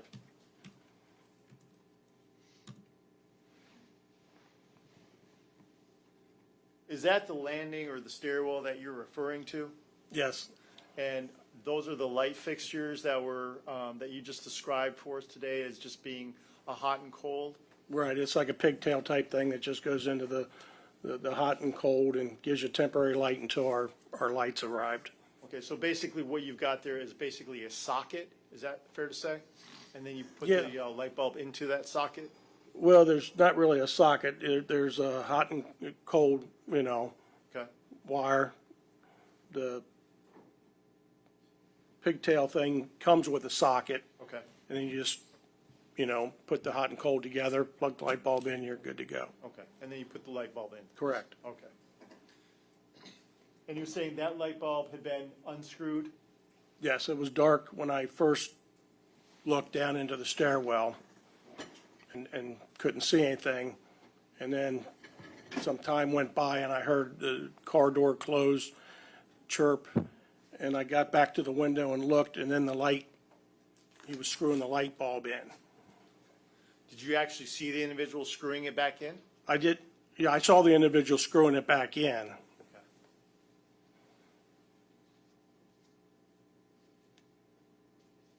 Now, directing your attention here to, State's Exhibit number 25A.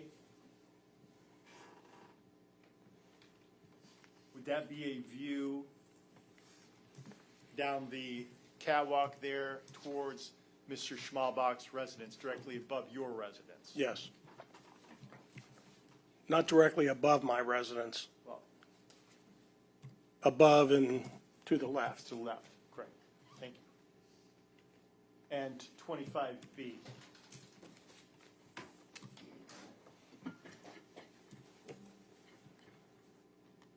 That's the unit in which Mr. Schmalbach resided, 303? Correct. And each of the units had those types of hot, cold with the light bulb hanging there without the fixtures, is that correct? I can't say for certain that every one single unit had one. We bought a number of them, probably 25 of them, and placed them throughout the stairwells and certain apartments, units down by the pool, just so that there was enough light throughout that people could see. And you did that on your own? Yes. Well, I did it with a neighbor, help of a neighbor.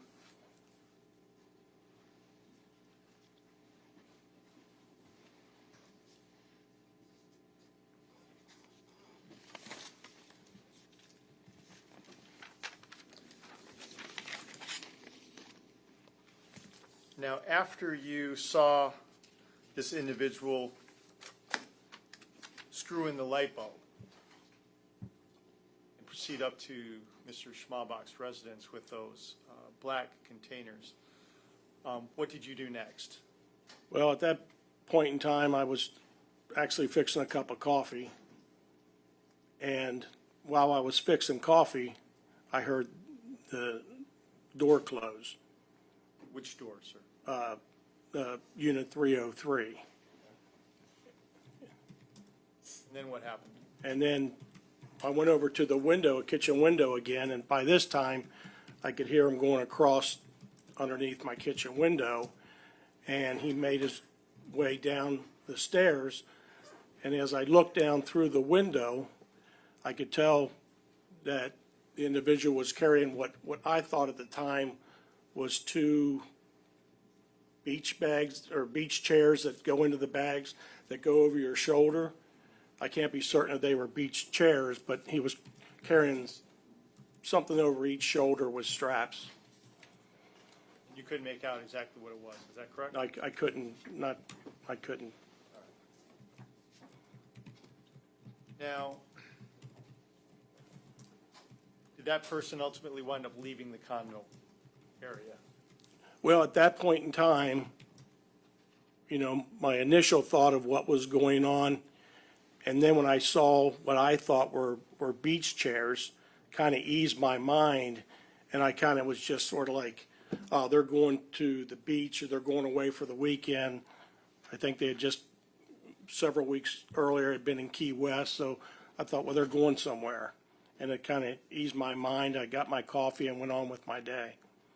Did you see Barry that morning, Mr. No. Schmalbach? No, Did you see him going up and down the stairwell? no, Did you see him unscrewing any of the light bulbs? no.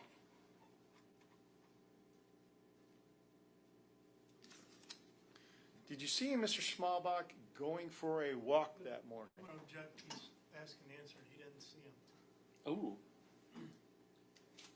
Did you see Mr. Schmalbach go for a walk that morning? No, Were you aware of whether or not Mr. Schmalbach went for walks in the morning? yes, yes. There are certain times I would take walks, and there's times that I would see Barry walking. Usually it was at 5 o'clock in the morning, maybe 5:30. It was early. Once in a while, we'd cross on Beach Parkway. He was heading out Beach Parkway for his long walk and trip to Starbucks.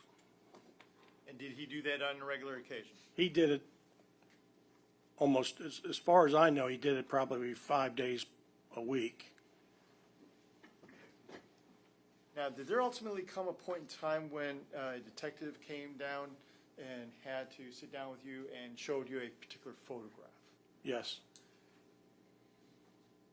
And were you able to identify anyone in that particular photograph? yes. Judge, let the record reflect, I'm from defense counsel's previously marked as exhibit number 28. all right. Commissioner approach, Judge? You may. Joe, I'm handing you some previously marked as exhibit number 28. Do you recognize that? I do. How do you recognize that? Well, it's Barry's Jeep, Grand Cherokee Jeep, and it's Christopher Davis standing there, and he's got the same clothes on that I saw earlier. Same person pulling the plastic, same person carrying the tub into the Unit 303. Does that photograph fairly and accurately depict Mr. Davis and the Jeep on the morning that you saw? Yes.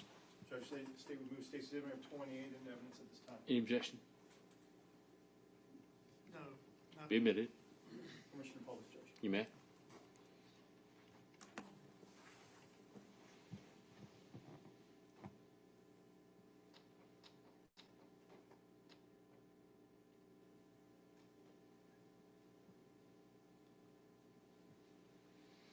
Now, Mr. Jobe, I noted that when you were looking at this particular photograph, that you pulled out a pair of glasses. Yes.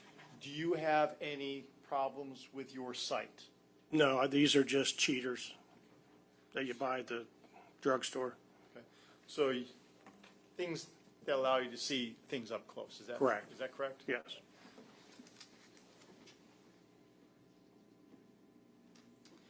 Now, since July of 2023, have you seen Mr. Barry Schmalbach? No, I haven't. Have you heard from Mr. Schmalbach? No, I haven't. Have you spoken to Mr. Schmalbach at all? No, I haven't. Have you had any contact with Mr. Barry Schmalbach since July of 2023? No, I haven't. I have no further questions for this witness, Judge. All right.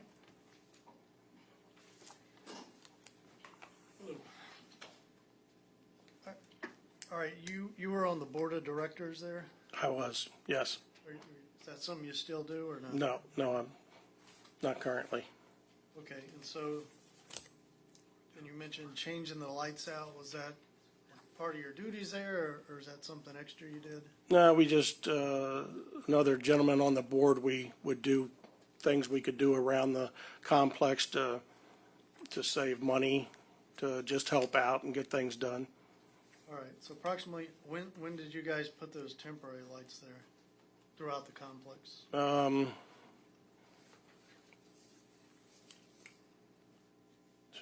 Exact date, I couldn't tell you the exact date that we put them up. Month, year? I would say they went up in June of '23.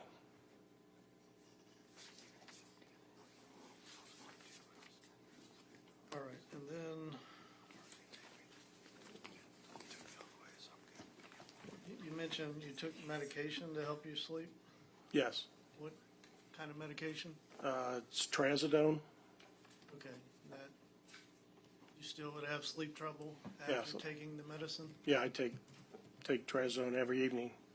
Okay, with a put you out at first and then you'd wake up early still? Or? Yeah, it helps me sleep for 6 hours or so, and then I get restless, and usually I'm up. Okay, and then you mentioned, we'll just say in general, back then, that 4 or 5 a.m. time, would you typically go for a walk or just occasionally? Not just occasionally. I would go on, I'd take it up on spurts, and I'd maybe walk for a week or so and then get lazy, and that was it, and pick it up again, and, just off and on. And sometimes would you come across Barry and Chris out at that early morning hours walking? I came across Barry a lot more than I did the two of them. There were several times that I did see on at like beach or at JC Park, and I'd see them, but I may be, quarter mile away from them. Do you know what had led to Barry's doing these early morning long distance walks? He had some health issues. I know he had some, I think it was some heart conditions. He was hospitalized, and when he got out, he took it serious to start exercising and get in better shape.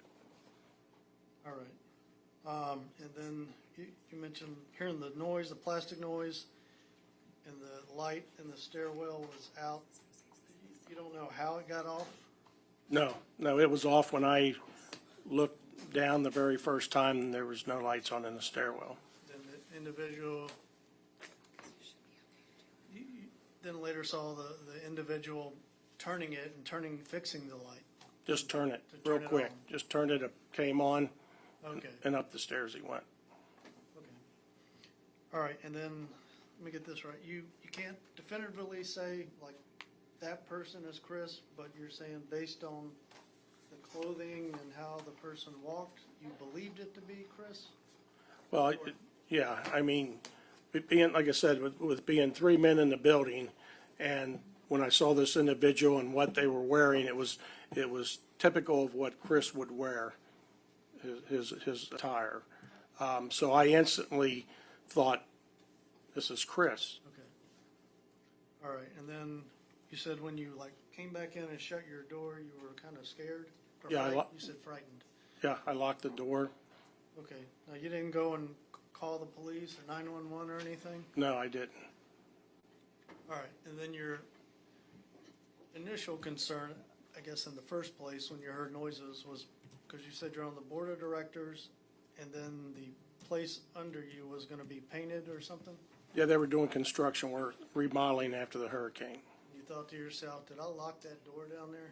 Yeah, the contractors had a key, but I thought it's strange that I was here in the plastic at 4 a.m., and that's why I went to the window the first time to look out to see if there was anybody taking anything out of the unit downstairs or any activity. Like maybe you left it unlocked and some person's in there now? Correct. So that was your concern? Okay.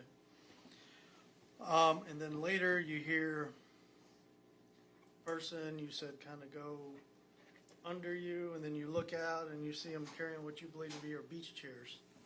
And that kind of eased your mind? Well, you have to remember that the stairwell and the window is only 18, 20 inches wide, and looking down in there, and just in a couple of seconds, yes, it appeared that he was carrying, what I thought were beach chairs. Okay, and that put your mind at ease? That put my mind at ease that what I thought earlier, Okay, and then after that, you go on a trip to Orlando or Disney or something? Correct.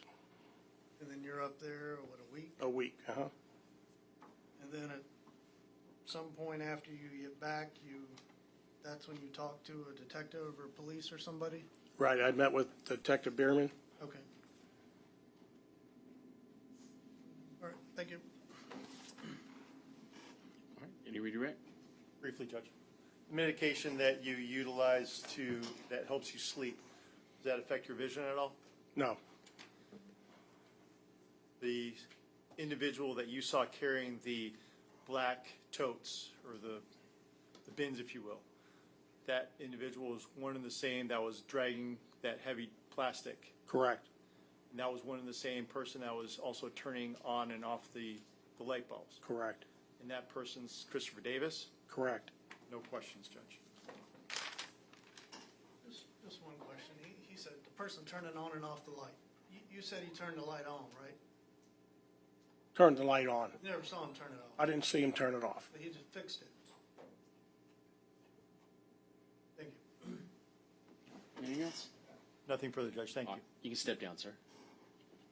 You may be released, Judge. Okay. Any objection? Mr. Miskina, any objection in being released? All right, you're just released from Miskina.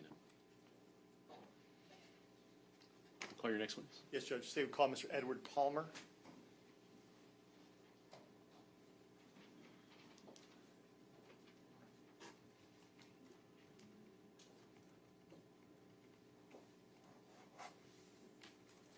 And ladies and gentlemen of the jury, we usually will take an afternoon, short break for about 10 or 15 minutes, about 3 o'clock, but if you need to before that, let me know. It's about 20 minutes till 3.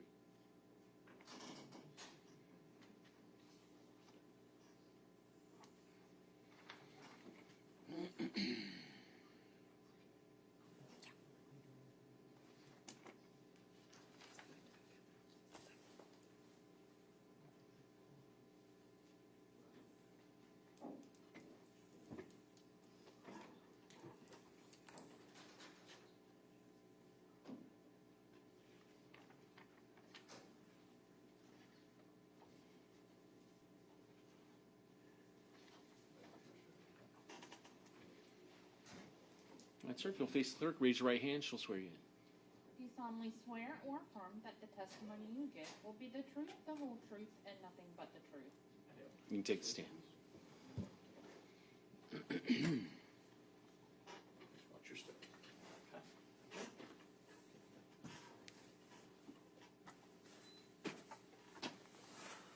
Whenever you're ready. Thank you, Your Honor.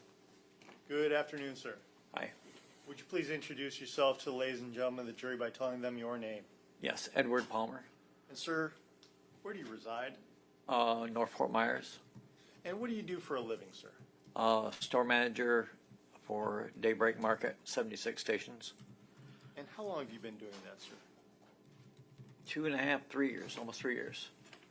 Were you doing that sort of work back in July of 2023? Yes, Did you have an occasion to be working at a Daybreak gas station at 4532 Del Prado Boulevard in Cape Coral? right, I was covering that one. All right, is that in here, Lee County? Yes. And can you describe for us what exactly that is, Daybreak? It's a gas and convenience store operation. That one there took over old Wells, or an old bank. They remodeled that, and that was just a Daybreak gas and convenience store. And does that gas and convenience stop have a monitoring system or surveillance system, if you will? Yes. And is that a newer one or an older one? Older one, yes. How would you describe it? Well, it's a large TV in the back in the office, and then it's got different monitors or cameras throughout the property. And is that Daybreak any different than any of the other Daybreak gas stations? Not really. Okay. They're all How set about up in the same model. How about the surveillance systems? Well, as the stores get newer, they're always newer systems, you know. So How about this particular store? Is this a newer one or is this an older one? that was one of their original ones. So it's really older, even though it's only been a couple of years. Okay. Because there's been 8 or 9 more stores since then. So is that particular monitoring system or surveillance system user-friendly, if you will? No. Okay. How would you try to access any type of video or photographs in that particular system? You have to go through an administration passwords, and they're controlled by, of course, our security people. And we do that when we need to see something. It could be anything. Could be people at the pump, or it could be a car wash problem. Now, at your newer systems, do you have to go through that same type of scenario, or is it more user-friendly? More user-friendly because they leave it to the store manager to have the passcode and entrance to it. Now, did there come a point in time when you were asked or tasked with meeting with a detective by the name of Jason Vensky about trying to obtain some video from that particular store for a July 21, 2023 incident. Yes, he contacted me and said he had an incident, didn't know what it was, that he needed to see. And so I met him there because I was helping open another new store. And we were having trouble at the time get into it. It took us three times before he could actually take care of it himself and do what he needed to see and do. Okay. And did he ultimately wind up taking a series of photographs as best he could of whatever you had on your surveillance? Yes, because I think he was using his phone, you know, because we couldn't get a thumb drive to work on it. Thank you. I have no further questions for this witness, Judge. All right. No questions. You can step down, sir. Okay, thank you. State would like to call Mr. Jason Bensky, Judge. All right. Is he released? Yes, Judge, he is. Any Thank you. objection? He'll be released from his subpoena. Thank you. You said you're calling your next witness? Yes, Judge. State would call Mr. Jason Bensky. Okay.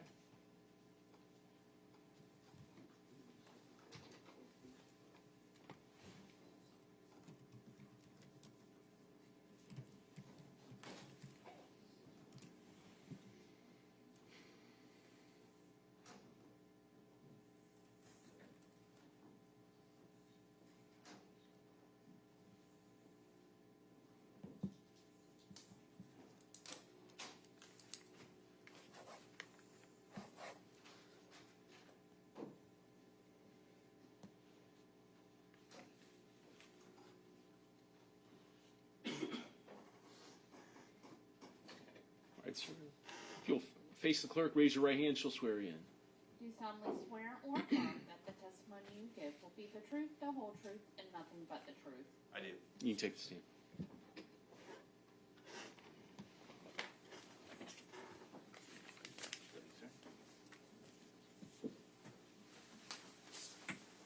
And you may proceed whenever you're ready. Thank you, Your Honor. Good afternoon, sir. Good afternoon. Would you please introduce yourself to the ladies and gentlemen of the jury by telling them your name? My name is Detective Jason Vensky. Sir, where do you work? I work for the Cape Coral Police Department And how long have you worked there? since 2013. And what do you do for the Cape Coral Police Department? I am a detective in the Major Crimes Unit, specifically the Violent Crimes Unit. I'd like to direct your attention back to an incident in July of 2023. Specifically, were you investigating an incident whereby you were tasked with trying to obtain video or photographs on it, for something that occurred on 21st of July of 2023? Yes, sir. Could you please describe for ladies and gentlemen of the jury what you were asked to do? I assisted in the investigation in reference to a suspect who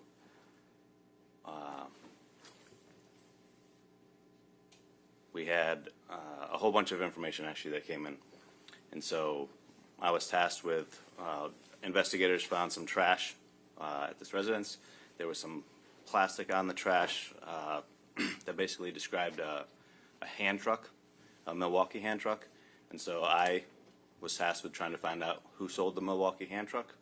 And I went to Lowe's in Cape Coral, one of the locations in Cape Coral.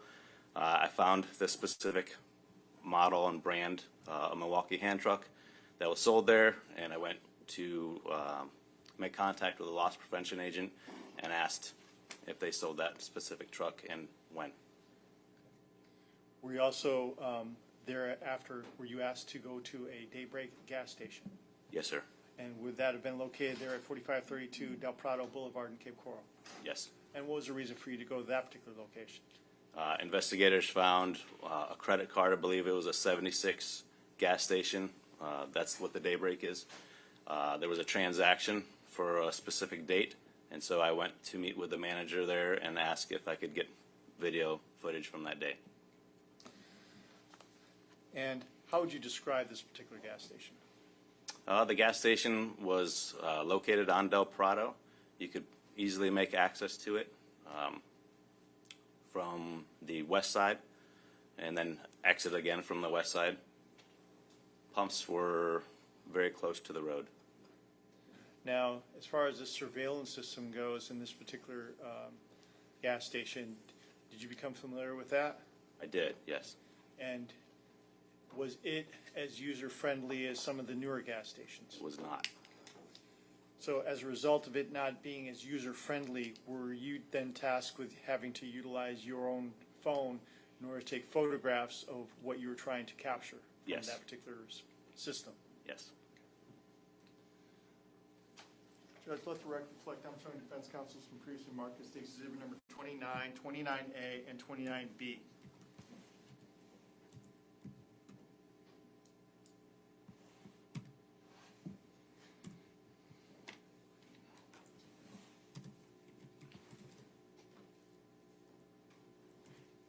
Reach and approach. You may. Thank you, Bensky. I'm showing you some previously marked as cases number 29, 29A, 29B. I ask you to take a look at those items.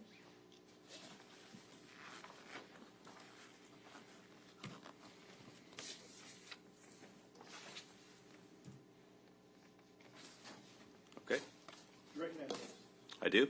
How do you recognize those? Those were pictures that I took from the back of the 76, from the back office of the gas station there. Do those photographs fairly and accurately depict the photographs that you took that depict the incident on the 21st of July, 2023? Yes, I do. Judge, I will move cases number 29, 29A, and 29B to evidence. All right. Any objections? No. Be admitted. Permission published. You may.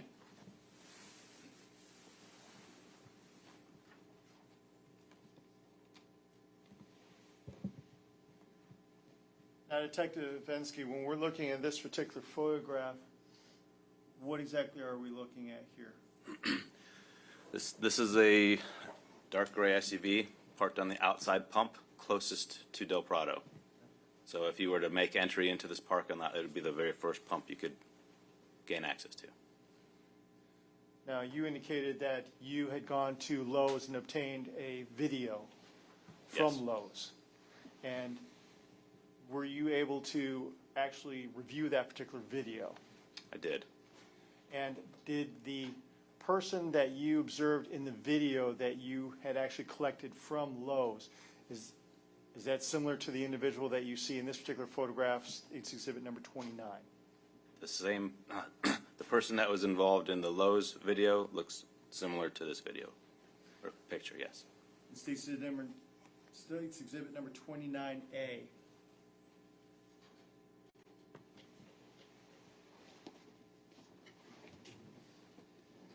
Is that another still shot or a side view of the same individual that we were just looking at? It's exhibit number 29. Yes, it is. Just from a different angle. Different angle. And then when we're looking here at 29B,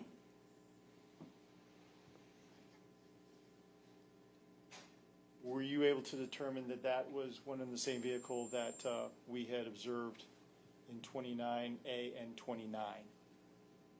Is that the Jeep? That looks like the same Jeep.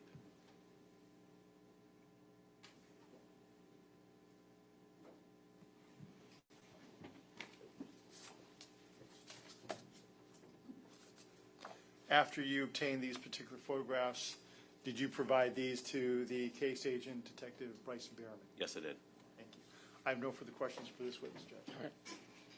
Briefly, just curious, sometimes when you're obtaining a video like this and you can't get the hard drive or pull it off of there, how come you just don't make a video of the video, like, as opposed to the still shots?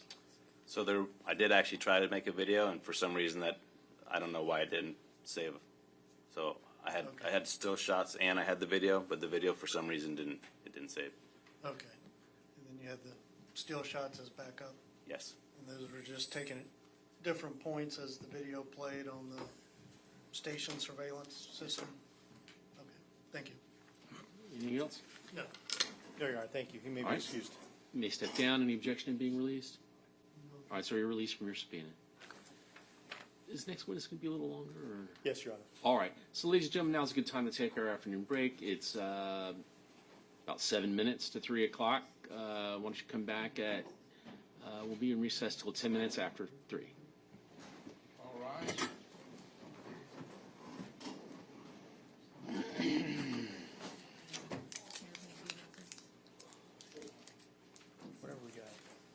you back and forth. Through, this place. Why don't I have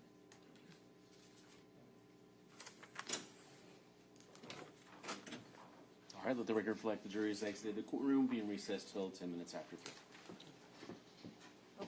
32 and 33. Okay, can I grab it out of there real quick? I'm gonna go get our fun toy, and then I'm gonna use. Can I get gloves?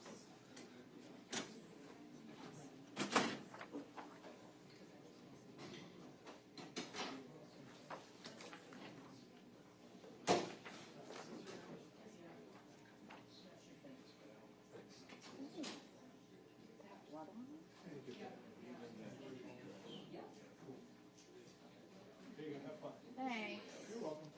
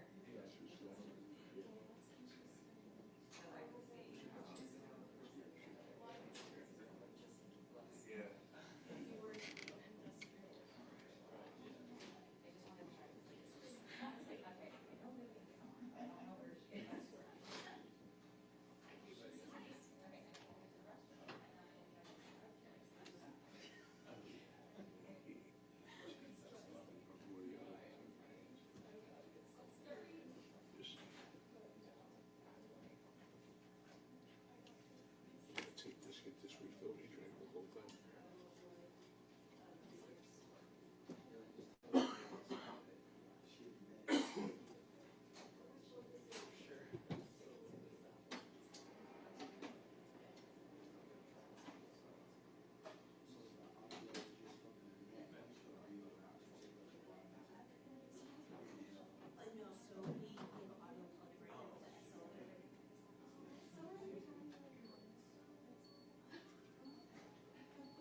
Candace says get off your phone.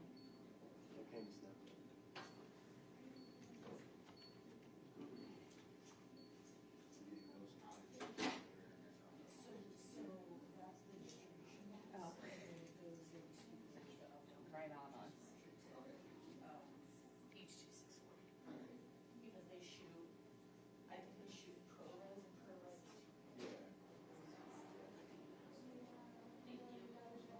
Probably better. He's like 20 minutes. Girls missing. You're welcome.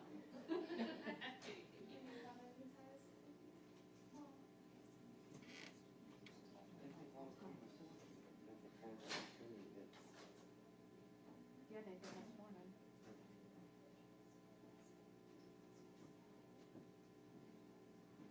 What did she say? She goes, you're welcome. For what?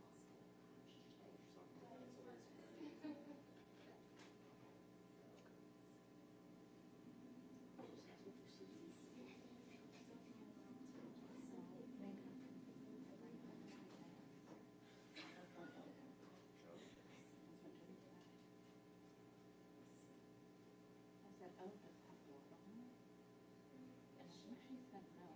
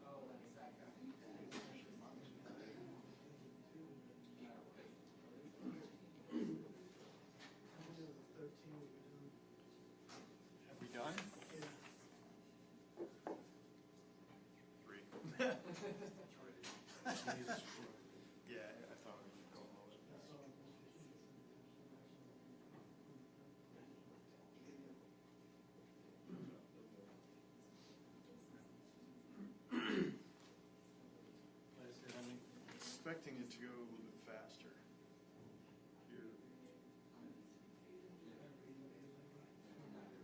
Yeah. Did he have? Yeah. Neighbor. Yep.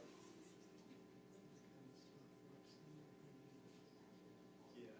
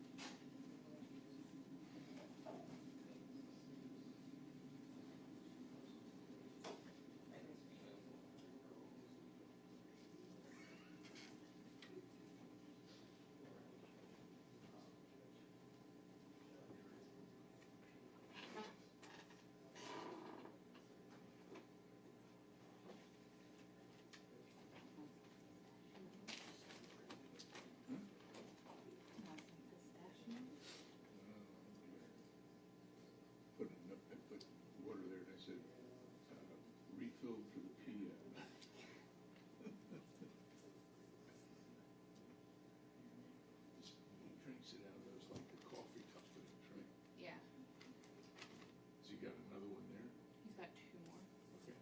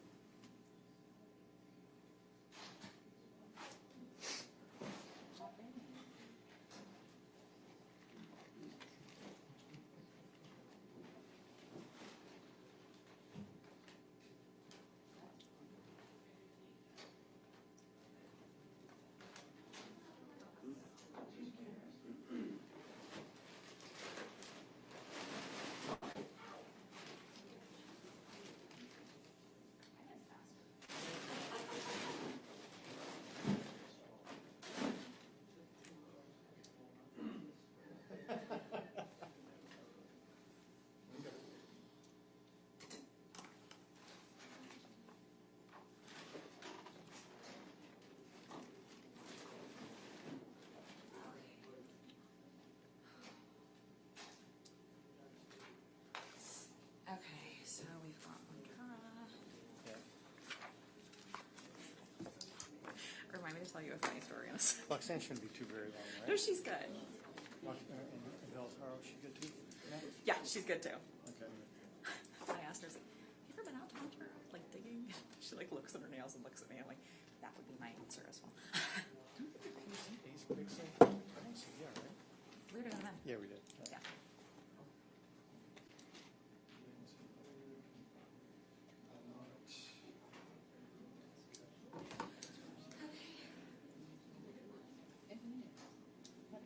On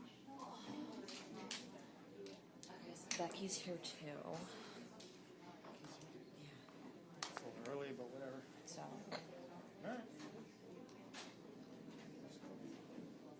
Probably shouldn't do too much on the 22nd. He's a lot quicker from here on out. Which is nice.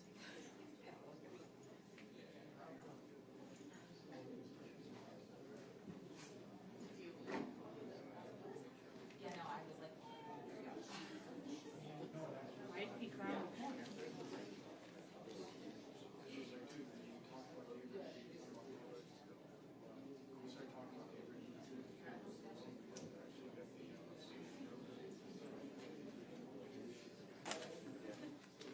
are you attached to this printer? Are you attached to this printer? My questions.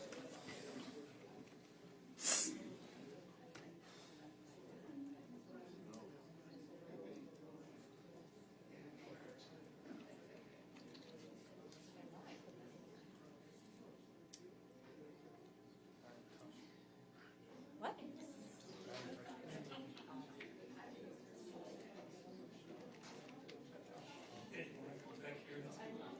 Come on.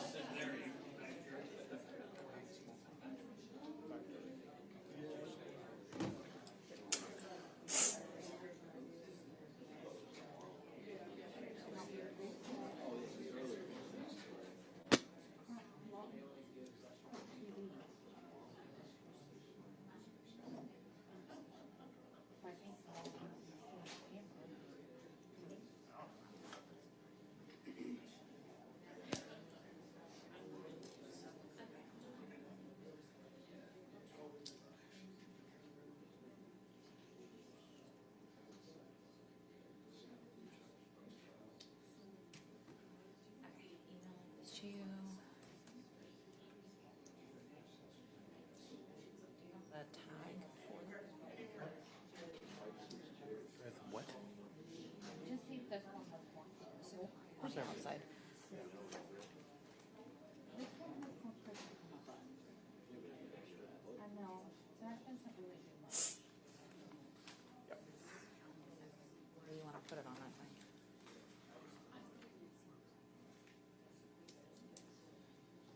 Before watching the wrestle around.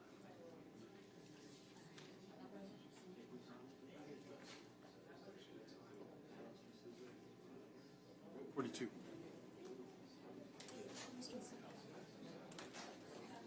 Did you email?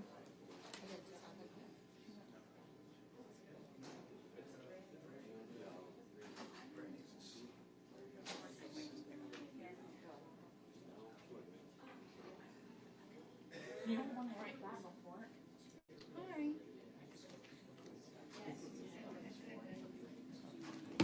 Why? I'll let the judge know. Have them sign it. Thank you.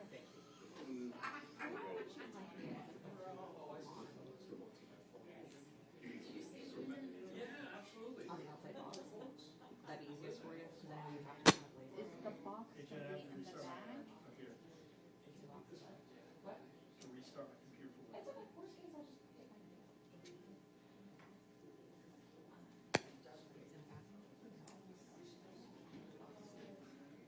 Whatever the outside.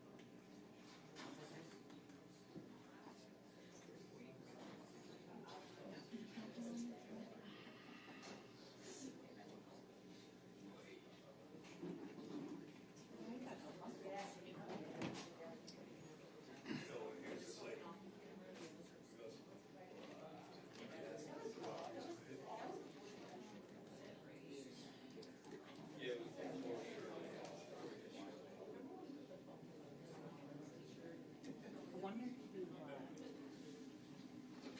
like it just has to stay for because she's good at it.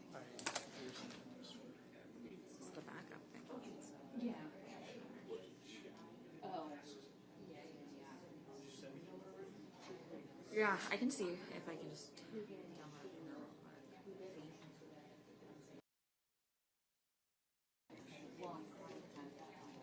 7B. Yeah.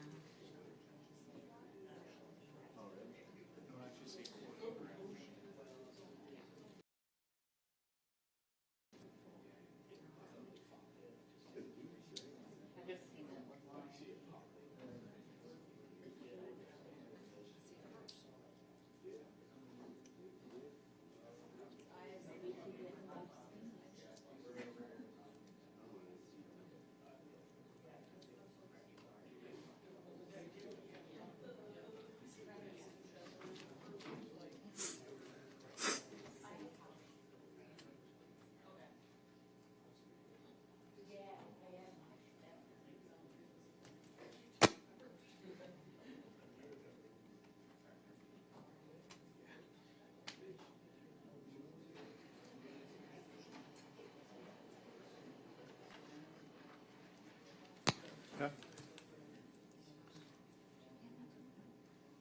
Thank you, sir.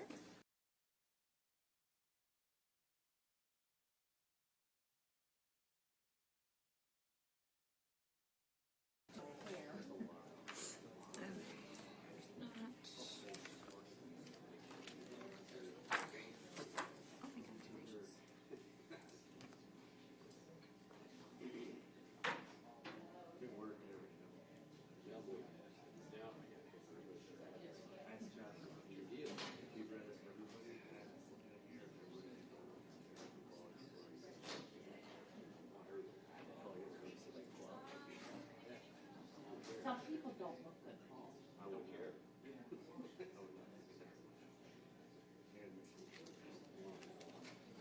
Just the men.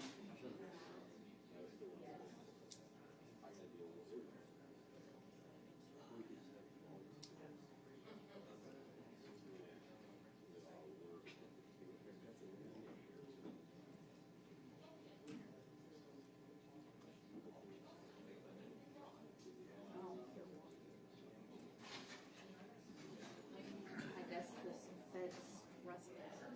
The what? The state.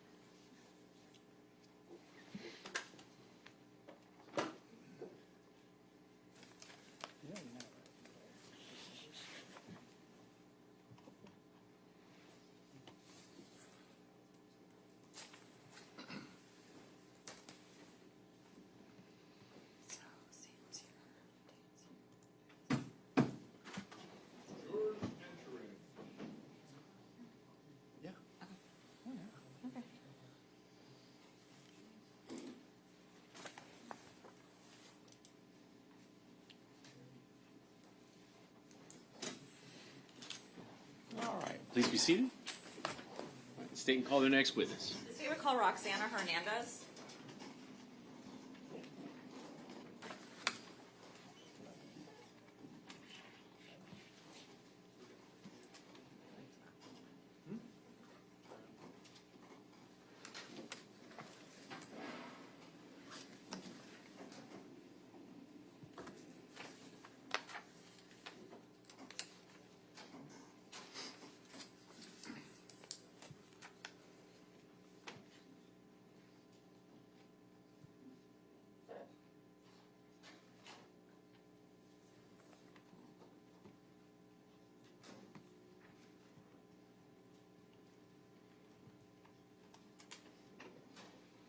All right.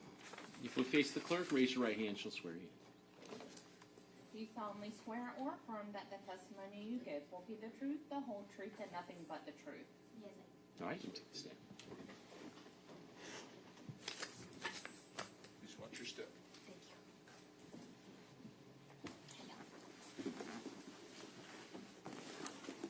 May I proceed? You may. Would you please state your name? Roxana Hernandez. And Ms. Hernandez, do you own an Airbnb in Clewiston? Yes, I do. And what exactly is an Airbnb? It's a property that you have for rental in a day-to-day basis. And how long have you been using that particular property as a rental? Since 2021. And what is the address of the property? It's 160 Bald Cypress Avenue, Clewiston, Florida, 33440. And can you describe the area that the Airbnb is in? Yes, it's like a rural area. Like now it's getting developed, but there is the smallest lot that we have there is like an acre and a quarter, like this one. And what is that area called? It's Montura Ranch Estates. Is the entire area developed? No, there are a lot of vacant lots.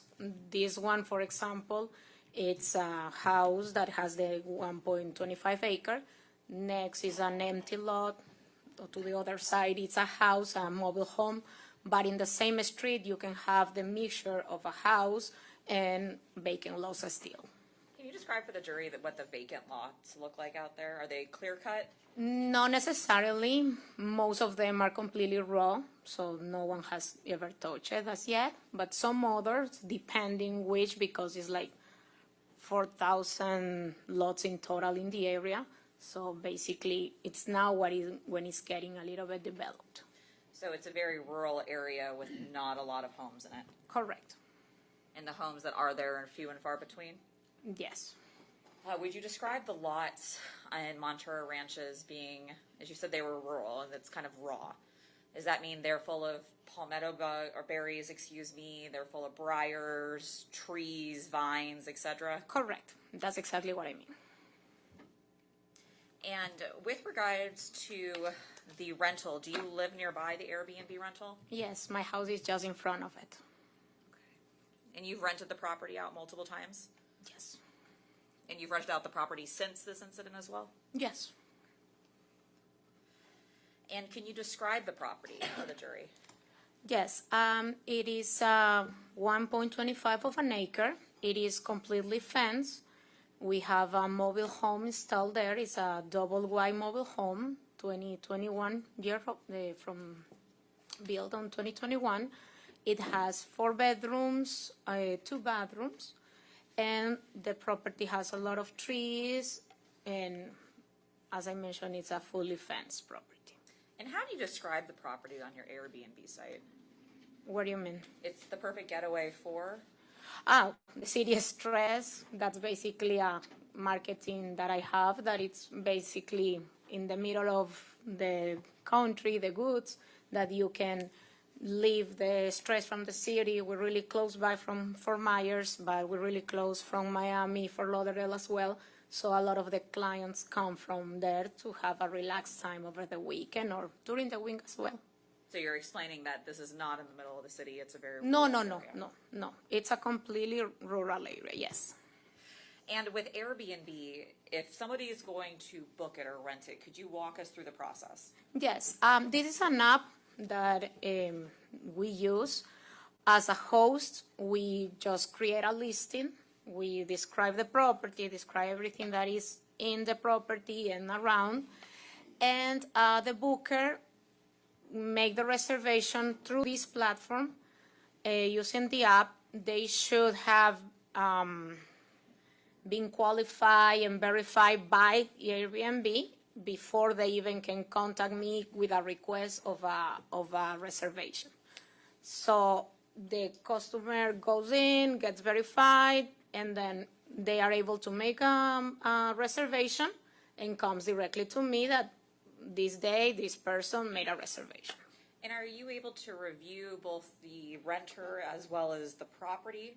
Correct, yes. There is a site there where it says that the person that booked, I can click it and see how many stays they had or before, or if this is the first time. So basically to get to know a little bit the person that is going to stay in my house. And they're also able to leave you a review for the property? Yes, after the stay of each customer, both sides have the same option that I can review their stay and they also review the property. Did you end up renting the property on the night of July 21st, 2023? Yes. And did it get booked that morning at approximately 7:32 a.m.? Yes. And the person that rented it by was the name of Tyler Gamble? Correct. And the information that you received on Mr. Gamble, what did it include at that point? At that point was saying that the guest was verified by Airbnb, and then that they had, he had like 5 different stays before with good comments. So for me was okay to rent. And were you communicating back and forth with this individual? At that moment, no. I received the reservation. That's the process. I received the reservation. In that specific case, the house was ready early in the morning because it didn't rent from the night before. So when I got the reservation, I sent a text through the app saying that the house was ready, that they can check in at any time, and providing the rules, the codes, and everything to access the property. Your Honor, may the record reflect that I am now showing opposing counsel with previously marked for identification purposes as 33, 33A, and 32.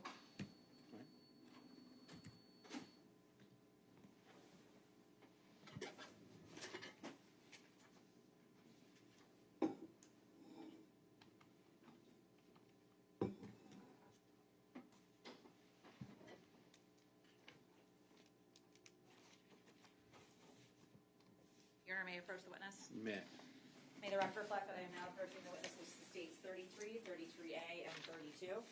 Ms. Hernandez, I'm going to show you these 3 different papers, okay? Mhm. Do you recognize what is states 32? It's a composite, meaning there's multiple pages. Yes. And what is 32? This is the conversation that we had with Tyler through the app of Airbnb. And it is a fair and accurate depiction of your entire conversations with Tyler through the Airbnb. Here I gave him the code, the house rules, my contact info if they need me for any emergency. Yes, it is. And do you recognize states 33 and 33A as well? Yes. Yes. Are they fair and accurate depictions of the front and the back of your residence that you use as an Airbnb? Yes. You recognize these as the way they looked on or about July 2023? Correct. Your Honor, at this time, the state moves into evidence. States Exhibit 33, 33A, and 32 composite. Any objections? No objections. All right, they're admitted. Mm-hmm.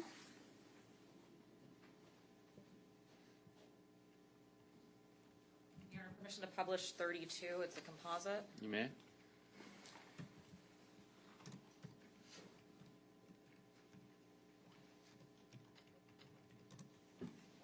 Okay, so this is through the app. Is that correct? Correct. And so it says the perfect getaway from the, City stress. and it says July 21st through 22nd, 2023. That's the night that the property was rented. That is correct. What is this 244.88? That was the total of how much I was gonna get paid for that night. And we see a photograph, kind of a profile as well as a name. Is this the renter? Yes, that's where you, if you click where it says Tyler, it should open the profile, and you can see what I mentioned before. And then we see a message from Tyler at 7:32 a.m. Is that accurate? Correct. And what does it say? Hi, I'm visiting family and just looking for a nice, relaxing place to stay while I travel. It just be me. And it says request received, request accepted. What do those mean? That means that he, there is 2 options on the app that I need to first see the reservation in order to approve it, or they just book instantly and then I just get the reservation. So in this case, it was the request, send it, I revise it, and then I accept it. That's why it kept the record there. And you responded pretty quickly at 7:34 saying, "Good morning, Tyler. It'd be a pleasure to host you." Correct. So it's instantaneous to your phone? Yes, it comes to my phone. And this page, it's at 7:37 a.m. This is giving the address as well as the code? Correct. And the house is ready now. You can check it at any time. Correct. Normally check-in time is at 4, but as I mentioned before, that day it was not rented the previous night, so that's what I allowed them to go in earlier. And this property actually advises that there's a gate that you're supposed to close, correct? Correct. And then you said house rules Mm-hmm. and your phone number. Correct.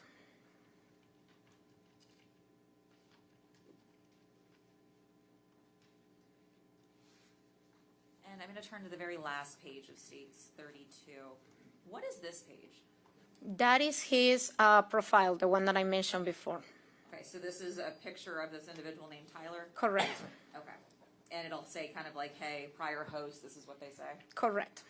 Now, I'm going to direct your attention to the middle of page 32, sorry, States 32, which is going to be page 4, 5, and 6. It looks like there's some more conversation going on at this point. So Yes. what does Tyler say to you? It says, okay, awesome, thank you so much. I will go ahead and head over soon. That was probably after the text that I sent it with the code. Yeah. So he just said that. It was 7:54 in the morning. Yes. Okay, and he put okay as in okay? Is that He accurate? yes he put it like that. Mm-hmm. And then it looks like there's another message the next day on July 22nd. Correct. And what does this message say? It is saying, good morning, thank you so much for a great stay. I just wanted you to know I am going to get some breakfast and come back and go for a run before going home. The forests are so beautiful and the countryside is so relaxing. I will be checking out by 10 or 10:30. Thank you again. And then you just responded in kind? Yes.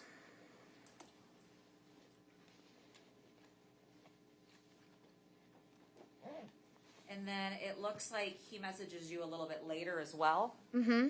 And that is at approximately 8:07 a.m. Mm-hmm. And what does he say? It's saying, thank you, I'm heading now to run. Now, yay, I will message you when I leave. And your home is very beautiful, by the way, 5 stars from me. And that's 5 stars referring to a review? Yes, yes. And then he messages you again approximately 2 hours later at 10:22. Is that accurate? Correct. And what does he say then? It's saying, I am leaving, thanks again. I wanted to swap, but could not find the broom. I had a great time. I'll be back to see my brother next month. Could I reserve this place for a week and bringing him and his wife? They will love it. And then you responded back. Saying, thank you, Tyler. Don't worry, we will clean it out. You don't have to sweep it. You definitely can reserve it for a week. Just let me know the day. So, as you know, I can give you a discount for a week. You can do it through Airbnb or directly. That's the best you want. So you have people that sometimes will re-rent the property. Correct, correct. So it's not unusual for the back and forth? No.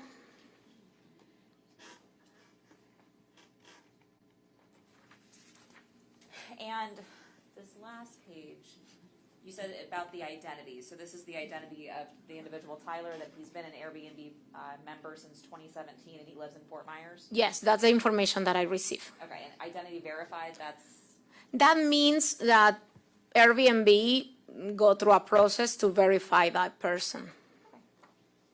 and that's Tyler, correct? Correct. And I'm now publishing States 33.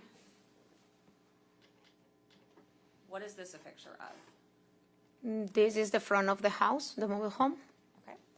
And page 33A. And what is that? That is the back of the house. Now, were you able to verify when this individual named Tyler checked in? No. Did it come to a point where you happened to drive by the home and notice anything? Well, that morning I went to Miami, and when I came back, my house is just in front of it. So when I drive to my driveway, I noticed that he already checked in. I didn't see him personally, but I noticed because there was some clothes hanging out of the front rails. referring to page Yes, 33 or that so? one. On the right side, I noticed some clothes hanging there, so obviously I knew that he already checked in. And how did you know he had already checked in based on the clothing being there? I'm sorry? How did you know he had already checked in based on the clothing? Because there was no clothing before then when I left. Do you know what kind of clothes it was? I can tell that it was like maybe shorts or a t-shirt, a sport t-shirt, shorts, something like that, hanging out there. And that was approximately 3 to 4 p.m. that day? Yes, more or less. Did that seem unusual to you? Not really. No, not really. And were you ever able to see any vehicles at the property? It was a vehicle there, yes. At night, I saw a vehicle there. And was it a grayish color SUV? Correct. And it ended up being a Jeep, I believe? I don't know the brand, but it was an SUV that I clearly saw it. And what time is your normal checkout? Normal checkout is around 11 a.m. And I see the back and forth, and we've published the back and forth. Did he check out prior to 11? Around 10:30, he said that he was leaving the property, yes. Do you usually have that much back and forth conversation with a renter? No. Could you please describe what sort of conversations you usually have with a renter? Normally, I text them early in the morning, remind them that checkout is at 11, just in case they need a little bit more of time or something. And normally the response is, okay, thank you, or no, I need a little bit more of time, or we already left, because some people just leave earlier than I send the text. So it's basic, very limited conversations. So, yeah, no. Could you say he was almost oversharing? Yes, that I noticed that a little bit. Ooh. I'm sorry, could you repeat that? Yes, I noticed a little bit of too much explanation of what's going on. Was the person pretty much giving you a play-by-play of that morning as well as while they were there? I don't know if that was the intention, but it was unusual for me to see those much details as I'm going to have breakfast or I'm going for a run. So normally guests don't share that type of information. And you've been doing Airbnb rentals for approximately 4 years? In that house, yes. Before I used to do it in some other property. So more or less in Airbnb, I have experience like 11 years, more or less. So this one sticks out because of the information that was received? Correct. Is that correct? Correct, yes. Did you ever end up meeting Tyler? No. Did you ever see him on his run, though? Yes. Did you actually see Tyler on the run, or did you see someone else? I saw someone else. It was not the same person that I had in the picture. So this is Tyler per his Airbnb. So that was not the person you saw going on a run? No. Do you see the person you saw going on the run in court today?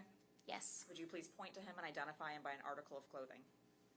Yeah, the gentleman right there. When you say right there, what color shirt is he wearing? Blue.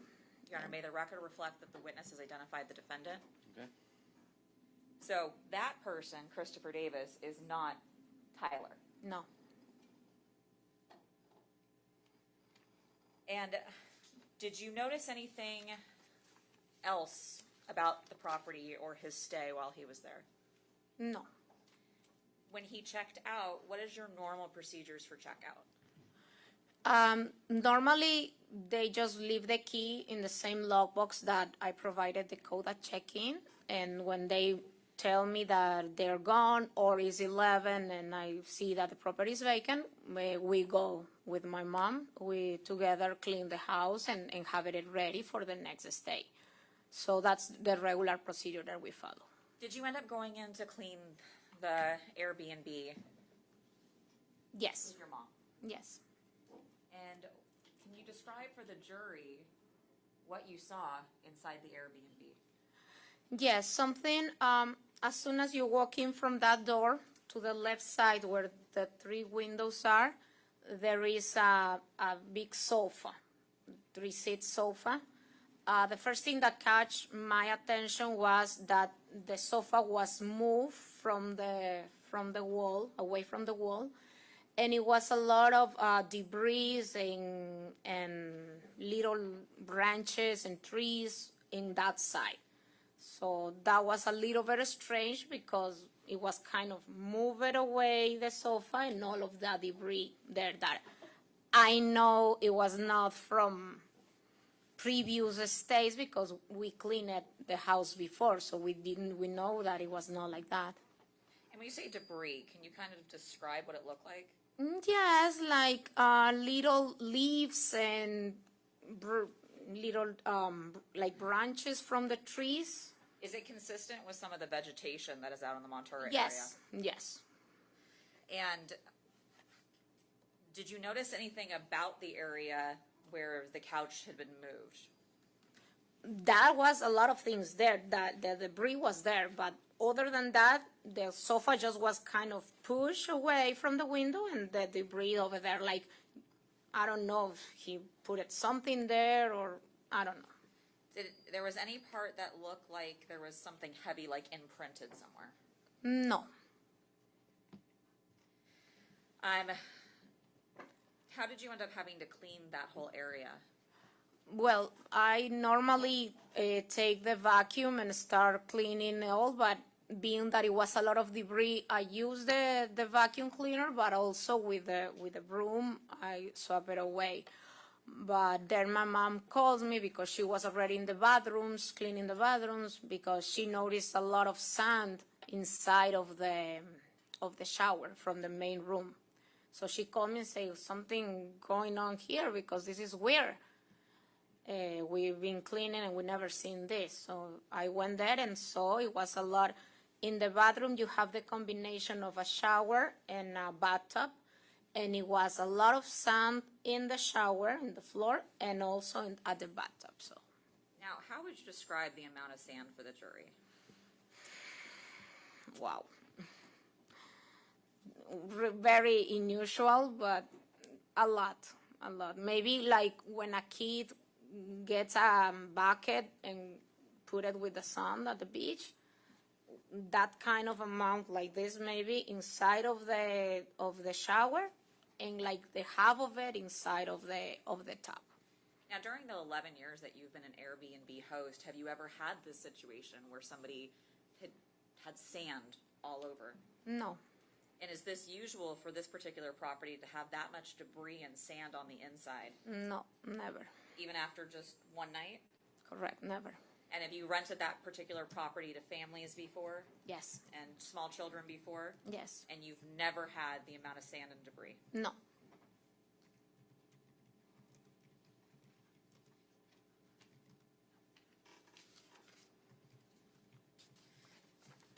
Did it come to a point where you had to take garbage out? Yes, we took some garbage out from the house, and my mom mentioned to me that it was some big boxes on the trash can. We have 2 trash cans outside the house that we normally put all of the trash there and then put it outside when the service comes to pick it up. So she mentioned that it was 2 boxes there, so I went to see it, and it was 2 empty boxes inside of one of the trash cans. Are these like cardboard boxes?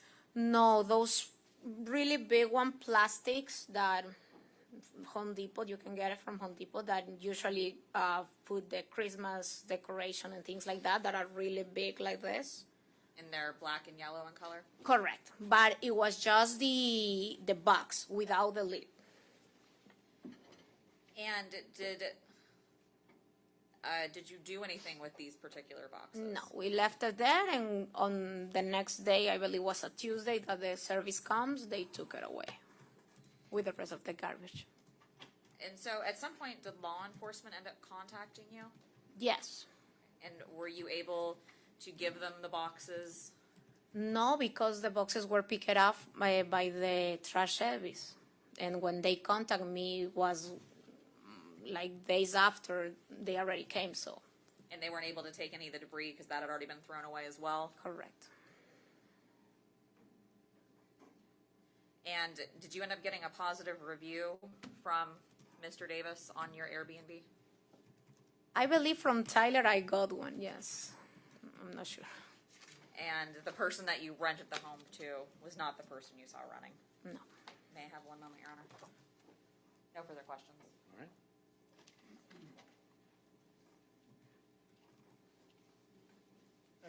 Hello. All right, that account you talked about, did you recognize it said the person had been active for 6 years? I'm sorry, what? That the person had been active for 6 years or since 2017? From the picture of the profile you said? Yeah, the name Tyler. Yes. Okay. That's the information that was provided to me through the app. Okay. Did the person ever tell you that it was Tyler's brother staying there? No. Okay. But you indicated you saw a person that didn't look like that particular picture? Correct. And then you identified this gentleman you saw? Correct. Okay. And you saw him when he was, you got the message that the person said they were going to go out on a run? Go out for a run and then leave in a little while? Mm-hmm. Okay. And then after that message, you saw the person coming back, this gentleman, coming back to the house? No, it was not like that. On the first text that was there saying that he was going for a run, that was, I believe, 8 something in the morning. And I was outside of my house when I saw the person coming from, if I'm here in my house, the property, the Airbnb is in front of it. He was coming from this side, running. So I was outside, I saw it, I saw him, and I said, oh, the renter, because he mentioned that he was going to be going for a run. Yeah. So I saw him, and then he went inside the house. So, of course, matched with what he told me he was going to do. Okay. And after that, I received the other text that you just mentioned saying that he said that he was checking out. Okay. And then later I noticed in that profile thing that you got on there and made a comment that Tyler was the perfect guest. Yeah, because I didn't have any problem with him. Okay. And aside from the sofa and the bathroom, the rest of the whole place was clean. Correct. Okay. And in fact, in the messages, there was talk about that he had tried to look for a broom to sweep some things up for you and couldn't find it, and you said, don't worry about it. And then you saw the debris when you went in? Correct. Okay. And when guests check out, do you normally like move the couch and clean that area? Yes. Okay. Every time. And also, in the clothes, was it pretty hot that day? Sorry, let me go. It was July, right? It was July. I don't remember how this was. Okay. And you saw the guy jogging? Okay. And you had mentioned clothes you saw hanging on the railing? Correct. It appeared like somebody was trying to dry clothes, maybe? Correct. Okay. Is there a dryer inside there? It is, yes. A washer and dryer. What day is the trash pickup for? Every Tuesday and Friday. Okay. And so do you remember if it was Tuesday or Friday that the pickup was here? It should be Tuesday because the house was vacant on Saturday, so the next day should be the Tuesday, the following Tuesday. All right. And you may have heard of this place, but out there in Clewiston, have you ever heard of this Devil's Garden Mud Club out there? The what, I'm sorry? Devil's Garden Mud Club? Yes, I have heard of that place. Okay, that's a place where people can go and four-wheel and dune buggy, like in mud and sand?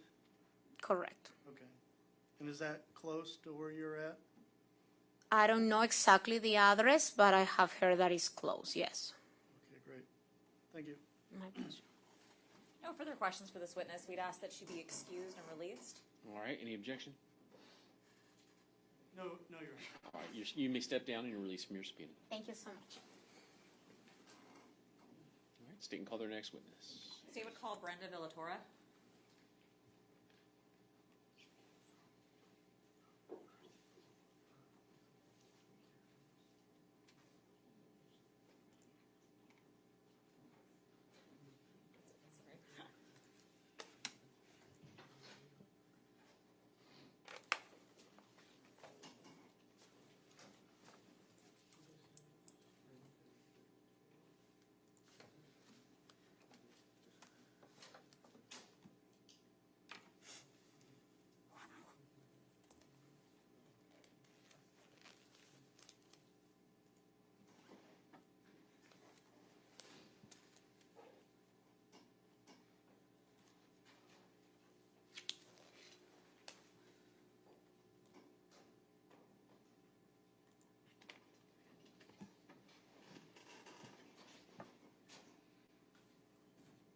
All right, you'll face the clerk, raise your right hand, she'll swear you in.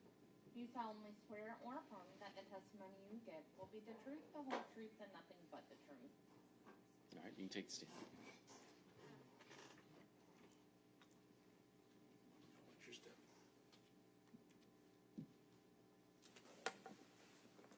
Whenever you're ready. Thank you, Your Honor. Could you please state your name? Brenda Villatoro, And where are you employed? Vision Ace Hardware in Clewiston. Sounds silly, but what is Ace Hardware? Ace Hardware, basically a store where we sell hardware items, tools. So kind of like anything you'd find like in a workshop almost? Yes, ma'am. And more? Yes, ma'am. Okay. And it's a national business, is that accurate? Yes, ma'am. Now, did you drive out from Clewiston today? Yes, ma'am. Are there multiple Ace Hardwares between Clewiston and here? Yeah.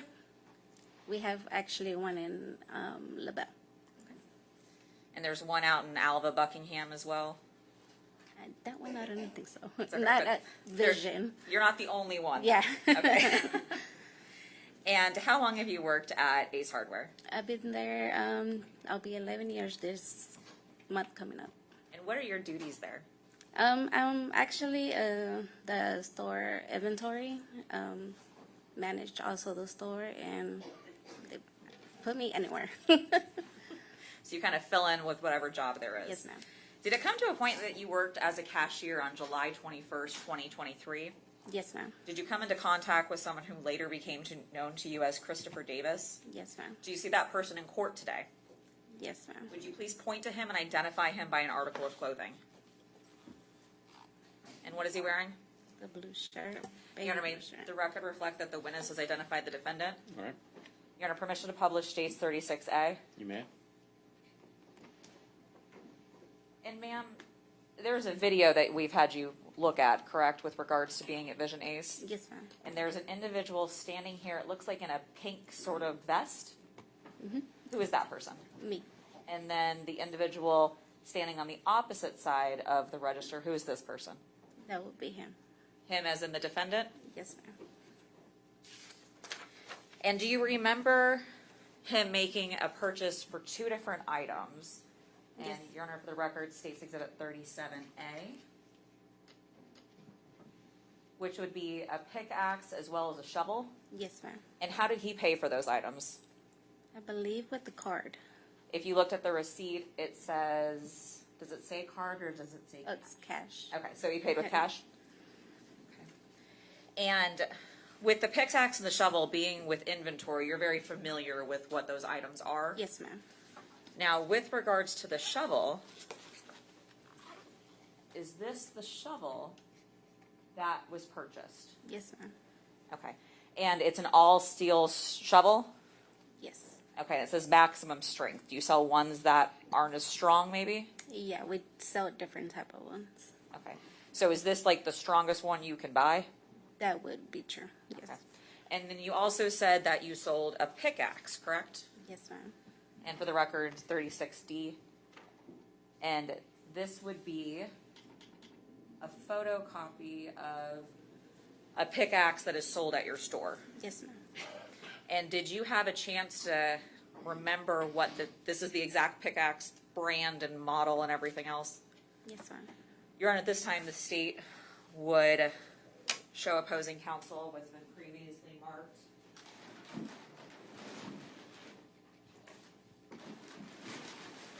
As State's Exhibit 42.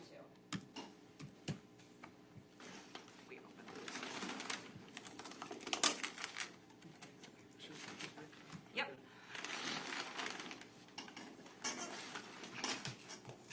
Ma'am, before you took the stand, did you have an opportunity to look at State's Exhibit 42? Yes, ma'am. And what is State's Exhibit 42? The X. Your Honor, at this time, the state will move into evidence State's Exhibit 42. Any objections? Object to keeping custody. Your Honor, we'll put it through. Yeah, we'll do it later. With regards to the pickaxe, though, What are you doing? this is the same pickaxe you saw in the backhoe, correct? Yes, ma'am. And it's the same pickaxe that is sold at Ace Hardware and is the Collins pickaxe. Yes, ma'am.